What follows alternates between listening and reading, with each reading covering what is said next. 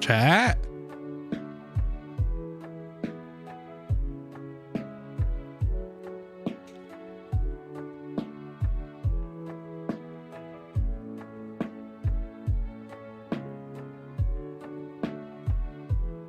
Who here is ready to listen to old lady Kal'tsit talk? Through me, though. She's going to possess me.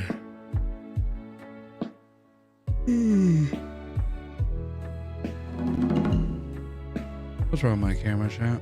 What happened?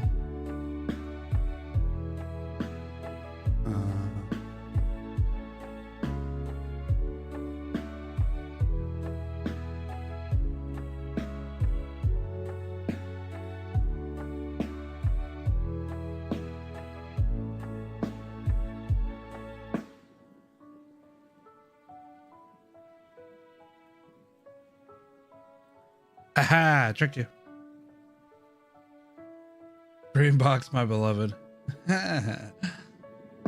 What up? What's up, big guy? Employers, we're all something for Kal'tsit. She's too old. She knows too much. She has too many big words.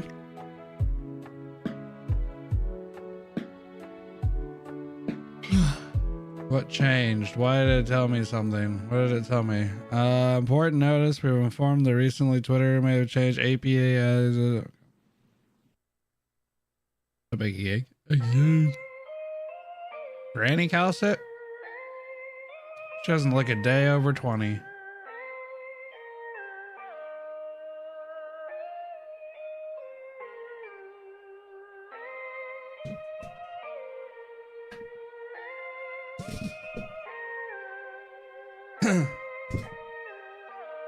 A day over 1,000 exactly. She could pass as 999. Wait.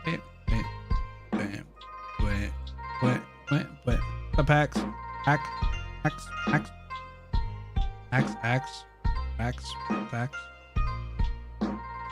B5 for facts.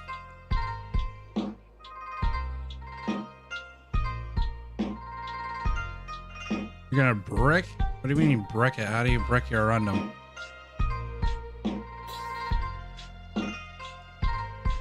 110 rocks after the losses. They're all gone now. Never have enough rocks, bro.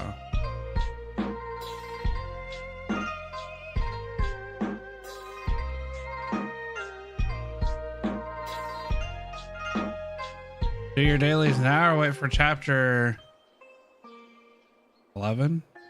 Isn't chapter 11 tomorrow?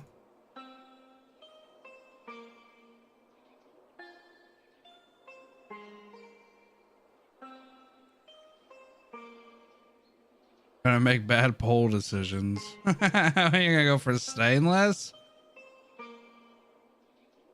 It's today? It's today. Oh, I didn't know that. I thought it was the 28th. Oh.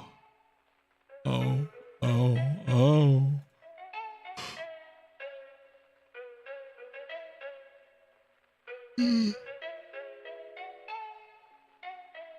That does put a little wrench in a lot of different things. I didn't know it was today. I thought it was tomorrow.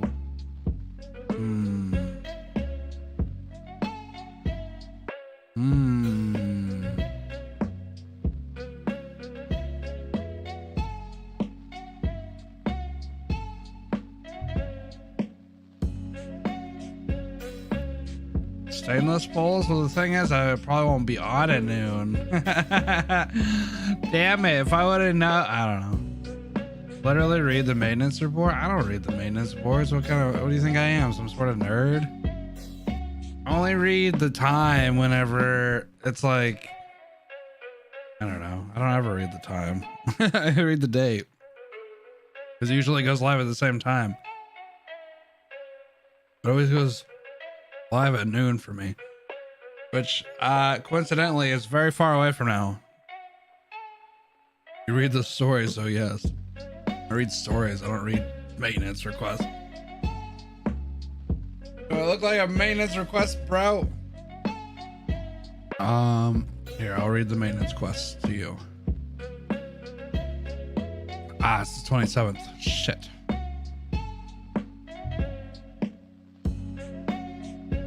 Well, I was doing a walk in the dusk, so then tomorrow I can start chapter 9 on the day that chapter 11 started. But now I didn't do that. I blow my nose. Hold on. Be right back. So now we're enough.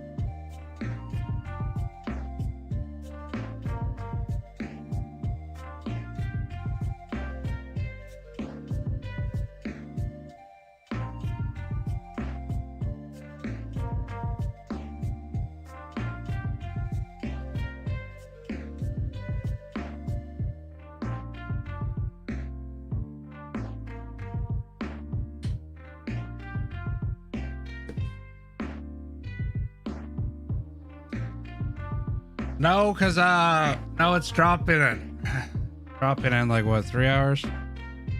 So damn it. Being a day late, $1 short kind of sucks.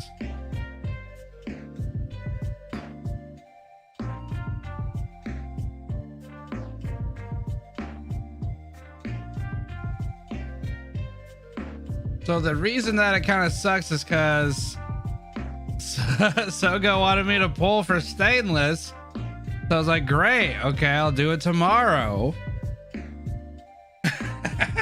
And Soga's the only one that wants pulls on stainless. I was like, all right, cool. I'll just, play Walk in the Dust today, and then tomorrow we'll maybe talk about stainless and do some stainless shit.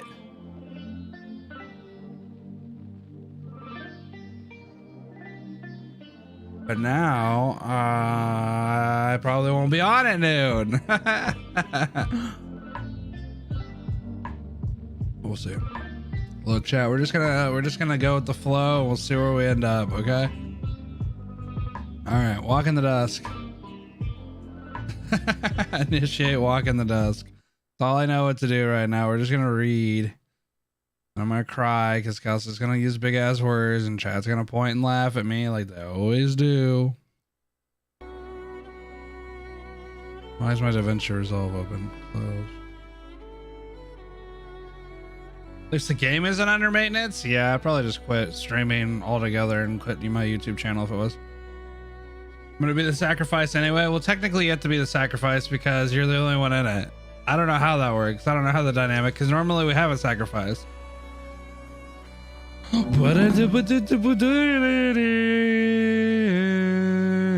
Totter can eat my ass. Okay, so where were we?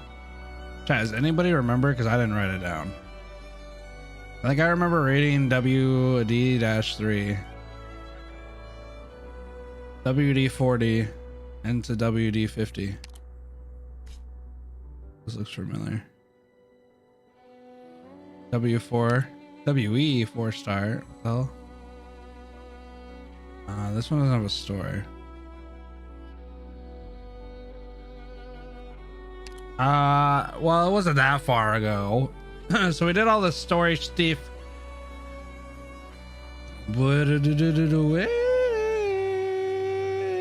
Last time I read it was on the 17th, 10 days ago.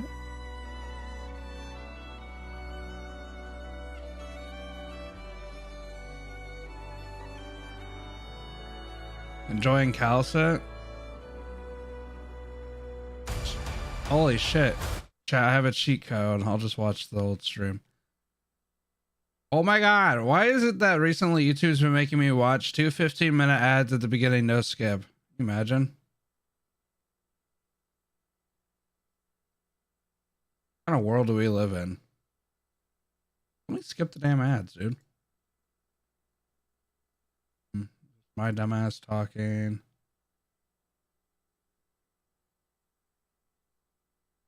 Each one of them has a story. Okay. Well, okay, so the reason that I was stopping there is just I was just okay, am I an idiot? Or is there that Sergey survived? Oh, Kal'tsit was talking to a doctor, right? Make his own institute.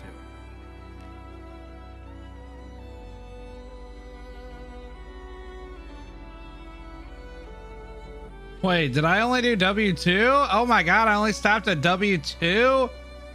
Oh god.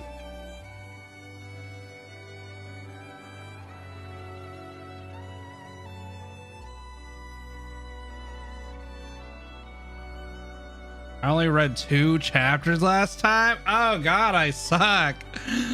Past me is stupid. Damn it. I was hoping past me went a little further. All right, we'll see what happens. If not, we'll just move on. Back. 13 years ago. Heavy snow. Victoria border region. Okay. I talked a lot apparently. What a splendid blizzard eve. Ladies and gentlemen, welcome. Please come in. Allow the servants to brush the snow off your tops and thaw yourselves by the blazer. Blazer? I don't know.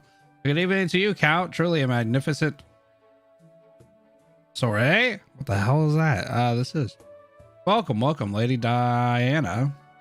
To meet you on the eve of the new year is my honor entirely. Nonsense. Now take a look, Count. I have a present for you all the way from Casimeras. What a beautiful pendant. My greatest thanks, Lady Diana, and send my well wishes to your husband. Now hurry alongside. We can't have the snow burying your gorgeous looks. What am I waiting for? Excuse me. I didn't read the after. Oh god, have mercy on my soul. I was gonna say that does not seem familiar at all. I was just reading it. All All right, Chad, this is the real start. That was just that was 13 years ago. Was a meme. It's 17 years ago. Central Ursus. Okay. Now I'm here. Now she's like, sir, your coffee. Are you new? I am, sir. Then ask around about how I take. Okay. Bring it to me once. You know, bring it to me again once you let it cool. You damn feline. Ah, a feline, you disgusting wretch. I didn't go to war to have a feline take care of me. Damn, dude's racist. Get out of my sight. My utmost apologies, sir. This is my oversight. Please don't tell the head caretaker. I'll prepare it again for you right away. If you don't want to lose your job, you have 3 minutes to do it over properly. Also, is something wrong with your eyes? I don't even know. If you don't know how to smile, I'll tear that face of yours off. Please don't. I'm very sorry to displease you. I'll go and redo it right now. Servants these days. It's a figure all. It's a nice figure all they have to offer. Oh. I'm very sorry, sir. Please do not get angry. It would be highly detrimental to your condition. Out of the way. Oh God, Ursus Bowl. Yes, very sorry. Ursus Bully. ... Miss. Hey, miss. Are you referring to me? Yeah, that's right, miss. I saw the whole thing just now. Don't you lose your heart. That's a patrol unit head, you know. You could say people like that have no right coming to the retreat. He certainly isn't a noble. Does he not worry about offending others, acting so tyrannically? I don't know if that's how you say that. They say some count's very fond of him. And not just that. Coming here for his battlefield condition. I know that's hokum. But he hasn't stepped foot on a battlefield in his life. Oh, no, a little shed. I heard he helped the count do some dirty work and got sent here so he could keep his head down. With a supporter like that and with people like us, of course, he lets all hell bears loose. I count. I never imagined a scoundrel like that could climb high enough to befriend a count. That's how it is. Who knows when one day he'll be able to what the hell? He'll be made some lord of somewhere. Damn it. Dressed all clean and fine and sitting behind some enormous desk. Ugh. Anyway, don't you get angry. Piss off people like that, and you'll wish it was a Orgianium slug stuck to you instead. What on Terra is a fine young girl like you even doing working out here? Never tell anyone I told you this, and don't go asking about it, or else you'll get burned. Jesus. Yes, I understand. Thank you. The next time you see him, stay away a little. Heaven knows what he'll do to you. Is that the new doctor? Kal'tsit. Doctor. Oh, so you know each other. Then I'll get out of your way. Definitely not break time after all. Take care and don't let the head caretaker see you. She cares a lot about us newcomers. She's a good one. You're right, Dr. Louisiana. We can't let her down. You be busy with work in a bit. There's some things I'd like to tell you. Apologies, Doctor. I still need to brew a new cup of coffee. If that Count's pet doesn't continue to pick bones with me, I'll find you right after. All right then. Remember to be careful, Kal'tsit. I just wanted to see if chat would say anything. Is it Louisa? I don't remember. Dr. Louisa? It's just two of us right now, Kal'tsit. You should be using an analysis chat, an analyst. Wait, what is this word? An alias. There we go. Louisa, borrowing your daughter's name in disguise of that level is purely for your humiliating the secret place. Yeah, I know what an alias is, but I always forget how to say it. In their eyes, I'm already dead. And this, after this incident, I'll leave Ursus and Minnie may not be able to return for a very long time. That's her mom. This is her mom.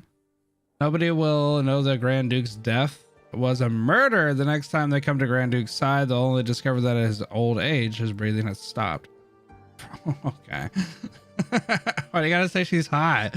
She could just be a beautiful normal woman. She doesn't have to be hot. Will Ursa's technology not be enough to analyze the poison you've made? Oh, at present, I assure. Oh yeah, I remember. We did all this stuff to break it, like not to break in here, but Kal'tsit's here to basically like hang out, like infiltrate the area, and they're gonna do all this shit to the Duke, right? At present, I assure you, this exceeds their understanding of what a poison is. For how many years can your knowledge stay ahead of Ursa's, dictator? Just a 5. I don't know, director. The Empire's progress has already surpassed what I imagined. These are not details we need to discuss right now. Lilia, your hoped for arbitration, I don't know, can only end in this way. Is arbitration like arbitration? I don't know. None of you have the means to seek further revenge. It's unreasonable. Only the paramount Emperor of Ursus can be capable of erasing the Grand Duke's honor, significance, and all else. I know. Good. In that case, is this that place? Is this the place? Mediation? Oh, okay. Yes, we have no idea what Grand Duke Venya is chronically afflicted with. But I found out from the head caretaker that every afternoon at 3, Venya will leave his own moderating room and come here to relax. He sunbathes here until what is he, a cat? He sunbathes here until sunset. When he has the occasional guest. How does he not get like massive sunburns if he's sitting here all day until sunset? He has the occasional guest. He'll have his dinner right here with them. There's no way we can get close to the Grand Duke's room, but as for here, we're standing right here. Yes. But he won't be without bodyguards. The whole corridor will be sealed off when the time comes. Apart from any guests cleared to be with the Grand Duke, only his medical advisor as well as his servants are allowed to enter the area. Even so, the Ursus nobles won't permit the workers to come to this balcony freely. We've already waited for long enough. The longer we spend, the riskier this gets. I understand. There has to be some time, some gap. There has to be some opening. The Grand Duke's medical advisors work in shifts, so it might be me before we know it, today or perhaps tomorrow. Damn it, chat. I gotta clear my throat. Lilia, tell me the truth. After the Grand Duke dies, what will you do? Why ask this now? We should be focusing on what's before us. I'm hoping you can answer me with reality. Not before we reach Pine Valley. I received one final letter from Vampot. Oh, Vampol. I don't know how to say that, chat. We're moving on. Sergei is still diligently serving Boris, and the city has changed course. Perhaps this is the start of something changing. They kill so many people, yet their conscience is still so clear. They rest so easily. You found out about Sergei's betrayal. But no excuse can bring back the dead. Sergei can't offer any further scientific assistance. Perhaps in a few years, they'll formally call a halt to the project, and then I just sit back and watch Sergei and Boris continue to collude to trample over everything. Though Grand Duke Venya will be dead, you don't plan to stop. Shit, chat. There's no way I can pardon Sergei. The first time I met him, Astrog was drunk, hugging me so excited, telling me all about how he had such upstanding, excellent colleagues. He looked forward to this project like no one else, and I supported him. I supported him with all I could, even up till now. Director Kal'tsit, you know everything, don't you? If you won't speak up, I'll return to Chinobog. I'll settle things once and for all. Vempelmaz? Oh, damn. I gotta say this word. I feel like I know how to say it, but then I die. Who the hell's Alexander Vempelmoth? Chat. Is this a German word? Family has an escape route to Sammy ready for me. Yo, Sammy. But maybe whoa. Okay. Well, never mind. But maybe I wouldn't get the chance to hitchhike with any messenger, and I do plan to. Yeah, of course. This is kind of funny now that we kind of got the stuff from the CN stuff about Sammy. It's a name. Well, yeah, but is it like Russian? I'm very aware. I'm setting myself alight. So Kal'tsit, no matter whether you plan to confess all the facts to me or not, at the very least, there's one tiny thing I want you to agree to. I know I'm doing something insane right now, and I know maybe you're the one in the right, but right now I only have one request. Look after my daughter. Look after Louisiana. The next generation doesn't need to inherit the hassle of hatred. Even if nobody can escape the cycle in the end, at least promise me, Kal'tsit, look after her. If you look after her, please look after. Oh god, I can't remember how to say her name. Is it Ludmilla? Ludmilla too? Shit, chat. I forgot how to say the name. I thought it was Ludmilla.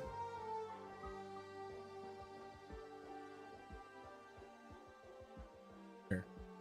Ludmilla. Ludmilla. Oh, it's Mila. Dr. Lucy. Well, shit. How do I forget how to say names, chat? I don't understand.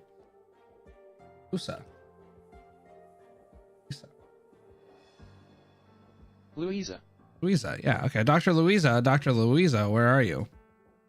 Anyway, here, please wait a moment. Kal'tsit, I promise you, this is simply a mother's final wish. I will see Louisa grow up. Thank you. Astrod, the last time he held a little Louisa's hand, he told me something half jokingly. He said he hoped a little I keep wanting to say Louisiana after I said that. Louisa. Little Louisa would become a medical researcher just like me, and when Louisa was old enough to go to school, he hoped you'd be her very first teacher. I see. Those were the very last words he said to his daughter before he suddenly went to the institute that night. Damn, guilt trip Kal'tsit. Oh, doctor, here you are. Perfect. If you were any later, the head caretaker would have gone ballistic. Doctor, what got your eyes all red? Something happened. Nothing. What's the matter? It's time to make rounds. I wasn't even paying attention. Right, I understand. Yo, so wait, she actually became what Lilia wanted her to be. Is there some kind of commotion over there? Yeah, it seems an old nobleman's come from afar. Don't know from what. As long as the days go by smooth, that's what matters. Hello. Who's this dude? Excuse me, we're currently making rounds. It seems you weren't on the list of my scheduled visitors. Can I ask who you are? Just an Ursus citizen here on a whim looking to meet an old friend. Do carry on, madam. I hope I don't bother any of you in your work. Witty? Are you off? No, old friend. I'll see you again in a bit. You should be more mindful of your health. With winter here, don't set off that amnesia. Asthma of yours. Is that asthma? I don't know. As you were, madam, I'll be waiting in the hall. He's Mr. White. I don't know. Maybe it's White. Do watch out. I'm sorry. I'm sorry. I'm sorry. The Grand Duke didn't know you were visiting. It's our negligence on the job to blame. As a token of apology, the Grand Duke would like you to have dinner with him. We hope you understand the Grand Duke is ill, and if not for that, he would have greeted you himself. Cough. I'm sorry. I'm greatly sorry. What's wrong with you in the presence of the minister? No. Oh, nothing. Just some alcohol slipped on the bed. Spilled on the bed sheets. Calm down, madam. What happened? I'm sorry. The cap on the oh shit. I know how to say this word, but I don't. Isoprodol bottle was too tight, and I applied too much force. Damn. My husband's Walter White, yo. You could have just asked someone else to help. Sorry. So sorry. I'll go and fetch a towel right away. For her. As for the Grand Duke's invitation, I do regret that my messenger is still waiting for me and I can't stay so long. You pass a message on to Vanya. Tell him to rest up tell him to rest up with peace of mind here. Though he should remember, also that this is a Meteorosis place. I don't know how to say it. For our Majesty gives favor and not another social club for the nobility to mingle in. I got it. If you could just hold on, the Grand Duke will be very sad to hear. This is official business. If I have to choose between our Majesty and the Grand Duke, I'm forced to wrong the Grand Duke of Vanya. Here. You've spoken. You should have spoken sooner. If that's so, the Grand Duke will surely emphasize with you. May your road be ever green. Send him in my regards. So many new words. So many words that I can't say. Dr. Louisa was wrong. Kal'tsit, who is he? Viscount Islam. What is that? White or wit? I don't know. I think it's white, but I think it's wit. I don't know. You recognize him. You're Ursus' new minister of finance, a fresh noble with deep favor from the emperor. It's all right, Doctor. Wit? Okay, it is wit. I don't know. For some reason, I thought the E at the end was made of white, but I don't know. Maybe I'm gonna. Oh, I don't know where the H would come from. Never mind. Dr. Louisa. I have only surface knowledge of his character and don't know specifically how he made his fortune. But what I do know is he's a present pillar with the Emperor of Ursus has personally assisted, and young elites like him can only have their sights on the whole of Ursus. To the waves of crisis crashing against the Empire, the crisis of Chenabog are mere tiny ripples. Even a Grand Duke of Ursus. Hold on. The Minister of Finance came to Pine Valley, yet has no armed entourage. Oh, I don't think so. Wait, what? Nah, he doesn't. Now we're here. Now we're here to the story of the stuff.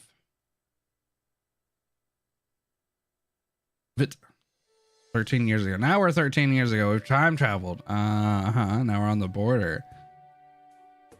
Now I gotta read this dude's shit again. What a splendid blizzard eve, ladies and gentlemen. Welcome, welcome. Please come in. Allow the servants to brush the snow off your tops and thaw yourselves by the blaze. A good evening to you, Count. Truly a magnificent soiree this is. Welcome, welcome, Lady Diana. To meet you on the eve of New Year is my honor entirely. Nonsense. Take a look, Count. I've got a present for you. All the way from Casimires. What a beautiful pendant. My greatest thanks, Lady Diana. And send my well wishes to your husband. Now hurry along inside. We can't have the snow burying your gorgeous looks. Aha, you speak as fine a line as ever. Oh, look who's here, if it isn't a burden of rye. I could never shoulder a title as hefty as a baron. But here I am anyway, the pure nerve. See what you're saying, with all respect. We all respect you from the bottom of our hearts. You Smars, the man who feeds his people well now. And you're quite right. When harvest comes next year, I'll be honored if you visit my humble home, the tallest windmills in Turon. The scent of flower everywhere. A stay sure to enchant you, if I do say so myself. Quite good. The blizzard shall pass, and next year will come trotting in right behind it with fine harvests. My gratitude for your kind words. Head in and warm yourself up now. We're serving the spice bread you love so tonight. Of course, baked with the most exquisite, fragrant flour, all sourced from your farms. How about you? Won't you come in? It's almost time. Let your good servants welcome the remaining guests. Perhaps you speak sense, but no matter. I like to greet my invitees personally. They're all the most adorable. Wait, I almost said adorable. Oh, it is adorable. They're all the most adorable people, whether noble or merchant, or cleric or soldier. Turon is a fine place, isn't it? Why, you character, you. Now let me see. We still have the Mr. and Mrs. Arizona. That humble lighthouse operator in. I am. Ahem. Ahem. Wait, is that Heidi? I've heard from my most vulnerable, what the hell is this? Vulnerable fellow student that gifted, Otter Thompson, that he recently taken ill, and I couldn't brook the thought of him facing a wizard for my wizard? Facing a blizzard for the banquet. Ah, shit. Hence why I specifically sending for a messenger to send my well wishes. And yet, imagine to my surprise to see what seemed to be a sneaky darling of a messenger right here. Here. Yick. Mistress Heidi, how long has it been since we last met? Uncle Vincent, don't ruffle up my hair. I had to spend so long making it. Fine, fine. Ah, little Heidi, you've grown so much. What a dashing lady you are now. However, your father never sent word you were arriving today. Be candid with your uncle now. Have you come on the sly? And I say, you're still quite young. If your father saw your dress tonight, you'd be in for a nag, wouldn't you? Uncle, I'd hate him nagging me. That's why I slipped off in the first place. I heard you called out a gallery of VIPs and brought bright minds tonight, and I couldn't help but my curiosity. Not to mention my papa always wants me to broaden my scope, get beyond the classroom, and isn't this the finest opportunity? And you swear you're not here to see the boys, hoping for a chance of a meeting. You know, your father told me you've been absorbed in all those tawdy romance novel lately, and it's been worrying him so. How could I? I'm not such a naive girl now. Your father worded it very well. Romanticism is all and well, but writing aiming to be consumed, pulling wool over the truths of life. So as the curry flavor with readers and writing, they're wringing the last drop of worth from its material. There's nothing of value to it. In that regard, all of Turan ought to be learning from your father. Uncle, let's drop the subject now. I feel embarrassed hearing this. And honestly, my papa, telling people off left and right when he was young, and in the end, he made himself a businessman, made himself a huge fortune. The old guard and association constantly joking about him. It drives me mad. Some things up life's sleeve you just can't refuse. Oh well, imagine Thompson did it for you two ladies. Back when he was younger, he'd find any chance to gamble out to grumble about his unrecognized talent to me. How's his health been recently? He just has chronic pain. Once winter's gone, he'll be alive and well as ever. So you availed yourself while your parents couldn't watch you, made off with your mother's clothes, and came to join the festivities. Right, haha, no, I came on educational purposes, just as my father has guided me. Heidi. Hee. How about you just never saw me? You've been quite too headstrong this time. Look at this awful snow today. Just suppose something had happened to you on your way. How would I ever explain to your father? Well, uncle, you see, it's too late now anyway. I can't just find a car and head back now, can I? Oh, dear child, quick in. Don't you freeze now. Hooray, you're the best, uncle. But who are you still waiting for? Is there still some guest noble enough to wait like a snowman at the door? Quite an outstanding Laronto cleric. Last year, your aunt caught some illnesses unawares. Had a fever that wouldn't abate. And it's thanks to that cleric that it vanished. We struck up a chord afterwards, and I paid frequent visits to the cleric's, not just fine with some medicine, but his original views are on all walks of life. Truly a mind opener. Well, if you vouch for him like this, then they must be really incredible, right? But of course, if a person of those talents could swear loyalty to Vincent's family, it'd bring a deal of vigor to building the local land. I even had every intent to invite the cleric along as a friend on my journey to Lunium, and your aunt would have appreciated the diversion. But would you know our rotten luck out on business? So today, mark my words, I'll be introducing the insightful scholar to one and all.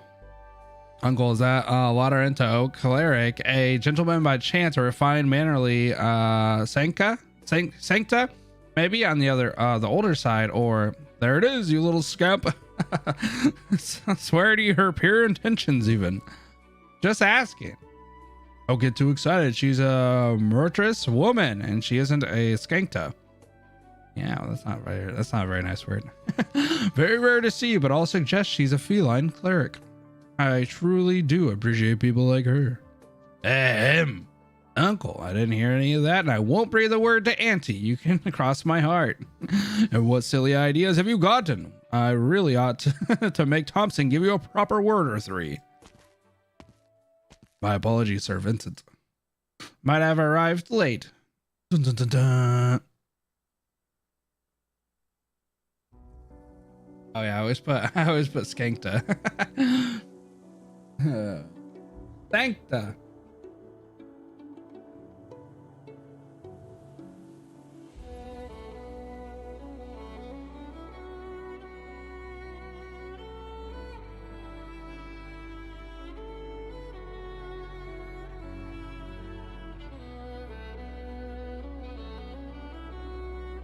There we go. We finished. Now we're on what, 3? Look how fast we're going, chat. We're fast.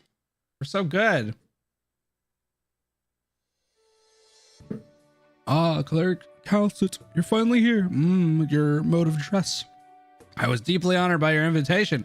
With sudden matters to attend to, the monastery could not prepare suitable evening attire for me. They only found this outfit buried in the storeroom. I hope you shan't mind. I went to straight 3 after. I was just on 3. What do you mean 3 before? I just did 3 before. That was 3 before. Chat, don't mess with me, dude. I just did 3 before. The whole scenario that we just read with Heidi was 3 before. Chat. Yes. It was Splendid Blizzard Eve, ladies and gentlemen. Welcome, welcome. Yes, it was. Chat. Don't make me be smarter than you. I'm dumb, chat. I'm stupid. I'm the stupid one here, chat. There's only room for one person to be dumb. No, I'm just kidding. Anyway, so Cleric Kal'tsit, you're finally here. Okay, we read this. Buried in Storm, I hope you shan't mind. Oh, quite naturally, I shan't. I'll go so far as to say your entire is utterly, formally gallant. Heidi, you don't just stand here. Here, this is Cleric Kal'tsit. Give her a greeting and then hurry inside quickly. Heidi. Miss Heidi, it's good to meet you. I'm Heidi. I know it already. An adorable name. So you're Cleric Kal'tsit, is that right? I often hear my uncle mention you. The pleasure is mine. Cleric Kal'tsit, I imagine you know of Mr. Thompson too. Quite.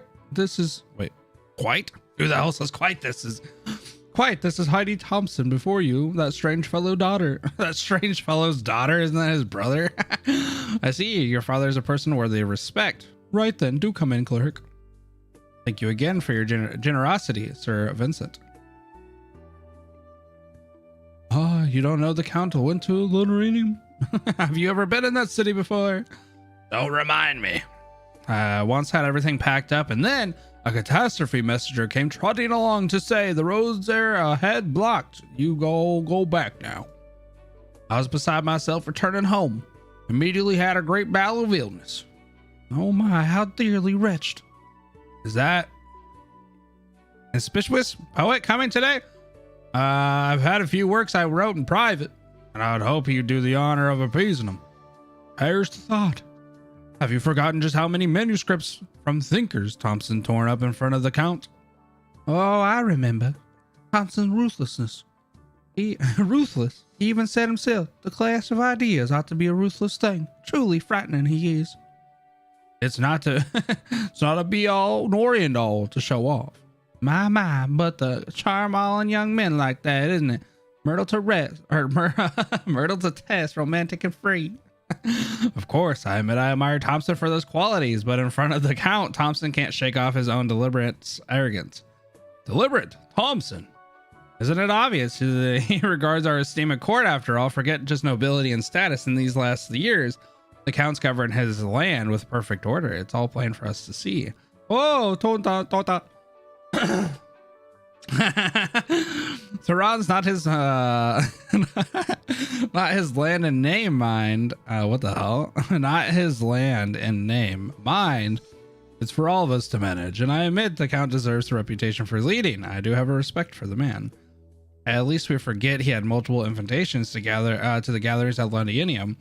Don't you think our little place allow me to Don't you think our little place allow me to admit our border situation deserves some sense of pride? Aha, nobles. My, let's not take the topic so stiff. We're all people of Victoria, aren't we? Ah, people, ever since the outrageous hanging. Okay. We barely claim to know who people are. Simmer down. We all regret our Majesty's departure, but we can still drink a few toasts here today, you see. In other words, today is a happy day. Don't bring up so frightful. Look, here comes the Count. I overheard your conversation. Very intriguing, Richard. I'd like to take a look at your writings. Oh, poppycock. Good counting compensation to you. My little effort pales like a man under a skyscraper. That's right, Vincent. Hurry and tell us your trip to Londinium. Let us hear it. Who did you meet? Any Grand Dukes of living legend? In due time, everyone, in due time. The night's just begun. Don't forget today is a day of festival celebration. Allow me to introduce you all to two special guests of ours. Cleric Kal'tsit, do come. What up? Good evening, honorable guests. Allow me to give my most sincere respects to you all. What now? By your appearance, my lady. You're a lady. Oh, what a mighty shame. I don't think it's a shame at all. Cleric Kal'tsit, good evening. oh, Cleric Kal'tsit, I believe I remember the Count speaking of you.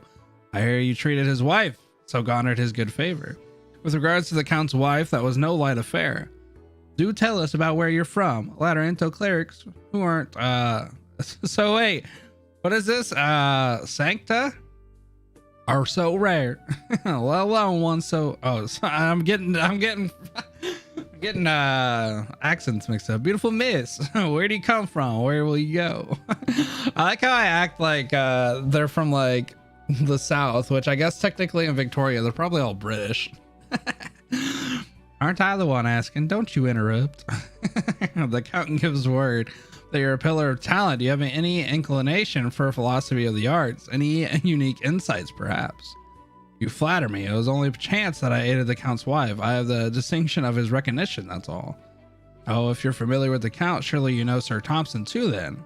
Of course, Sir Thompson's a rarity of a scholar in Toronto. I often hear the Count talk of him. Then things couldn't align better. Servant, please fetch the wine I brought. I wish to have a proper say with the Count and the cleric. Don't you dominate our soiree, you egomatic. Can't we all just chat about something fun? For example, the fashion walk at Londinium. Fine by me. Everyone just let me rest my legs for a while. I'll be soaking in the knowledge. Now, aren't you a lazy one? Your estate would be doubled by now if not for that. 3 wineries isn't enough. All right, you mentioned you had another guest. I don't know if...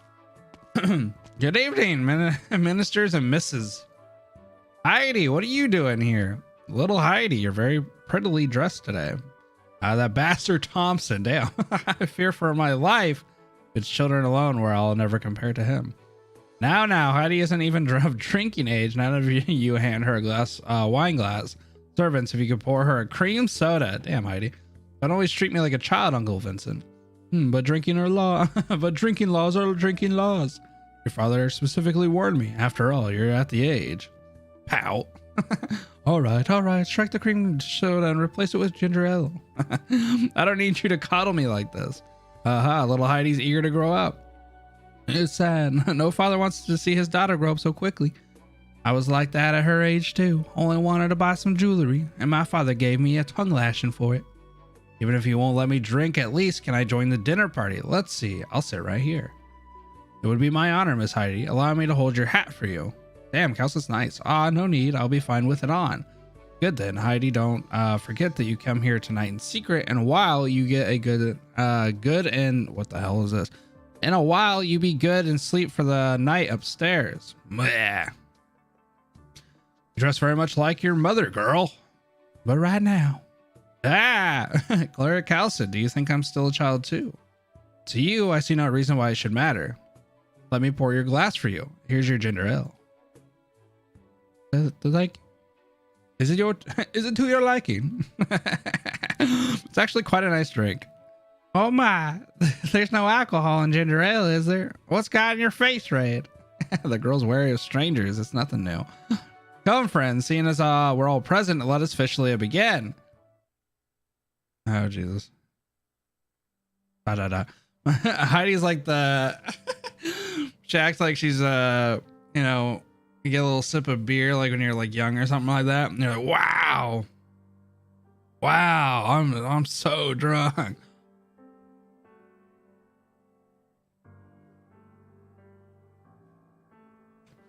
You're most correct. The height a little bit. I can never say Lahians. high ends. I don't know how to say it. Arts capture all hearts alike. But those high end are far too pompous about themselves. What affords them to look down at us? Holy shit, they're gonna say it a million times because I can't. That's like the one. If it's the one word I. Arknights, why do you gotta bully the shit out of me? Every time that I can't say a word, like I second guess the word, Arknights will like purposely use it like 5 times. Lay thy knee in. Oh, lay thy knee in? Lay thy knee in. Oh, lay thy knee in. They had too much misfortune. I haven't stopped hearing Witch King's stories since I was a baby. Who knows if the Twin Empress will have managed to sort out that king by the time I visit the place. Who would visit knowing that the terror of the Witch King? Unlike the monarchs who ascended young, the Witch King became emperor at nearly 50 years of age and then governing lay thy knee in for many more. Lay thy knee in? Is that how you say that? Lay thy knee in. Oh, it's Anne? Lay thy knee in. Anne? In? I don't know. Anyway, onward we go. Undoubtedly, the Witch King is the greatest caster in all of our land. Why is he turned himself into a freak of nature? That's not nice. Just like those horrible stories depict him, his horns all bent into strange shapes, emitting this strange energy. Oh, I've never seen the Witch King shown in a newspaper before. Belch. Sorry. Sorry there. This wine's just too fine. But I have seen photos of the twin empresses. Come to think of it, one's gleaming gold and one dark as night. Heidi's just gonna just gonna dip off. Lay thy in. Holy shit, lay thy knee in. Is in flux. Presumably the Witch King rarely leaves his tower from start to finish. He gazes dispassionately. I don't know if I've ever seen the word dispassionately. Lay thy knee in. And even when he grants an audience, it's as he casts a grand shadow from atop his tower. At the last time he touched the ground, he was morphed beyond recognition. His wretchedness, has 2 horns cut off by the twin empresses apiece. Drew true size of laminate. The full picture of the coup de grace. Is that coup de grace? Coup de grace? I don't know. It's still unclear to us, but to my knowledge. So wait, a coup de grace is like basically like when you get like what's the word for it? Like when you get like ambushed from the inside. Is that how that works? But to my knowledge, even our most heroically adored wanderer would never match the Witch King's true strength. Coup de grace. Coup d'etat? Oh, revolution, yeah. Coup d'etat? I thought it was a coup. Oh, the coup tupiga. The P's silent. Coup de grace. Oh, it's not couped. It's coup de. Oh my god, I can't say that. Coup de kata. Coup d'etat. But it's a coup de. What? Why have I always heard it a coup de grace? Coup d'etat. Coup d'etat. Coup d'etat. Wait, it's a coup d'etat? I thought it was a coup de grace. Shit, it's a coup d'etat. Coup d'etat. Anyway, this being why when the Empress's voice arrived at Victoria, escorted by the knights, the Grand Dukes were all still willing to suspend their quarrels and treat others with respect. Pardon, it sounds as though you've been to Londinium before, but basically it's like an inside job, right? Like a revolution or something like that, where they'll turn against the king or whoever's like the monarch or whoever's in charge. I arrived from here. It's a local sancta enlightening me that led me on this path. Aha, Kal'tsit, didn't I say they're all wonderful friends of mine? See just how popular you are. That's a killing blow. Oh. Coup de grace. The truth is, I have a girl about the same age as you. Talking about Kal'tsit. Okay. Anyway, I have a girl about the same age as you. She only knows how to splash my hard-earned money away all damn day. How nice it would be if she learned from you. Getting to know you tonight has been truly a wonderful time. Can I ask if you're still single, dear Kal'tsit? Cleric Kal'tsit. Oh, Heidi, don't cut in so randomly. You should be heading upstairs to turn in about now. Allow her to speak, Count. In this day and age, children are always much more mature than we imagine. Cleric Kal'tsit, can I ask if you've ever been to Ursus before? Oh, that nation rifled with rebellion and violence. When I was studying abroad, I spent some time at deity Greiferberg? I don't know if that's how you say that.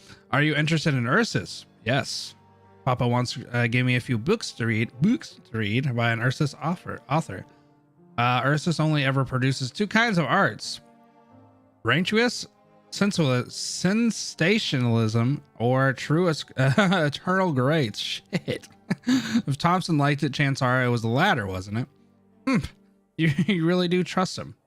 Papa really put him in high esteem. He even wanted to go to deity Grafferberg himself to visit him, but business always meant he had to put it off. And this year with his old injuries flaring up, he wasn't able to go.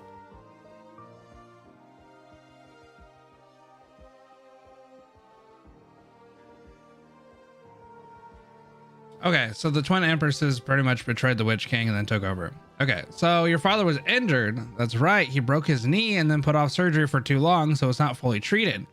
I warned him. Oh no, what idea no idea what happened last year.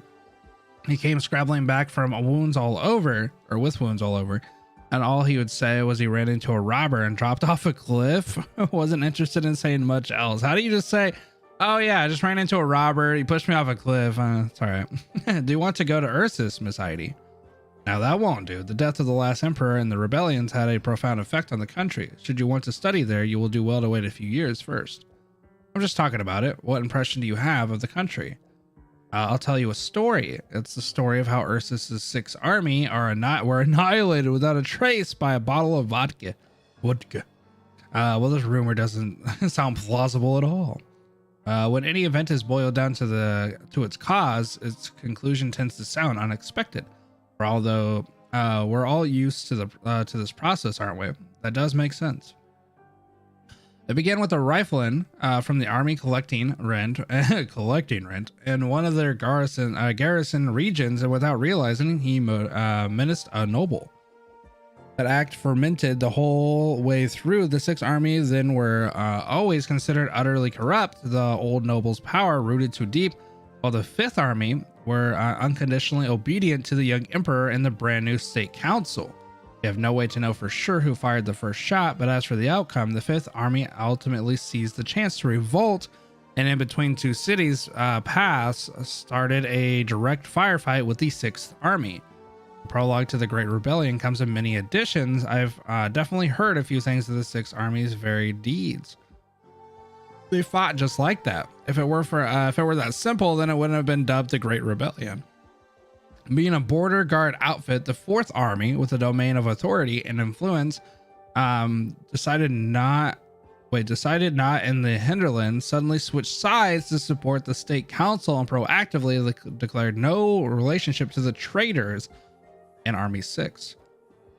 After the execution of a few prepared scapegoats, the old nobility had only the 6th and 8th armies left in hand. Come winter the following year, the nobility backing the 8th army pulled that same trick, catapulting unlike the emperor. I think it was capitulating. I don't know how to say that. And so the bitter fate of the 6 armies, who had stacked it all in one throw, we can all imagine. And the cause of all of this, very simple. One we know, simply a drunk ruffian, taking the vodka bottle he had in hand to attack a young noble. Marvelous story, Cleric Kal'tsit, and might I even confirm this tale is a little removed from reality. This tale is little removed from reality at all. Heidi would not tell you that this is how Ursus is. Every civilization in this world deserves you seeing it for yourself. It should all be appreciated and have to reflect upon. And that Ursus you admire, what have you seen? Perhaps the farms and public houses, perhaps the grand heroes, perhaps the high and lows of life in deity Grefferberg's opera house. But what I've seen is the Great Rebellion's aftermath, an age of on the verge of collapse. Might Victoria have such an age of its own someday? I will not guarantee it either way, Miss Heidi. How could it? How could you? I hear you, little child. Are you afraid now because of Cleric Kal'tsit's Smiggen's story of Ursus? I have no intent to insult the Ursus people, but the Empire of Ursus is unarguably a savage, unreasonable nation. But right now, isn't Lunium just as... Don't even say it, though. It pains us all that it happened. Did Victoria waver for even a moment? All right. Count, seeing as the topics come around, I think it's high time you told us about the trip to Londinium, yes? That's what we're most interested in. With high nobility, did you meet? What high nobility did you meet? I'd be honored to tell. Truth is on the way. The Duke of Normandy? Is that Normandy? Personally invited me to a shindig together at a flagship.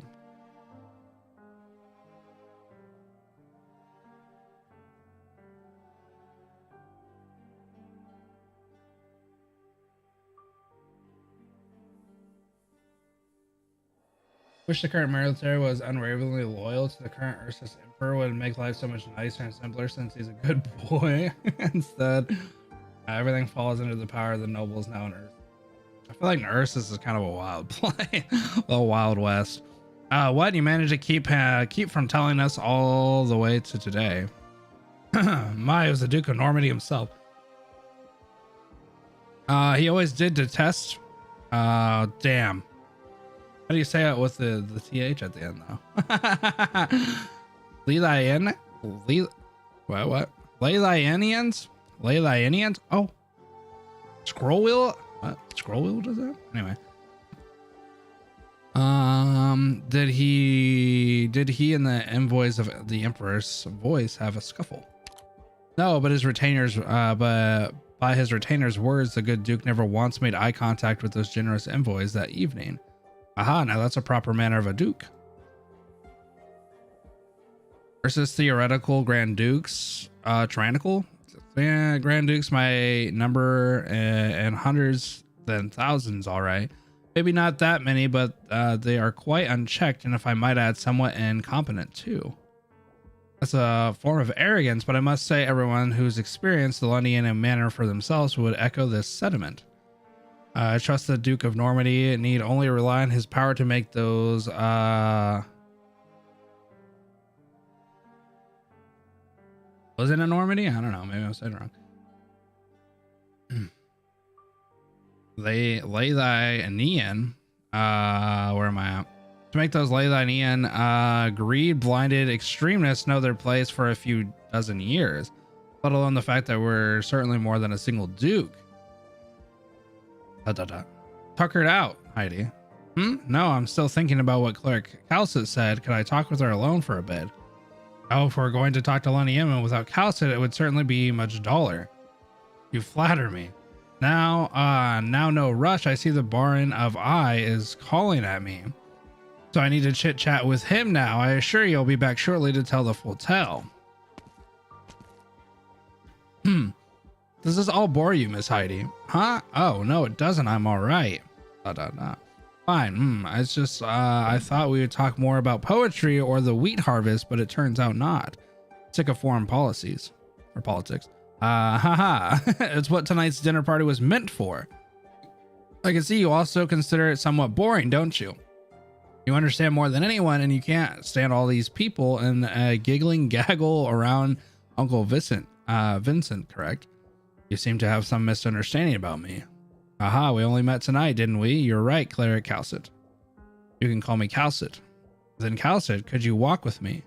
In a while longer, Uncle Vincent will have me set off into the loft. I clearly don't want to go to bed this early. The snow seems to have gotten heavier. Would you mind that? I wouldn't. Allow me to accompany you. I'm gonna walk with the old lady. What a snowstorm. The biggest one in recent years. I like the snow, Kal'tsit, and I like my home too. I know. Ew, how cold. Everyone's all huddling inside by the fireplace. It's just the two of us now, Kal'tsit. Hee, Kal'tsit. It's so difficult to be alone with you. You're yet young, Heidi. Your father shouldn't have let you get involved so easily. But that's what I wanted, Kal'tsit. I wished to do something or other instead of hiding in the warm house, gazing out just as a child would. When winter truly comes without a single oak of Victoria's, would a single oak of Victoria's be spared from the blizzard? That being the case, we should prepare early. You resemble your father greatly. Is that a compliment? Let's say it is. Heidi, you're too young for Kal'tsit. Kal'tsit's a billion years old and Heidi's 13. Nobody should find us here, so now I can hand these letters to you. Oh, okay. Your father's intelligent operatives are never late. They're the best messengers, workers, and aspirants in all of Victoria except this time. What did she say except this time? Oh yeah, except this time. Has something happened?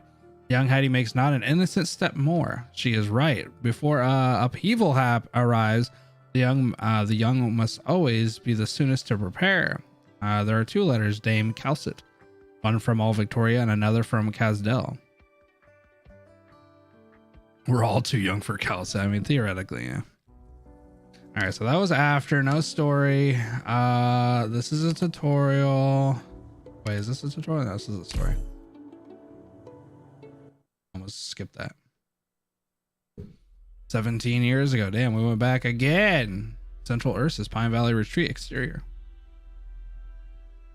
Huff, huff. Damn, the dude's out of breath. Old friend, are you feeling better now? No, you lie down. I'm just here to see you. I'll be leaving soon after. That bird and beast's work is never done, and the one who saddled me was myself to boot.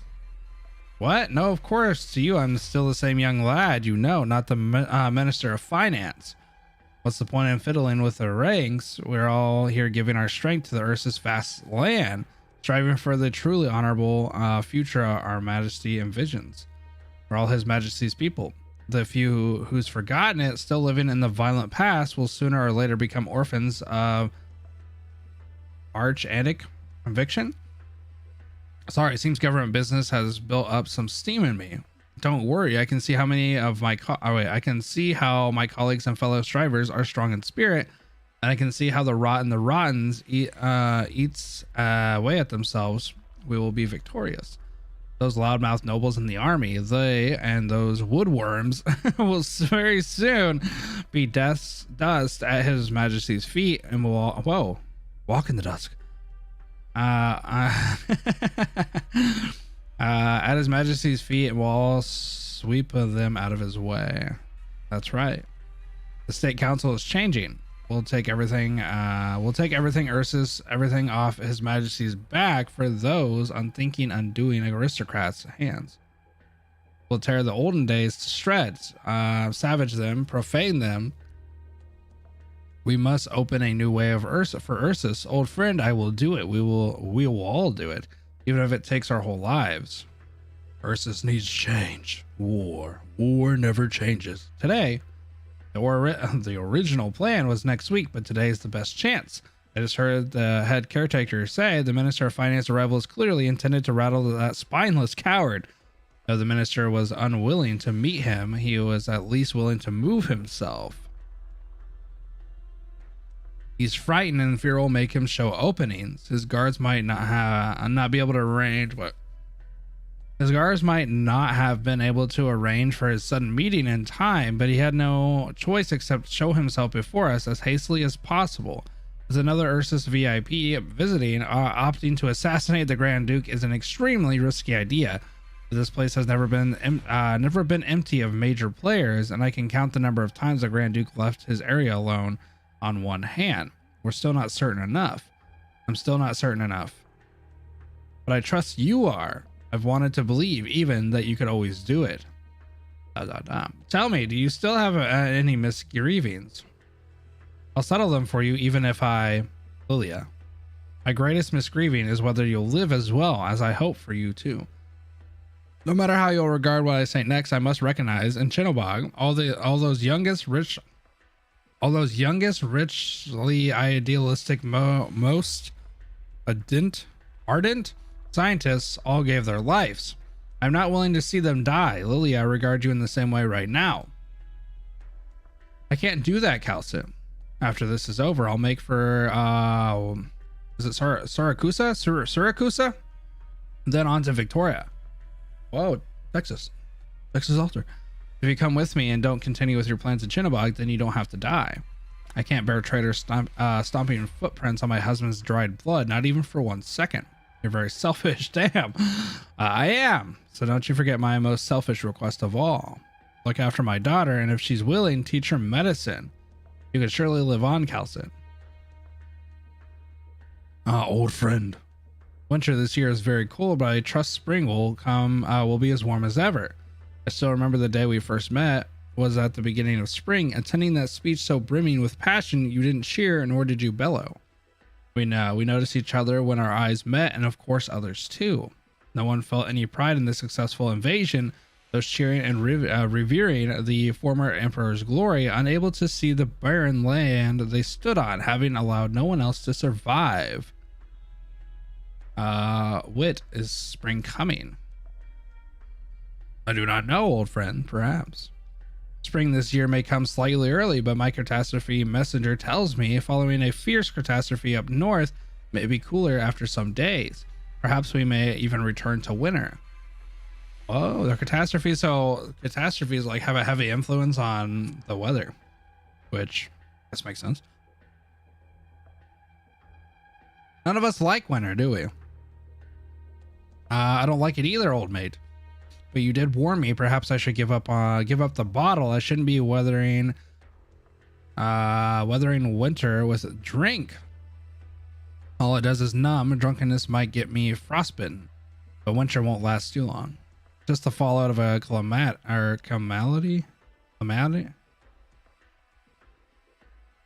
Why do I calamity? I don't know how to say the word. Why am I an idiot? Calamity. Damn it. This is an eternal rest, the most secure method, completely effective and not so fast acting. It gives us somewhere to run, or it gives us nowhere to run. Have you fully prepared our retreat? From the first day we arrived, I already finished preparing everything.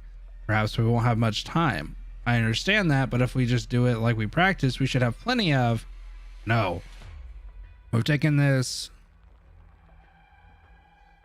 sanatorium as far too simple a place. Your plan doesn't need to change. Leave everything afterwards for me to handle. What did you find out? Monster discovered 3 traces of the enemy while hibernating. Have you heard of the Grand Duke having dealings with other powers of Ursus or not? No, he's been content here all this time.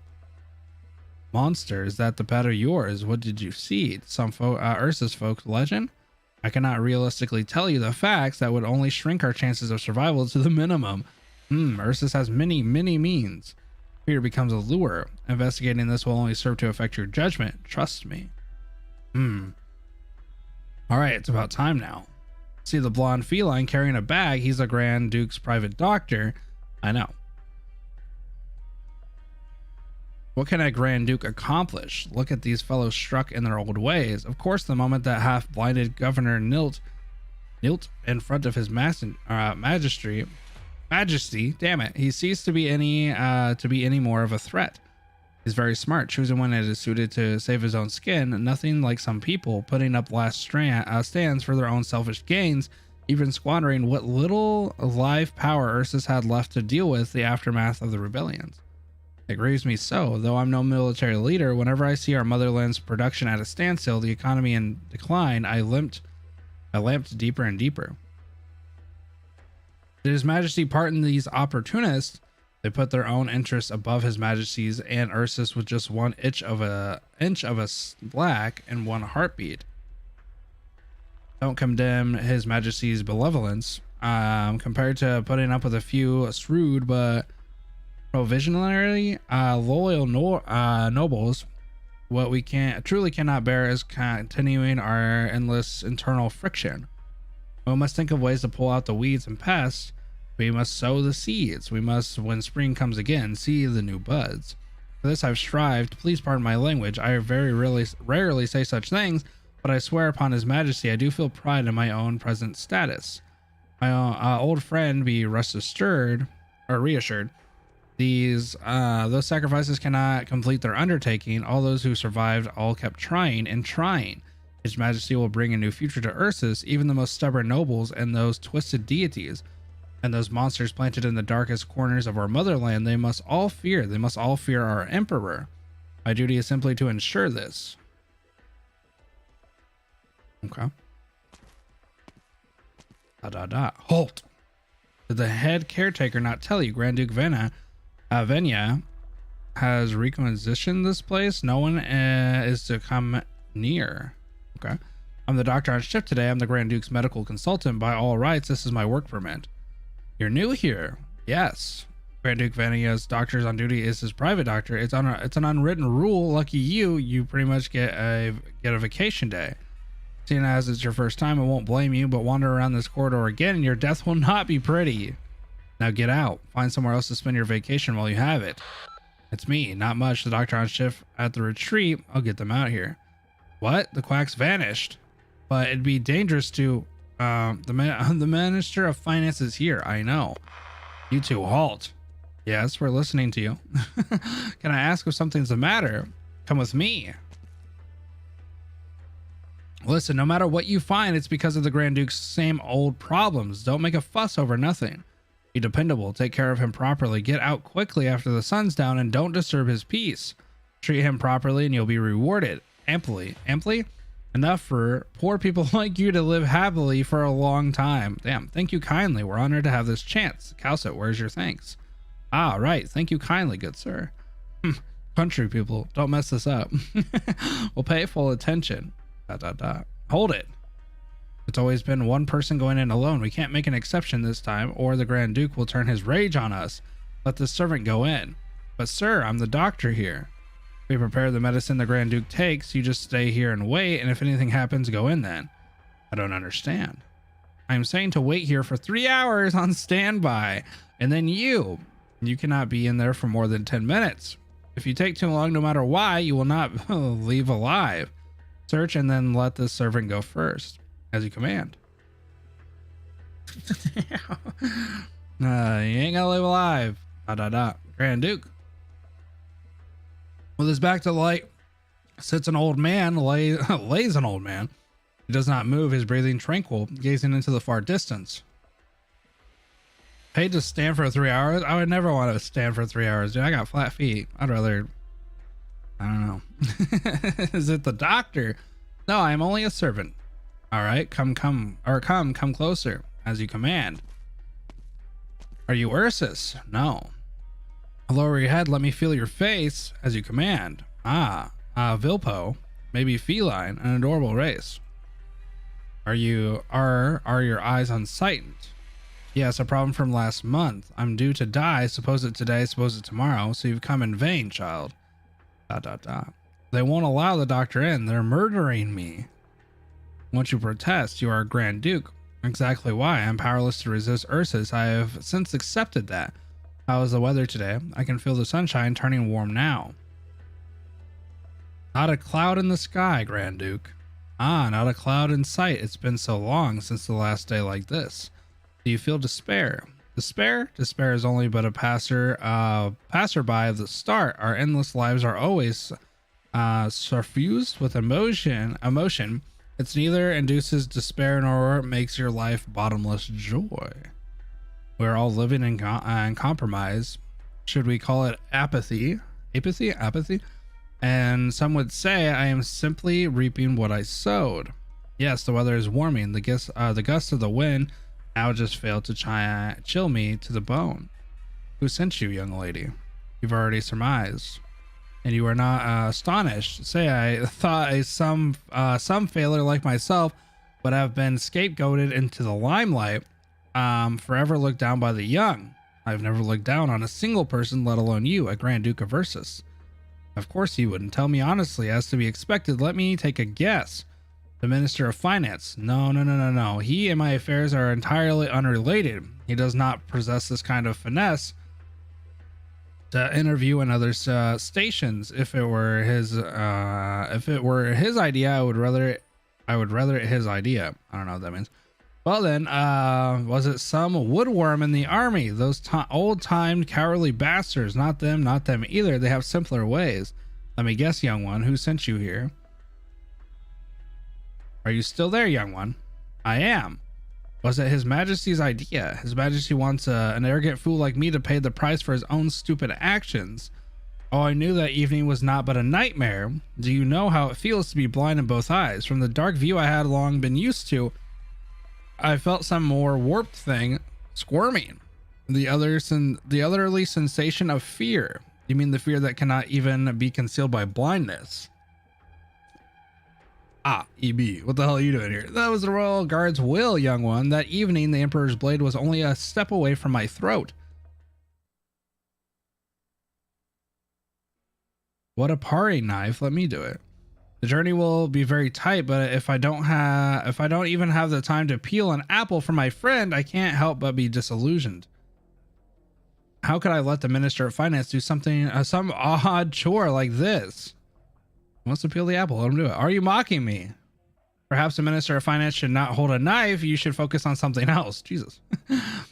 Don't joke with me, old friend. I'm just peeling an apple. Don't tell me you're about to rave superstitious at me.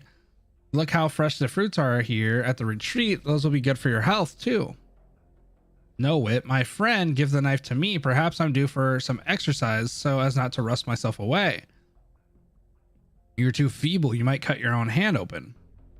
Surely you don't feel a staff officer of the Army Ursus would lack the strength for even a parry knife. No, I don't think that. Fine, old friend. Have the knife. Be very careful.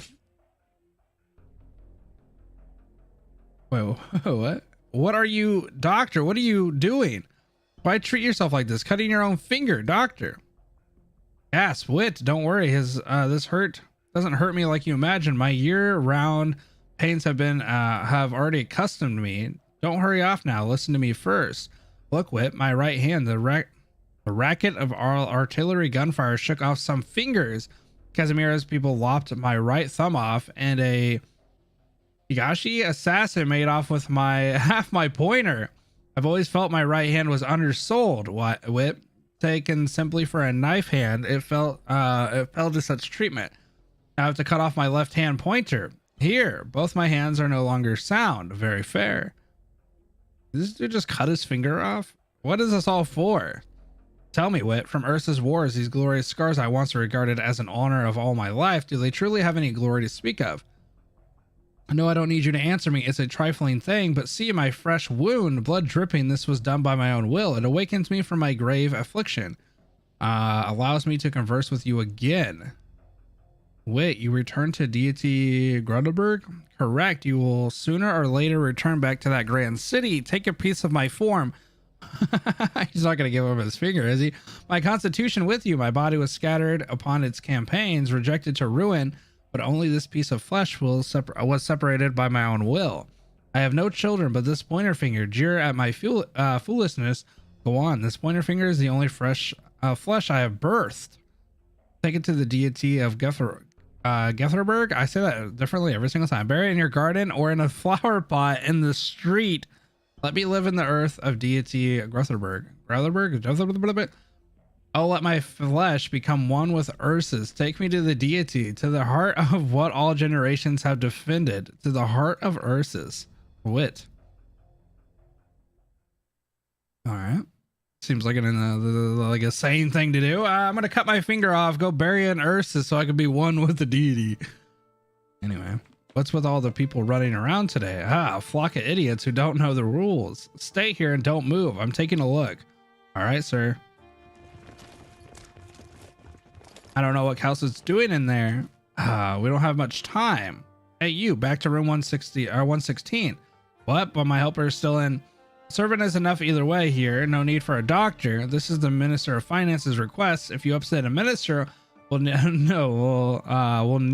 survive it. Now leave. You want to see the gallows? Yes. Sorry, I'm going now. Right now. Kal'tsit, quick! Roar. Zabimaru. Young one, come here. Come sit. What's your name? Kal'tsit. Come sit. What's your name? Kal'tsit. I like that. This is neither a Norm D. Gurer. I don't know how to say that. Gurer? Nor a Norm D. Plume, correct? I came here from the manner in which you introduced yourself. I can hear you love this name, don't you, Kal'tsit? Hard to say. We don't have long, Grand Duke. In a short moment, your guards will come charging in here. Oh, it seems I must make space for the assassin after my own life. My communicator should be right by my side. Here it is. What a prominent murderer. Murderer? Just when did you pilfer it? Please give it to me. Okay, so the Duke knows that Kal'tsit's here to kill him, basically. Thank you for your trust, young one. You make such ease of it. No matter who sent you, I trust you will become one vastly capable. Sir, this is a servant of the retreat who hails from my homeland. I wish to chat with her further. Do not disturb us until I give the order. Trespassers are in violation of military order. Do you understand? Good. Where is your homeland? Right on the other side of Pine Valley. Are you so willing to trust me because you have all your means well prepared? Even if they come charging in, you could still escape unscathed, couldn't you? I will not answer that. Or you really aren't from the Royal Guard. You are neither twisted or terrible. Yes. How could the Royal Guard leave their workers to others? So wait, he's basically just kind of like accepting that Kal'tsit's here to kill. There are Ursus' most selfless monitors, only those capable of being weighed on the scales. Will the Royal Guard look at what? Will the Royal Guard look at with value? All right, I've lost a young one. I cannot guess at all. Your oh so mysterious past. Why have you come? My duty lies here. Kal'tsit, will I pass away painfully? You won't. The drug will slowly erode your nervous system. You'll fall asleep as though entering a coma and never wake up.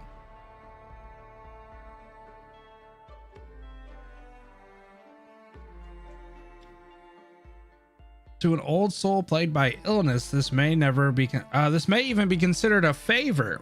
I thank you. ... I've been meaning to ask, are you a doctor, a scientist? Do you have a shining pair of eyes? Do the odors of medicine cling to your fingers? Hold on. Did you come for that affair in Chinnobog? Kal'tsit, the director who died in the Inferno that day, was that the name? You truly remember every sacrifice, and perhaps I'm unable to escape the all-seeing eye of Ursus. Ah, it's you. You're the very Kal'tsit. How strange that you hid from secret police. What's more, and stole into this place without even changing your name. How did you do it? There are always ways, Grand Duke. Some may want me dead and some may do not. I thought you a scientist, one that should not be so easily fooled. Ah, or so could it be. Some have paid you off. Some have exploited your vengeful rage so as to have me killed. I believe I have no comment, Your Grace. It is time. I will inject the drug. Ah, you have signed my death warrant. Very good. This this may be a league simpler than such torture. It's done, Your Grace. How much time do I have left? 15 minutes, Your Grace. Tell me, young one, is the scenery before me very beautiful? Oh, why is this so sad? All the land is budding and the sunshine will feed it, filling it with hope. Is it beautiful? It's a magnificent scene, but this magnificence is trivially ordinary to Ursus. Ah, young ones always are good with words. How many of our people could ever see this view? That's right, flowers, my flowers. I scattered seeds. Have they sprouted? Have they begun to bud? These eyes of mine, so ruined, could not even perceive long enough to see the bloom. So far, at least, you're out of luck. It seems the Empire's winter was detrimental to the growth of these ornamental plants. Ah, they cannot bloom here. In this boundless winter, what did you plant? When I was young, I took part in a war against Kazimierz. Have you fought a war before, Kal'tsit? War is wild and chaotic. 10 some minutes past the first sound of gunfire, formation in the battlefield had lost all meaning. A few knights wounded my leg and bludgeoned my head. I tossed my helmet aside, and as if for my life, I crawled until I reached a flower field. In there, I blacked out and was later saved by reinforcements. In my giddy haze, I remember what those flowers felt like, or were like. Pine lilies. Yes, after the war, I asked someone to bring me back some seeds from the frontier. I hated their Kazimierz specific scientific name, and so called them by a completely new one. I liked those flowers. My cities regarded them as a symbol of the city itself. Ursus soil is more suitable for raising them than Kazimierz. My wife cared for them so well, but they never broke through the soil. Spring didn't come soon enough, Your Grace. Ah, the earth of my beloved Ursus. Know it can nurture hopes of all kind. It is irrigated too by the bodies of the poor and the infected. I don't deny it. I don't deny it has likely committed all manner of atrocity. Yet even so, the earth forgives all. Ah, I feel tired. That doesn't seem a very convincing excuse. Excuse? No, young one. I never thought I would earn any pardon, and I never wanted for one. Only in my life's final moments do I think I'm able to realize the meaning. It was all pine lilies. I want to see her again. Leave now, young one. I feel how warm the sunlight, as if I could once again see. Ah, perhaps you never had the means to pardon yourself in the final moments. Ursensign. May yet Ursus forgive you, Grand Duke. Ursus, my motherland. That's actually kind of sad. Aw. Sir, the Grand Duke has fallen asleep. You don't need to tell me. We've had our orders. We can only enter after half an hour. Same house as the Grand Duke, huh? I have heard why young women are all squeezing to work in this retreat. It's just to seek patronage from important nobles, isn't it? Are you satisfied now? What are you staring off for? Don't tell me you want me to shine your shoes. No, how could I dare? I'm very sorry, sir. Don't be angry. I'll go right now. Low life. Jeez. Had to throw in the little jab. Low life. Paring knives are very easily rust and lead to infection. We'll pay close attention to his condition, rest assured. Good, thank you. It seems the blood rushing to my friend's head has cost me a considerable amount of time after he leaves the infirmary. Please tell me he has set a light the blaze in our hearts, and please have him trust his friend Islaham Wit. But for now, I must be on my way with my messenger. Safe travels. Kal'tsit, we leave immediately. Minister of Finance will have those bureaucrats, subordinates jumping at the shadows. That's the best cover. Is he dead? The time to effect was shorter than I thought. He couldn't hold himself together much longer in the first place. There are countless people who want to exploit his death. Maybe them fighting all fronts will create an opening for us. Let's go. Kal'tsit, thank you. For me, for us, you put an end to it all with your own hands. It isn't over yet. No matter in what form it takes, perhaps sooner or later we'll confront this empire once again. Dun dun dun. Psst.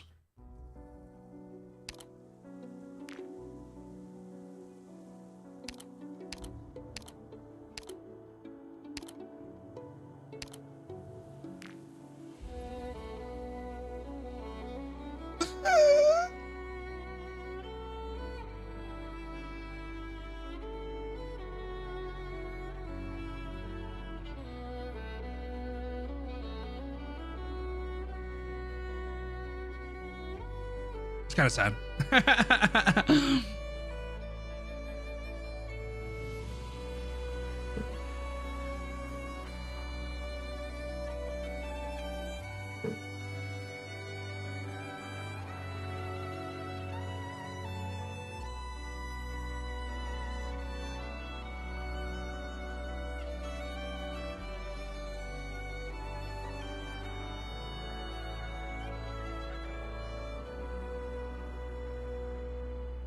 Just kind of like the interaction and stuff like that. Like, it obviously was very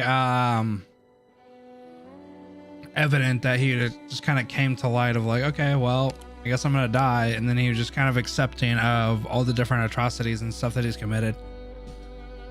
So I don't know, it's kind of like you know, I guess at that point maybe he was just thankful to be sent off in peace like that instead of what could have happened to him, especially since he knew of all the things he did. It's kind of a more humane way for him to kind of, you know, pass. And maybe he was appreciative in that aspect. And then Kal'tsit just kind of sitting with him, even though she didn't have to. Kind of nice, I guess. Modern day. Sargon. Hi, butt. Oh, we're all the way back here now. You want to come with? You should know that you are just another suspicious character to us. Have you inspected your teammates yet? A passenger. Heavy rain. Everything's normal there. But I don't trust you. Yes, very well said. Of course I'm not to be trusted. What exactly is your objective? My objective is to find out what my objective actually is. I feel that. Okay. What the actual... Did you know that the last Lord Emir of Ibit died in the fire? It was a few years ago. The current Lord Emir is his son, and the whole thing caused quite a ruckus in a butt. An Ibit? A butt? I had to find myself a new fairy godmother right away thanks to that fire. It took me months to get used to work here. A huge pain in the butt. Right, exactly. It was my very last prey. I did all the preparations and laid out my trap, but there's no more prey to hunt. I have nothing to do except to lounge around. Such as like, what? You killed a Lord Emir? The Sargon army will find you. Wait, hold on. What do you even want? Tell us what do you even want telling us about this? I shouldn't have expected any less from one who frequents the black markets. That's right. There's no one who knows I have to do with his death aside from you and me. Passenger's a little, yeah, he's unhinged. As for the Sargon army, we live in different times now. The ruling, Padishahs simply care not about what is happening here in the barren wasteland. My guess is that it matters not to them whether it's the father nor the son that is in charge. Actually, to tell the truth, it hardly matters to me either. I sought his death and nothing else. It was a rather simple request. What are you after anyway? Revenge. Damn. I'm afraid it's a rather boring answer, so I don't like to share it. If I have to venture a guess, more than half of the men in this world would like to take a revenge against something, be it their enemies, the city, or even the world itself. For the past 20 years, this is all I've been doing. My power, my status, my riches, all of them come second, and should the need arise, I will cast them aside. Or perhaps I could give them to this Rhodes Island. It's quite the bargain, wouldn't you agree? Oh. Looks like you are still not convinced, young lady. You are quite cautious. I suppose you a soldier from Sargon, perhaps. None of your business. What about you, young Bridge? Or should I call you by the name you go by now, Sisha? Sisha? Sisha, we can't trust him. You're hiding something pretty important, aren't you now? Oh, yes, right. How forgetful of me. Yeah, wait, Passenger actually seems a little psychotic a bit. You claim to be a medical corporation that treats the infected very well. It's a fairy tale. What the hell? It's a fairy tall tale, but I will accept it for a moment. I'm an infected. My fortunes are no less impressive than the Lord Emir's riches, and I am very well connected and hold some sway, and even are enough for me to bring a Lord Emir to his downfall. I will trade all of it for a chance to be cured. What do you say? You're mad. I find myself thinking the same quite often. I kind of like Passenger.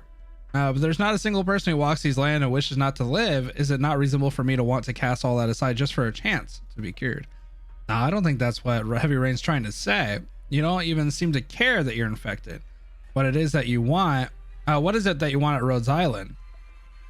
Very well. This isn't much time. There isn't much time left, so let's stop beating around the bush. I'm looking for Kal'tsit. Perhaps she will impart on me some invaluable advice. Perhaps she will show me a new way forward. Yet it's even more likely that she won't lift a finger, merely passing the decision back to me. That too is fine. Once I eliminate every last person involved in that incident years ago, there will be nothing more tying me to this place. I'm beyond anxious to leave this forsaken land behind. I need a fresh start. And who can blame me for seizing this opportunity if the shadows of the past so happen to be standing right here? What's your relationship with Dr. Kal'tsit? It's a long story. I owe her my life. I'm very thankful to her. This I say from the bottom of my heart. The decision isn't ours to make. 3 years ago, the Lord Emir of Abut perished in the fire during his travels. The fire consumed an entire town, and soon after, his son set off a rebellion, vying for the throne against many other contenders. That's your doing, eh? Precisely, just as I said. Why? All trivial matters of a bygone era. The family had a tragic, rocky relationship to start. I only played a very minor role. Why do you want to know? I'm looking for clues. Thanks to you, I gotta call it quits with my investigation in the Ibit region. Ah, clues. Perhaps this is an opportunity for me to earn your trust. Tell me what it is you're looking for. Perhaps I can be of assistance. I'm looking for someone, the director of a Colombian military experiment. We're investigating a Colombian company. May I ask why? Because the person I respected the most died in the most laughable accident ever. And what if it was actually an accident? Even if it was just an accident, I gotta know the truth. I mean, this couldn't have been the reason those guys rose through the ranks on top of my brother's death. Sisha. I know, it's my own personal issue, but this chance doesn't come often. Don't you agree, Sand Soldier? Pardon me. Where was I? Everyone needs a revenge of some kind. Targets can be big or small, and grudges can run deep or shallow, but revenge is an eternal motif to every living person out there. If you permit me to undergo treatment at Rhodes Island, I can investigate this matter for you. Of course, the deals we've talked about still stand. Even if you have 10 times the cargo sitting outside, I have no way to take care of it all. There will be no trace left of it. Oh, I have a way to take care of it all. There will be no trace of it, and you will find the price very attractive. It's a bargain for a pharmaceutical company. Sencha, sorry, but we can't let your personal problems be someone else's bargaining chip. Of course, I know that, but Right, I almost forgot. It seems I've been rather forgetful of late. I never thought so much of old Isen's prophecy to begin with. However, thinking back, perhaps the prophecy was itself a means of negotiation and communication. Prophecy. Mere mortals will never find themselves in equal footing with the time itself. Organium arts have been convenient uses, but this is one thing you can never achieve with arts. A prophecy. Alas, old Isen passed away long ago. I only hope that she remembers this promise. She did perhaps give you a gold coin, an old Sargon coin. Heavy rain, Sisha. We got a situation here. Calm down. What's up? There are some sketchy-looking teams approaching the town. Let me remind you that they are not friendly. They're closing in quick. We can still get out of here without a fight if we make a run for it now. Take our time and we won't be so lucky. 15 minutes, that's all we have. Captain, Lieutenant, let's hurry. Your buddies? Of course not. I'm a lone wolf with no one to turn to. Unlike machines, humans cannot be trusted. That being said, they are most likely here for me. Damn it, this is part of your plan, isn't it?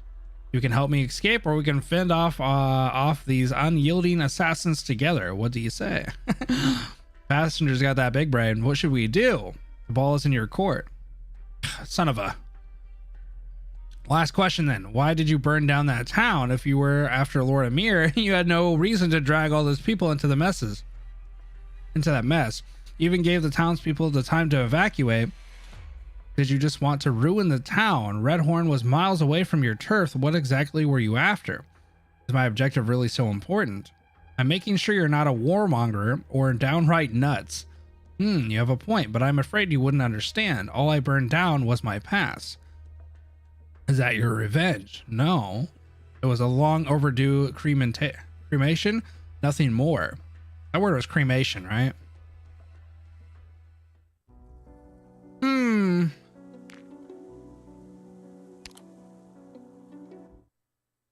Yeah, Passenger is a smart boy. 22 years ago. Now we're way back. So when Passenger was a young boy or what? Yeah. Are we there yet? How far away is it? If you're tired, we can stop here. Drop the tough act. It has been 7 hours and 14 minutes since our transport was wrecked in the ambush. Considering your physique and age, you've held held up pretty well. No need. How does Kal'tsit just know the exact hour and day, or like hour and minute? Let's keep going. We need to get out of here as soon as we can. Where are we? The nearest town to where we were heading, more accurately, it's a settlement formed of several towns that have been drifting in the desert with their hauling equipment. At the same time, this place covers a large swath.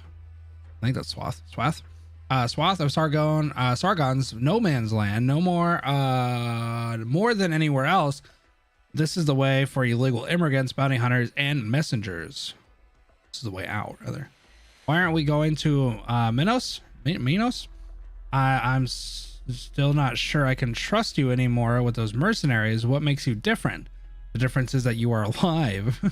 You already have our next steps figured out, don't you? What are you doing now? Well, look for someone we'll look for someone trustworthy to take us out of Ibut. Not legally, of course. Where are we going after that? Bolivar? Is that Bolivar? Is that how you say that word? Yeah, I'm not gonna be lay thy knee in Bolivar. But I give you an answer. You must understand that whatever your choice, it doesn't change the fact that you're running away from your problems. You have no way to survive, nowhere to go, and nowhere to run. Are you prepared to accept the fact that your old life has been shattered to pieces? Do you understand it? Are you sure? Are you sure you're not just in a daze from the sudden turn of events? Stop acting so high and mighty. If anger gives you a clearer head, I will be going further north, far away enough for you to leave everything in Columbia and Sargon behind. Okay, wait, hold on. So this happens before the Grand Duke thing with Vanya. All right, because that was 17 years ago. This is 22 years ago. So this is 22 years ago. This happens with all this stuff going on. And then we get to 17 years ago, which was with the Grand Duke. And then 13 years ago, we meet Heidi. And then we're at that party. Okay. So I make sure I'm on the timeline. Okay, so I'll be going further north, far away enough for you to leave everything in Columbia and Sargon behind. Because I imagine at some point, like they're all going to kind of merge. So I want to make sure that I'm paying attention to the years. I have to say you've done very well. Because the thing is, when Kal'tsit was telling the story. Oh wait, remember. Are you mocking me? Much of what you do is a rifle with immaturity. And you let your emotions get the better of you. If you're a little older, I would indeed make a mockery of you. Let's go. We need to find someone to introduce us to the black market here. Kal'tsit's module, I think, was during IS-3 or something like that, right? So it should be in the near future. Where do we find something like that? I don't know yet. So there's stuff you don't know. I want to deny it, but we won't find. We'll find them very soon. If you understand what the land of Reef Steep means and stands for, you won't have any trouble finding their survivors in crowds and markets here. They will always help their fellow countrymen. All we have to do is make them believe that's who we are. Pretty sure it dropped with IS-3, but we haven't gotten it yet. Wait, when does IS-3 drop? I thought IS-3 was...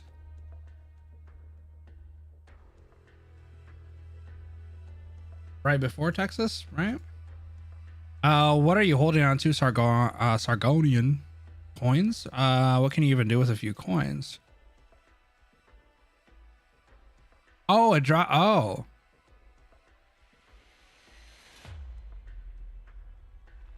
IS-3 dropped before chapter 11. Yeah, it's kind of hard. I feel like Global's on kind of like this schedule, you know? Like a shrug of the shoulders schedule, like, hey, shit's gonna come, but don't know, you know, soon enough. Sargonian townsfolk get lost. Colombian, yes. Whoa, monster's out. What the hell's monster doing? Monster, where did it come from? Thrust. Damn it, why I can't hurt it? What's going on? Monster here to kill us. That's kind of a cool NPC. Damn. His passenger, like, what's wrong with his face, bro? It looks like he's like in trauma. That's a huge crowd. Hey, what's going on? Who's this guy?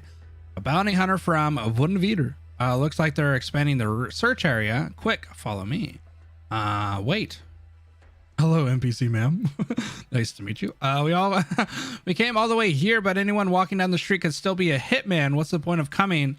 That's exactly why you need to pick up the pace. What I'm saying is you haven't solved anything, Advisor Kal'tsit. Damn, not Phantom, but Passenger's kind of a little shit, bro. You gotta trust Kal'tsit. It's been like 2 minutes. She didn't have to help you. These outfits makes us stand out, don't they? Sargonian. This is just a can of vegetables. Why is it so expensive? Our rugs are famous far and wide. Something's wrong with the quality? Impossible.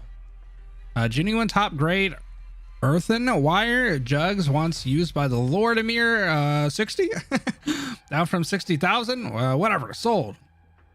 That's a lot of people there. All right, there's a lot of people here. Is this where the market is?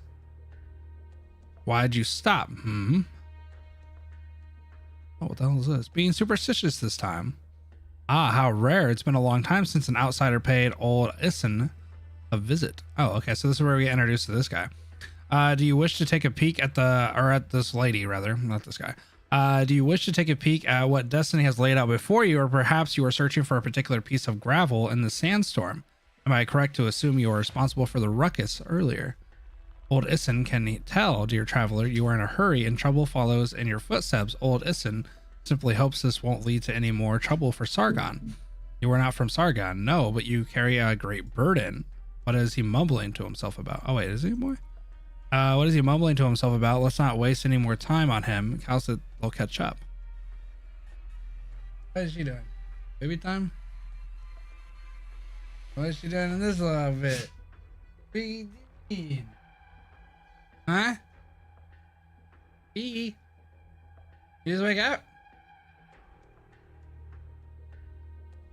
Hop, little bunny, hop, hop, hop, hop, bunny, hop, hop, hop. What? Palpatine. You fraud. What are you still doing here? Scram. You're mucking up our turf. Enough with your tricks. No one here is going to fall for that. Yeah, oh my god. All right, of course. Don't be so violent now. Old Isshin will leave. Old Isshin is leaving.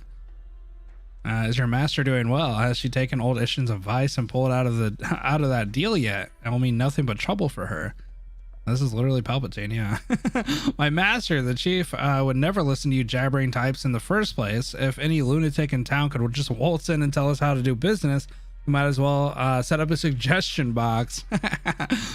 Enough chit chat. Get out of here. Oh my god, they're beating him up. Push him down.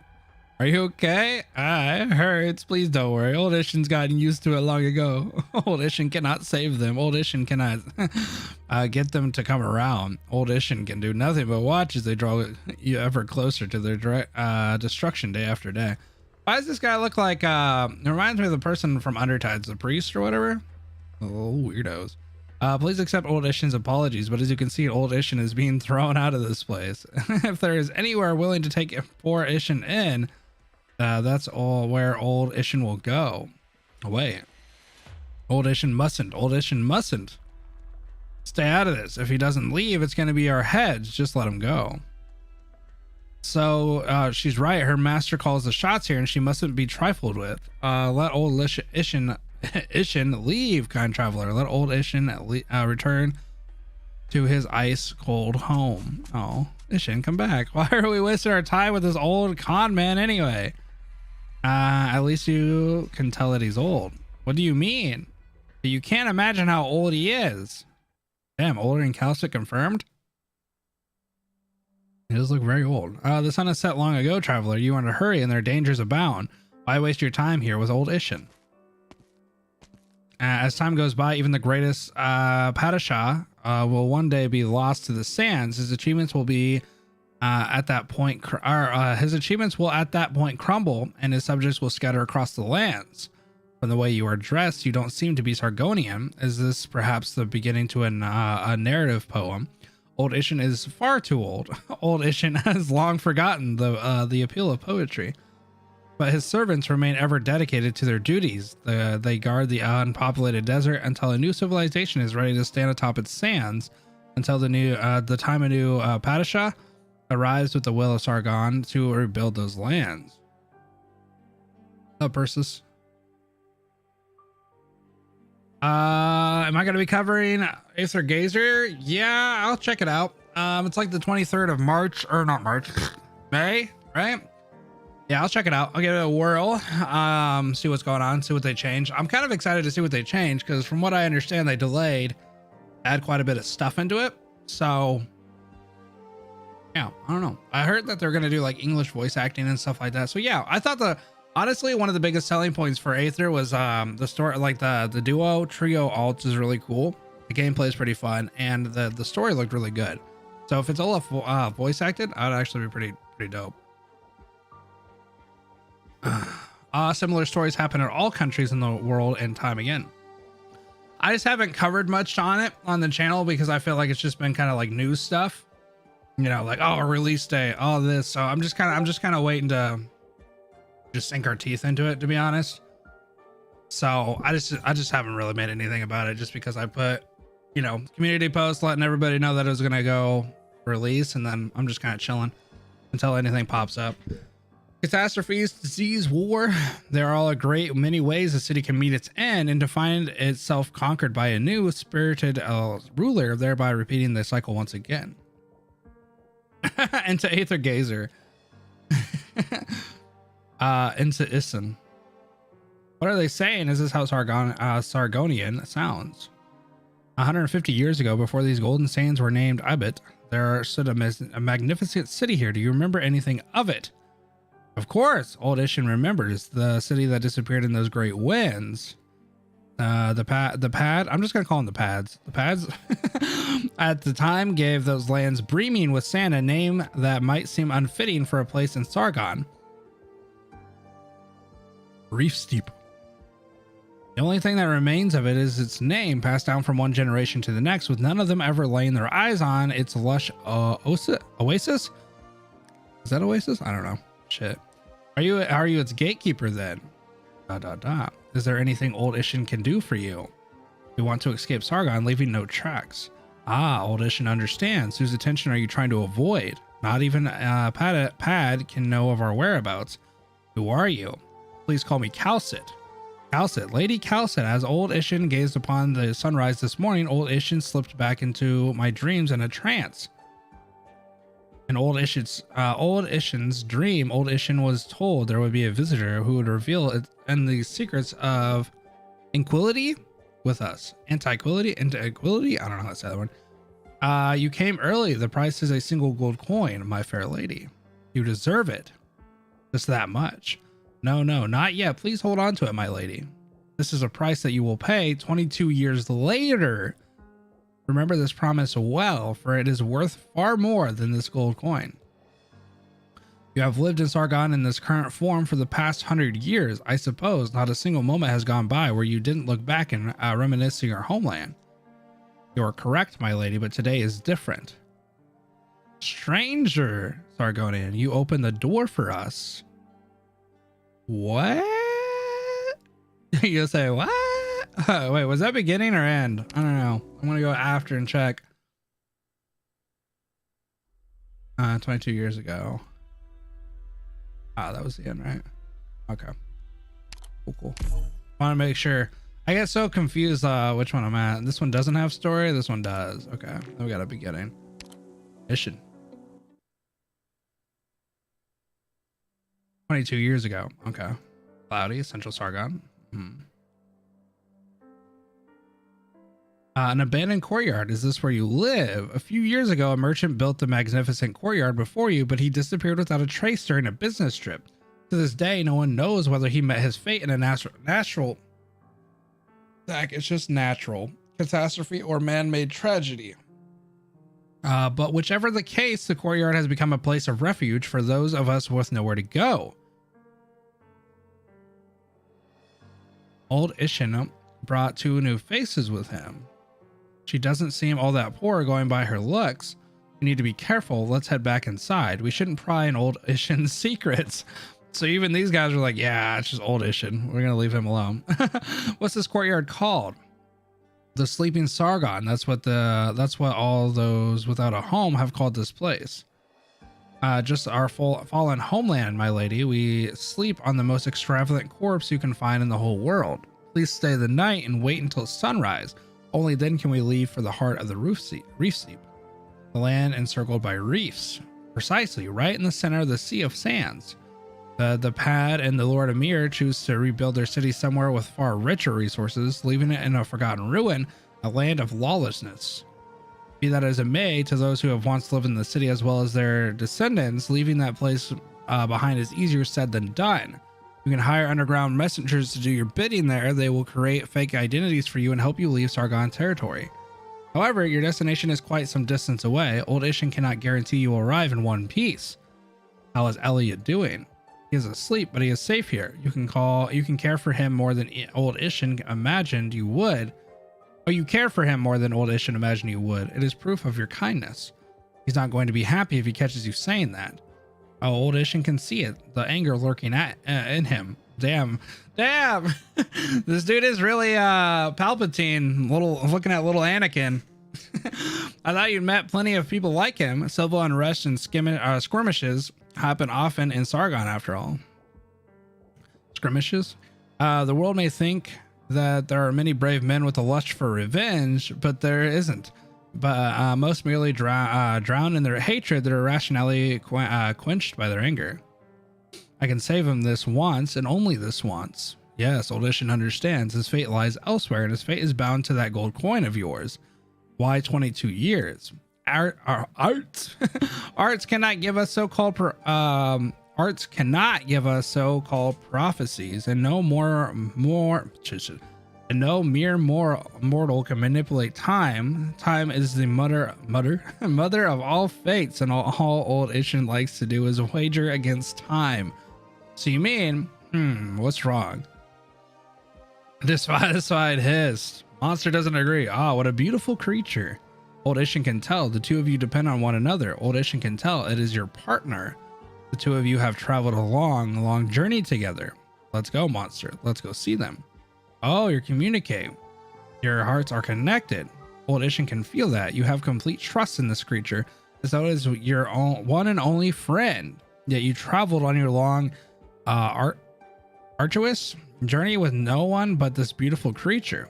Ladies, that glory of yours replete with nothing but loneliness. Loneliness doesn't affect my responsibilities in any way. It seems we've got company. I'll go take care of him. Please stay here and take care of Elliot. Of course, old Ishin has ways to hide after all, or old Ishin has been hiding for far too long. I will take Elliot. Where's Kal'tsit? Enemies are abound. She is fending them off with her trusted partner. You mean that weird creature? Why are you looking into the distance like that? Are you worried about her? No, old Ishin is not worried. She has a tremendous tenacious spirit. Old Ishin thinks not even death could stop her in her tracks. That's why old Ishin respects her. Old Ishin has a question for her. What do you want to ask her? For the past 100 and some years, old Ishin has had the same dream again and again. In those dreams, there stands a magnificent city among the gold sands. The city moves, and the sky seen from its towers is pure and clearer than ever. The young Pasha stands next to old Ishin, and there is always a vast empty swath of land before our eyes. The young Padishah would always begin to recount the old Ishin. Yeah, old Ishin is too old. Old Ishin forgets. Old Ishin crimes are unforgivable. He's talking to himself again. Old Ishin has always sought this answer. Old Ishin has been waiting for someone who knows of the city and its glory. All those who had to do with the city yet live in the dream. Some have forgotten, but a great many of us look back fondly on our homeland. We built this city with our own hands under the Padishah's leadership. A great city, even if catastrophes bring it to ruins, that city is the true beginning of the land of Reef Steep. The Sargonians of Ibit must never forget anything about Reef Steep. Yeah, old Ishin has forgotten. Old Ishin is unforgivable. You've been waiting for someone to tell you what you've forgotten in your dreams. The old fortune teller turns around, his smell ever rotten. His facial features are strange, and his bare fingers certainly do not resemble his actual age. Old Ishin smiles happily. Okay, old Ishin. Yeah, you could freak me out a little bit. Seemed like a nice guy though. Roar! You're the leader of those squads. I remember you. How did you find us, Colombian? Sarkaz. I'm not from Colombia. Sarkaz tribal dialect. What's going on? Are you trying to control my mind? Fire! Stop her arts! Sarkaz tribal dialect. Shrieks! What? Not even the highest grade arrows can harm that monster. We don't have enough info to work with. She seems to be a caster. Be careful. Sarkaz, the Lord Amir of Ibit hired you, didn't he? You think I'm about to tell you? No, the Ibuti, Lord Amir, has a deep personal grudge against Victoria. I only got a brief glimpse, So it's possible I'm mistaken, but the arrows just now were indeed Victorian. Looks like your real employer, the current Padishah, Marad, is far more crafty than I expected. A patient ruler fanning the flames between the different forces without a care in the world. Perhaps he had anticipated the plans of the Colombians and the local lords Amir all along. Ah, you know of the Padishah, and you still dare to come to Sargon, damn it. How did I forget to say that all of a sudden? I'll never know what's going on in your Colombian's head. What, you got orgenium in your brain? Padishah Murad wants just the box and nothing else. Give it to us, and all of us get to leave this place alive. You haven't destroyed it, have you? Only because it isn't mine. You're a stubborn one. The abbot Lord Amir's self-righteousness earned him the Padishah's anger. I have no idea who hired these Colombian mercenaries, but I can at least tell you they won't be putting up a fight anymore. This pointless war is coming to an end soon. Padishah Murad gave us the authority to bring all this to an end. If that were the case, why would the almighty Sargon Padishah hire mercenaries to do his bidding here instead of sending his personal guards? This has got way too much to do with Colombia after all, but none of that matters to you and me right now. We got a decision here to make, operations advisor. All you gotta know is that there's no one coming to save you in this desert. Lightly stretch his body. Watch out for that creature. No idea what it actually is, but it's got to be tricky to take down. Sarcasm tribal dialect. No, it can't be. This isn't just normal arts. Devil speak. You're a Colombian. How? Sargonian. Enough. Talk to us in Victorian or Sargonian, or else we'll shoot. Are you from Kazdel? Just a bedtime story for kids. I have no idea what you would do with sarcasm, but this doesn't change anything about the situation we're in. Be quick with it and hand the box over. All Padishah wants is the tech. This will set off the beginning of the Sargon destruction. Padishah Murad is not a scientist. He doesn't understand the devastation it can cause. He doesn't need to understand, nor do we. Sargon, your homeland, Sarkaz. I've lived in Sargon for as long as I can remember. We snuck around in the back alleys and hid our horns, and we lived in the filthiest of places. Picking up arms is the only way we get to eat. It's simple. All of us practically natural born infected. It's do or die. It's what drives us. So that's what you're saying. Only sarcasm with a firm will can escape the ancient language influence. The language itself is a kind of sarcasm witchery. What's the source of your conviction, your mission, or your greed? Well, I gotta admit, your mind trick might actually have worked. I still haven't ordered anyone to open fire. I'm still chit-chatting with you all, the patience in the world, with all the patience in the world. All I see before me is a sarcasm trying his best to survive against the simplest methods he knows. Looks around on alert. Enough of this crap. I thought you were a Colombian mercenary leader. Stop pussyfooting around. Oh, God. Padishah Murad won't allow any sarcasm to know his dirtiest secrets. You fought off all the other squads, vying for his trophy. Don't you suppose the Lord Amir's men were not amongst them?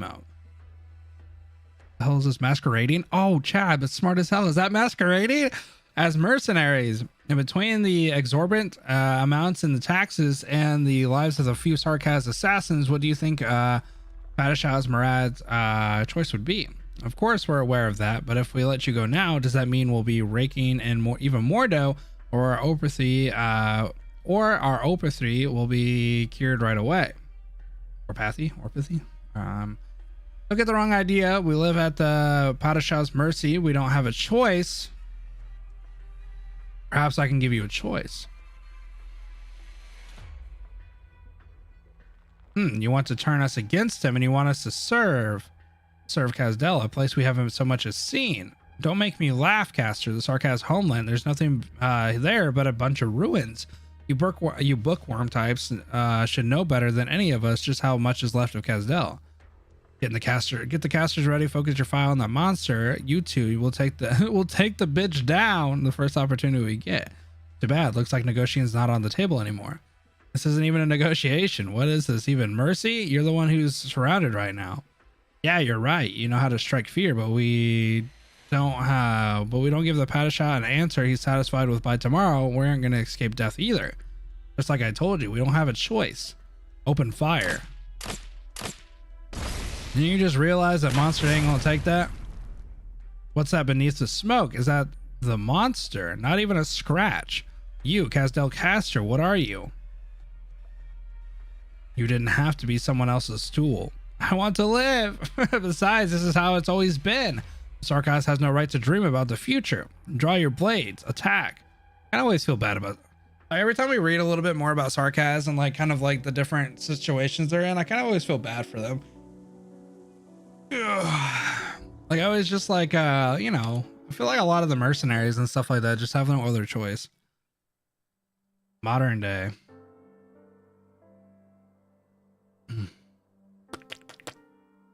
find myself looking back on those events often during my most difficult times. Whenever I grow tired of striking the iron, whenever I'm unsatisfied with inferior materials that result in products less than satisfactory, the events I witnessed that day immediately come to mind. So you took care of all those mercenaries by yourself. Now we planted those weapons beforehand and they self-destructed. Wait, oh no, okay. I'm surprised you could actually bring yourself to do it. Didn't you make those things all yourself? What kind of craftsman has lingering affection for their creations? The reason we pour our emotions into our work is to create an even more refined product, not to be tied down by our feelings. So you had it all figured out beforehand, eh? Eliminated all the factors unbeneficial to us. What is wrong with that? This burnt smell stinks. Don't tell me Rhodes Island claims to be a pacifist, though I certainly can tell you two are not. So what did you see that day again? Is a pacifist a person who doesn't like violence, right? Has either of you personally seen her in combat? It's as though she has a bird's eye view of the things in the sky. Everything was under her control. Yep. Okay. I've heard the word a couple of times, but mainly I've heard like for monks and stuff, I guess. We're close, very close. Sarkaz, devils, she's one indeed. And old Ishin knew that this would happen, or this would exactly how it would turn out. Ahem, do you have to follow me around? Of course, Lady Kal'tsit asked old Ishin to. Until the moment she steps out of Sargon, her wish is old Ishin's command. Is that her over there? On the other side of the hills, the smell of orgianium gunpowder and blood yet lingers in the sandstorm, a phenomenon that has all but become natural to Elliot. A gust of wind blows past, carrying away its dust under the clear sun. A strange creature's large stature appears as though it's distorting even the sunlight. There, Kal'tsit stands solemnly. She is as calm as quiet as one can be. Shit. She murdered all those folks. Cough. You could have become a warrior, nameless mercenary, a Sarkaz warrior. My death is for a greater purpose, Caster. Not going to finish me. Let's see. Oh! Angry low roar. Tisk, this monster. I'm more than ready to die. Are a few extra scratches that much to ask for? So, a roar rather, not sore. I just knocked him out. Enough, monster. He's a dead man with those injuries. Dissatisfied hisses. Damn, monster wants to eat. It looks like we saved the Padishist some trouble. Sarkaz, what is your name? Which one? Tell me, Caster, the Casdell you were talking about. How does it look now? Terrible, still. But the Sarkaz are rebuilding their homes. Home? How could us devils, us infected, possibly have one? I've never left Sargon. The Sarkaz have been trying to rebuild Casdell, their home, for centuries, though they have never succeeded. Everyone has a different idea as to what the term homeland means, but as it stands right now, Casdell is perhaps as close as you can get to the term's original meaning. The Tikis? Oh! Tikaz deserve a home. That does have a nice ring to it. Poor devil, he is gone, no longer with us. You two shouldn't have come. You made quite a ruckus here. Old Ishin thinks this place could use some clearing to avoid catching anyone's attention. You took all of them down yourself. Shakes head. Okay, you too took down a whole mercenary squad. How many of them were there? It was no easy task. I would have been. There's no background music. This is weird. I was like, it's so silent. It was no easy task. I would have been in quite a tight spot if it wasn't. If they weren't as afraid of monsters as they were. Let's pick up the pace. We've already found ourselves in several skirmishes since we left Redhorn. And now we have an entire mercenary squad. We'll likely face the Lord Emir's guards next to the Padishah's elite troops. No matter the case, the more we run, the more fierce our enemies become. Old Ishin gets the impression that you two didn't want to kill them. You're not wrong. You seem to have special feelings for Sarkaz. Oh, pardon, Old Ishin. Old Ishin should not have asked. The sun is setting soon, Lady Kal'tsit. We must bury these bodies right away. Looks like their sand buggy will save us quite a bit. We need to be quick. We're gonna jack their sand buggy. Can knowledge be a means to buy over a person's heart? Elliot has never so much as thought about that. He used to be naive, but he was also gifted precisely because of this. Of course, he cannot understand why Old Ishin would follow everything Kal'tsit says after the exchange of this. After that exchange of theirs. Is it as though he lives in the distant past? He merely gazes at the far end of Sargon's golden sands, waiting for someone to come to give him the answer he always sought. Is knowing what the answer is all he ever wanted? Sounds like it. This is the entrance to the old market. This is the Reef Steep town. Yet another Sargon town. Old Ishin knows where the entrance is. The old market is no secret. Anyone has the right to look for which they want here. Come with Old Ishin. You're giving background music. It's weird. Oh, a new scene. Old Ishin, I thought you died in the Golden Sands. Old Ishin is fortunate to survive. Are those two behind you Colombians? Colombians on the run. The box they have gotten got to be worth some money then. Oh, relax. So why so tense? I'll give you 400 gold coins for that box. Sorry, but it's not for sale. Ah, that's too bad. No worries. I'm sure we'll have more chances to do business with each other. Isn't that right, Old Ishin? Haha. No, please don't let it get to you, lady. This happens often here. She isn't actually that curious about the box. If she actually had her mind set on it, we wouldn't be getting much sleep in the future. She opened at 400 coins. This is the Reef Steep Black Market, the vibrant heart of Abut.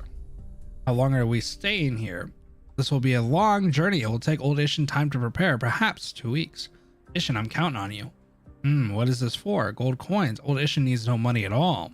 Our enemies are still coming after us. We need to get the preparations done as soon as possible. Old Ishin understands, but please keep your coins. Old Ishin is in no place to take them, and Old Ishin is still has much to ask you. Very well, I understand. Feel free to ask me anytime, even now. Thank you. Old Ishin is far too old. Old Ishin has forgotten far too many important things. Alas, most of them who remembers what I wish to know have come and gone. This is why Old Ishin is looking for clues. Lady, are you young? Normally, Old Ishin would not hold out hope for those your age, but you know of that city, the secrets that disappeared in those great winds long ago. What do you want to remember, Old Sarah? Old Ishin once served a Palashah, the Palashah of the Lord of the land of Reef Steep. The Palashah saw Old Ishin as a friend and would even die for Old Ishin, an honor Old Ishin could never fully repay. Ishin? Yeah, I mean, Ishin's pretty old. From what we've gathered, they've at least lived 150 years, like 100 some years. It has been far too long. Old Ishin has forgotten the words of the Padashah. Before Old Ishin dies, Old Ishin must remember his words. The disaster that destroyed the city left you directionless. Has been too long, lady. Look, you remember even the catastrophe. The Padishah who ruled Reef Steep doesn't show up in the history books much, but at the very least, the written accounts and folklores do not mention a Sarva fortune teller. It will probably take some time if you want to figure out who you are. Oh, that's fine. Even if you must leave this place behind, there is still a long wait ahead. Old Ishin will patiently wait for your return. Oh, Old Ishin dares not to die. Old Ishin only asks you to remember this. I promise you. Please come with Old Ishin. Old Ishin has a home here, an old dwelling. Elliot's the only one that's like, oh, okay. This makes sense. Is this just a normal, wait, what is this? Pure gold. You buried a whole mountain of pure gold here. These are Old Ishin's riches, but Old Ishin has no way to spend them. Now Old Ishin is glad to finally give them purpose. That's no small sum you have. Has no one gone after your riches before? Old Ishin was the Padishah's favorite courier. Even if Old Ishin has not a bean to his name, Old Ishin will always protect. Old Ishin will get started with the preparations now. What do you want to know? Far too much, my lady. But you possess all the answers. Well, it feels pretty empty up here. A black market always starts out as a normal underground bazaar. It's a fairly common sight for areas brigaded by catastrophes. Sexy Kal'tsit. When nightfall comes, the lights are moved underground. Something on your mind. I've been on the run with you for a while now, but you're still keeping me in the dark for a lot of things, like that old Safara with amnesia. Long ago, there used to be a city there, the only nomadic city in Abbott's vast territory. The ability of a city is a miracle in itself, but before the Reef Padishah, no one had managed to unite all of Abbott. Then the symbol of that unity, the city amongst the Golden Sands. That was what inspired everyone to unite under the rule. The era was not that long ago, and I believe there are still a fair amount of people out there wallowing in their homeland's former glory. Yeah, B. What are you down for? You just woke up. Lazy bones.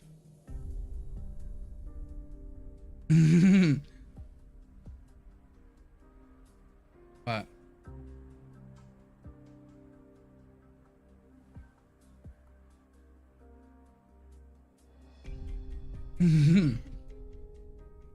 Baby. Unfortunately, it was not meant to last. The city met its fate during a catastrophe. Supposedly, after the Padishah had evacuated all of its citizens and workers, he simply laminated and lashed out at the gathering storm. Lashed out at the catastrophe. That's how it was recorded in history, at least. But it most likely actually happened. The catastrophe laid waste on the Padishah's grand achievement in a brief moment. In just one night, all the citizens became refugees. They very well could have built a new home together, but the destruction of the city, everything was left behind in the sandstorm, forgotten. Old Isan was among them. The Lord Emir and the new Padishah didn't want to spend a huge sum of money to rebuild the city. Thanks to that, their descendants likely had no idea where to begin to rebuild their new homeland. This filled them with grief, and this is also why they give all those who still respect the land of Reef Sheep the same amount of respect. So is that why they're helping us? Because it's like helping out their countrymen. From the looks of it, we'll get to leave Sargon soon, right? If everything goes well, we should be leaving Sargon territory within the month. And we're going to Ursus. That's right. Why?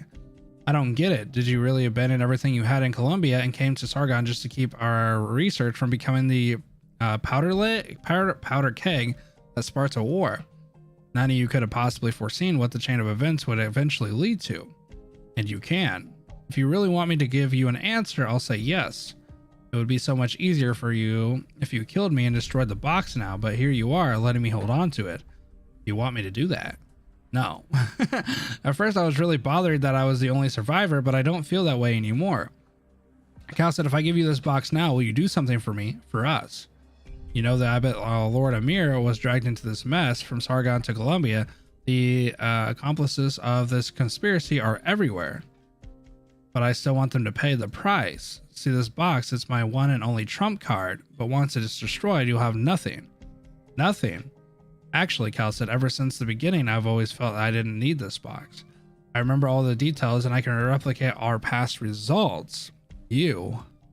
Of course, it'll take a long time and there's probably going to be lots of difficult issues, but I think I could do it. If, just like you said, there's some kind of way to turn this Orgianium energy source into a weapon. This is the first time you are looking me in the eyes, Kal'tsit. The first time you are aren't treating me as a kid or somebody to be protected, but as a scientist, a Colombian. Perhaps I've been underestimating you because of your age, Elliot. Relax, I won't let these bad guys use the professor's research as they please. I won't. But I will use it to finish one last thing. You don't understand how Professor Thorne's research came to be. I heard him say before that the bias of the technology came from a set of ancient ruins that archaeologists found in Sarkaz, and it could provide nomadic cities an entirely new and convenient energy source. I'll say it again, if misused, this could easily bury half of Sargon under its golden sands. Well, you were the head of the mercenaries to begin with. You probably have a few other tricks up your sleeves just to stay safe, don't you? A visor. Such as taking me out right now, the way The way you people like to take care of things. Happy sounds, monster. Go back inside. You. Enough with the tough act, Elliot. With the way you are now, you can't make a sensible decision. You should really think about what it is that you want to do carefully. Thank you. This is all the old Ishin wants. You're going so far away. Old Ishin won't be going. Old Ishin will go nowhere. All right, your call. You got the cash and I got the goods. It's as simple as that. You need any help packing? No need. We must keep my lady's whereabouts a secret. Ishin. Ah, my lady, the preparations are almost complete. We have medicine, food, water, and a small amount of refined orgianium ingots. This car here is stolen. It's already been modified about 4 or 5 times by the Volturi. It's kind of beat up, but that's the only downside to it. It's got everything you want in a car. Even got a multi-grade grenade launcher. Damn. Heard you guys are going up north. Where to? Sammy, perhaps. Whoa. Will you guys actually make it that far? As for your compensation, all pure gold. I ain't giving change, you know. That's a pain in the butt. Just like how we were treated in the old days, old Ishin is never stingy with when it comes to conversation. Aha, well, thanks. Damn, just a lump sum of gold, huh? Let's call it a day here, Ishin. Very well, my lady. If it all goes well, we will be departing on your journey within the next 3 days.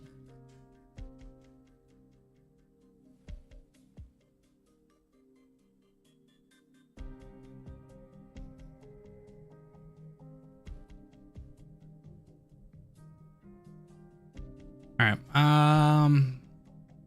Lithian arts units parts are nice and all, but they're such a hassle to use and they're pretty rough. The Colombians make better stuff. I got some new wares here. Orgianium weapons straight from Minos.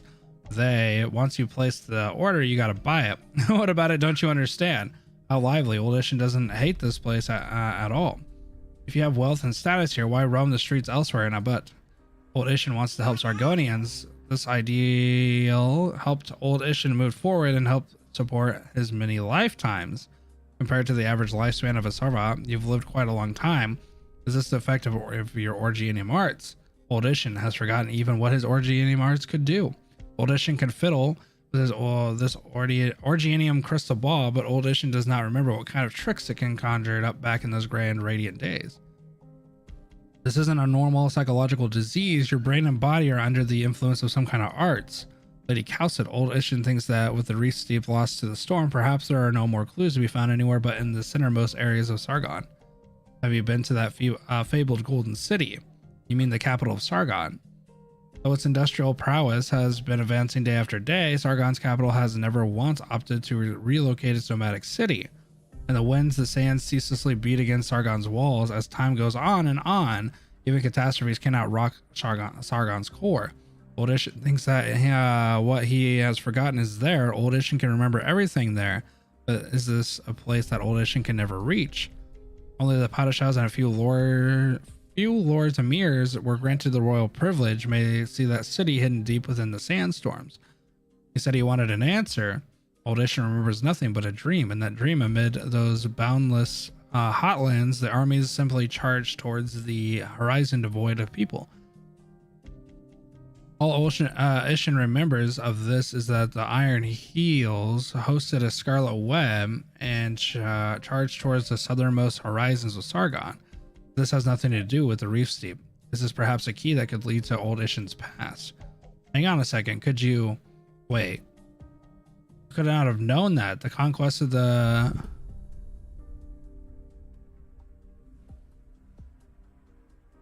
Kishids of Knights Mora took place over 1,000 years ago. How does this have anything to do with the reef steep? Kishings, the Knights Mora royal debt. Old Ishin knows, but why? Did you serve as a Knights Moran offspring? The king of Sargon created a Kuranta of Knights Moran or blood Padishah. Old Ishin seems to Padishah, Reef Steep Padishah, Old Ishin's master of, is that Karanta? The descendant of Knights of Mora.